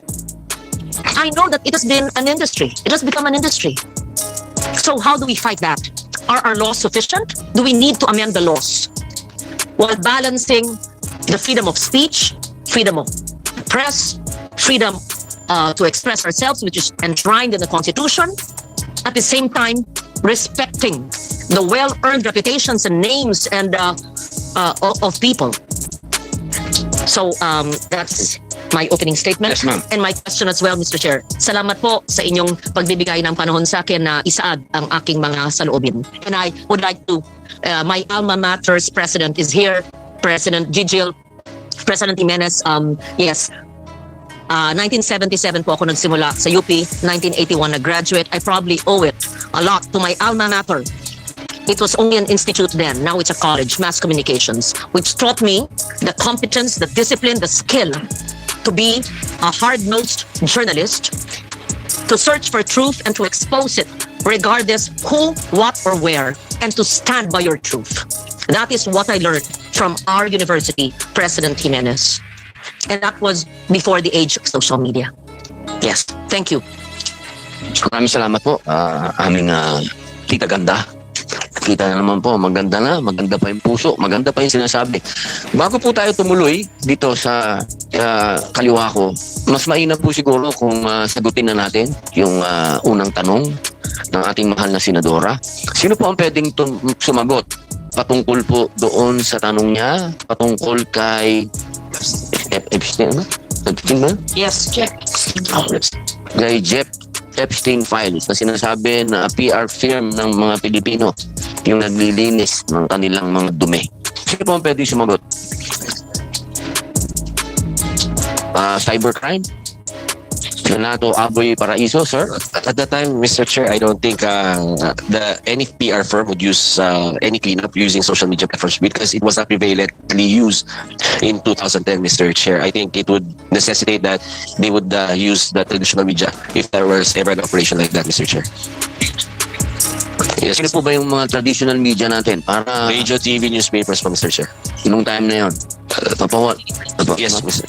Yeah, radio, TV, print. But then, from the research that I did, but as I said, this will be the subject of another resolution. There was also cleansing in pag Google. They would put other issues of philanthropy so that nasisync, nasa papailalim yung mga criminal offenses attached to the name. So I still have to complete my research and will have that resolution. Of course, nobody would just go on open hearing and say, I know about this. But since we are live streamed, those who have information on the Epstein footprint in the Philippines, whether it's traditional media or mainstream would mean radio, TV, and print, whether national, regional, or local. At the time, meron ng internet. So merong maalis sa emails, may Wikipedia na ba yun? May Google na ba nun? Meron naman. Pero, Friendster pa nun. Oo. Ano ba yung Friendster? Ano ba? Sige. Sige. Okay. Bago Facebook, bago daw mag-Facebook. Wala pang Facebook ng 2010. Meron na. Yes. Okay. Thank you. Mendoza, ano? Ma'am, good afternoon, ma'am. Actually, ma'am, on my personal opinion lang, ma'am, may mga personality na kasi ngayon na ang tinatawag nila sarili nila na online reputation managers, ma'am. Ito yung mga actually, individual to, ma'am, na sila yung nag-create sila ng mga issues para matabunan, ma'am, yung issue. Let's say, pag ni-search nila yung pangalan mo, hindi ikaw yung una makikita. Para pinapailalim nila yung pangalan mo. So ito yung mga actually, ma'am, ito yung mga freelancer to, ang tawag nila sarili ma'am, online reputation management agent, ma'am. Agent.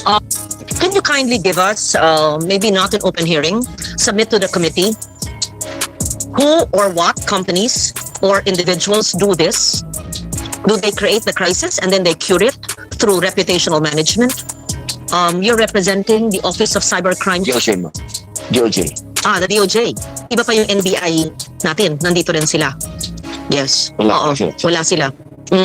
Could you kindly, I'm sure you have a dossier of all of those who are doing it. No, not in this hearing, but in your office or if you go back and meet with your staff. Wala po kaming ganun mga data as of now. How can you not have the data if it exists? Sa yung opisina po kasi namin, ma'am, sa Office of Cybercrime, ma'am, kung wala pong nag-report, ma'am, na mga itong kaso, ma'am, so hindi ko rin nagkakaroon po ng... So wala pong nag-report po sa inyo? Wala po, ma'am. Pero sabi po nyo, maraming ganun. May mga narinig ko, may personal, ma'am, kasi medyo matagal na rin po ako, ma'am, as investigator man sa cybercrime. May mga tao pong ganito, online reputation managers, ma'am. Yes, ma'am. We hear about it, but dahil pong walang nag-report sa inyo, wala kayong mabibigay na pangalan ng tao, grupo, kumpanya na siyang gumagawa niya. Wala po. Puro kwento lang po. Yes, ma'am. Wala po. Marites lang. Yes, ma'am. Wala pong talagang validated na reports. Yes, ma'am. Siguro maganda po, balikan nyo yung mga narinig nyo ng kwento para yung Marites mag-e-evolve into actual investigation so that we know, is it valid? Maganda bang may ganyan reputational management? Baka that's part naman ng public relations. Malay natin, di ba? Valid and legal. Or is it part of the fake news network? Yes, I would suggest. Yes. The Office of Cybercrime, ma'am, will communicate to your office, ma'am. For the Through the chair. Yes, ma'am. Yes, ma'am. Thank you. Mayroon pa pong gustong magdagdag patungkol sa ni-raise ng ating mahal na senadora? Sige po, kung wala na po, aabangan po natin ang resolusyon ni ma'am at yung gagawin nilang investigasyon at atin din pong bibigyan ng panahon yan ng pagdinig.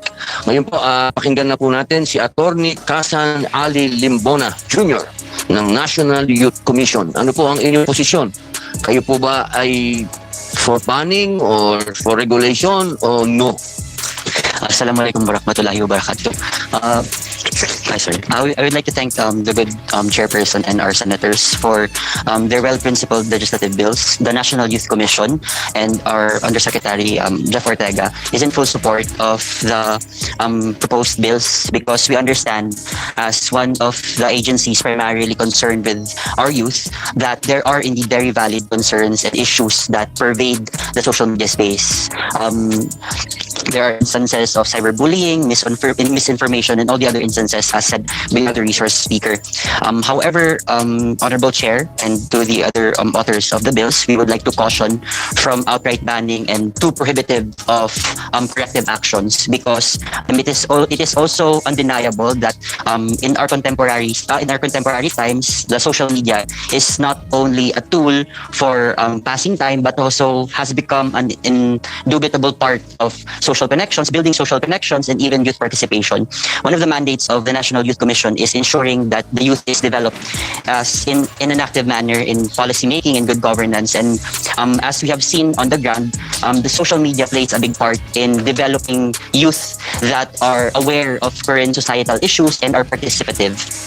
With that being said, the National Youth Commission is very much willing to contribute whatever it can in the development and the furtherance, or in the development and the furtherance of the missions proposed to in the bills. So in sum, we support the bills, but we do, as National Youth Commission, cautions from creating too restrictive of corrective measures that would prevent and hinder the development of our youth. Thank you po. Salamat po. Ngayon po ay Miss Mariel Soriano, American Chamber of Commerce. Ma'am? Thank you, Mr. Chair. Thank you, Mr. Chair, and good afternoon, Senator Padilla, Senator Gatchalian, and Senator Legarda. Thank you for having us in this hearing. The American Chamber of Commerce of the Philippines, or the AmCham, and the Joint Foreign Chambers commend the Senate for advancing the proposed Children's Safety in Media Act. We fully share the objective of protecting children from online harm and promoting their safety and well-being in today's digital environment.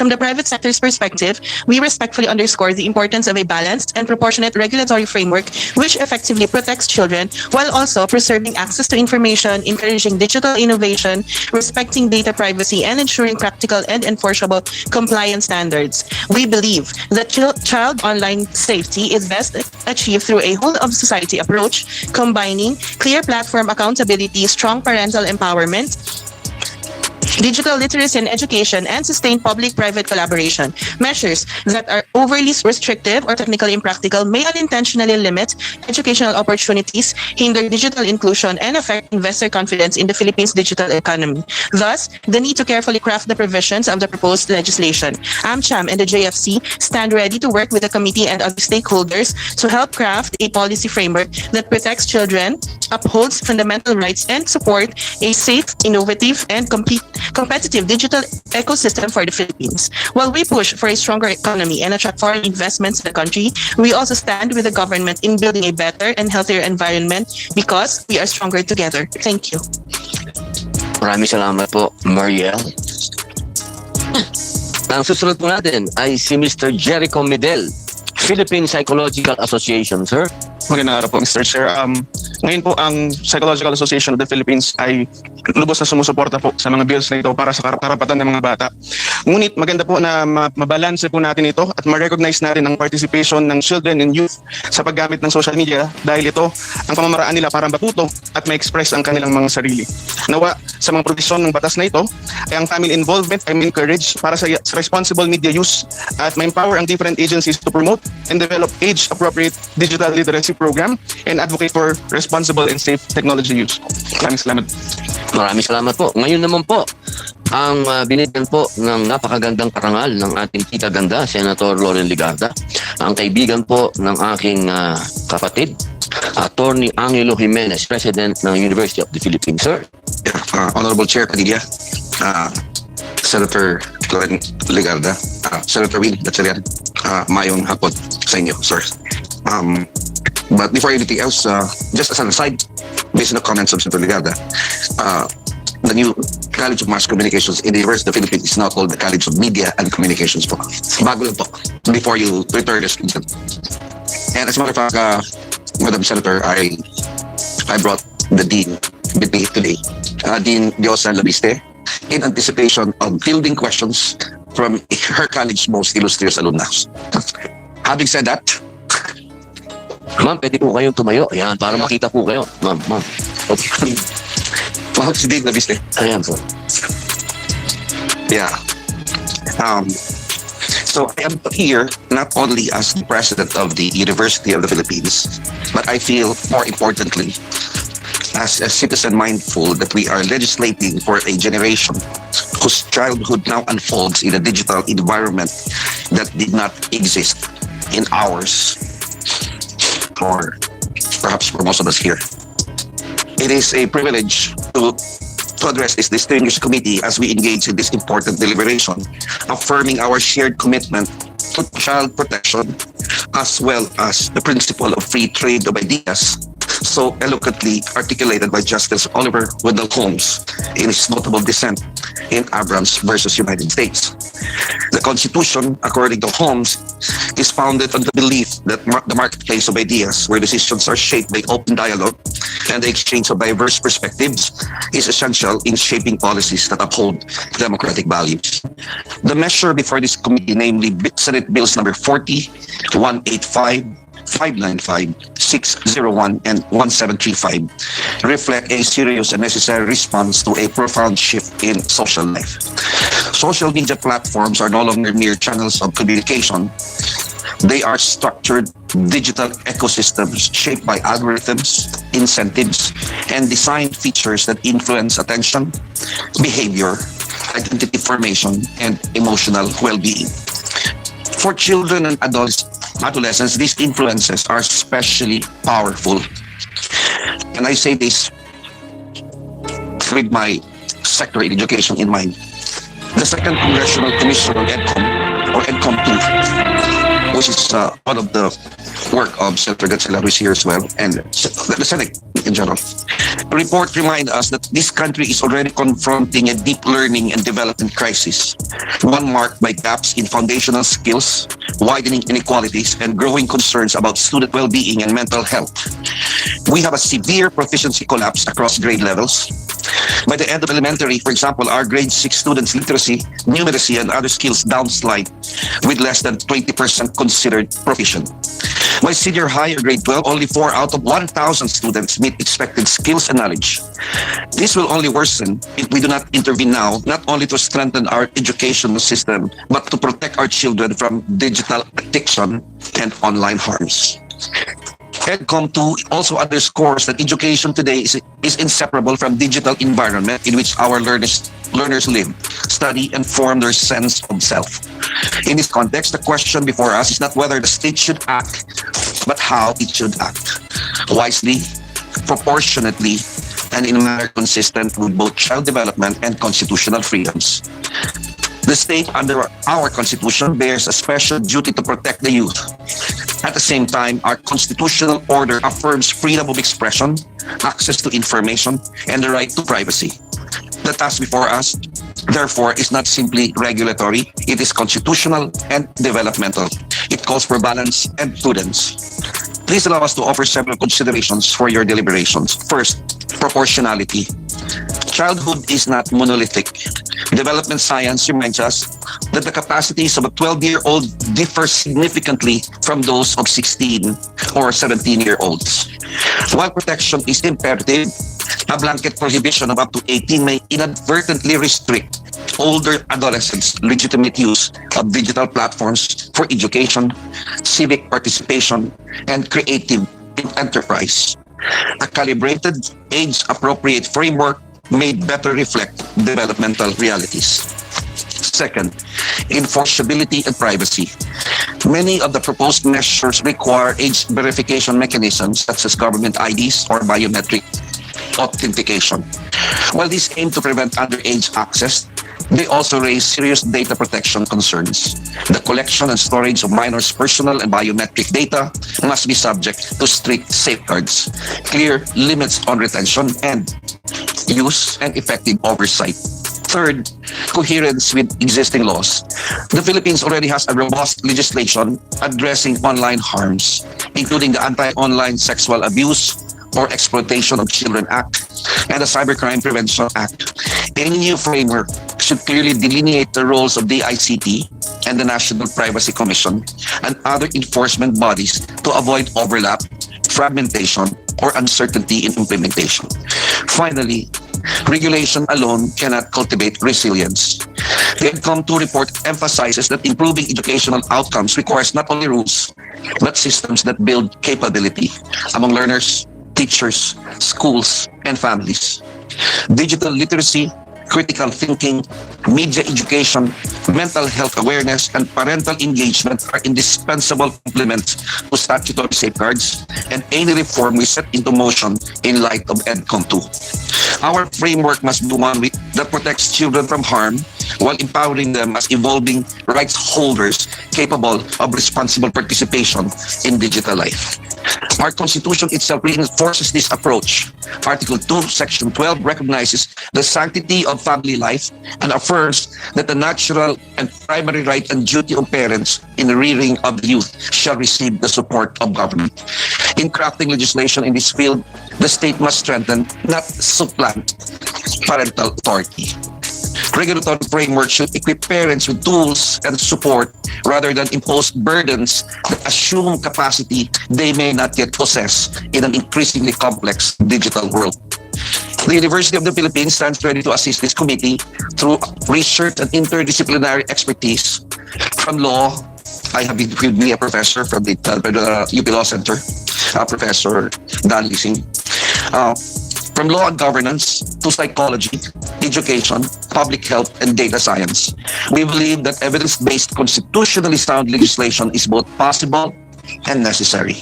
In shaping policy for children in the digital age, we are not merely reacting to technological change. We are defining the conditions under which the next generation will learn, speak, organize, and imagine their future.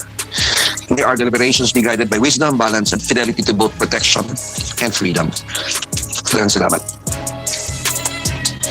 Mr. Chair, my colleagues, I'd just like to ask President Jimenez, in your view, which government agency among the many present here today would be responsible for monitoring, regulating, accountability in the use of the digital platform, regardless of platform, whether it's Facebook, TikTok, Instagram, or whatever? Yes, ma'am. I had not the opportunity to review this with a fine-tooth comb, having the notice to be being just a day ago. But it's very clear from the discussions here today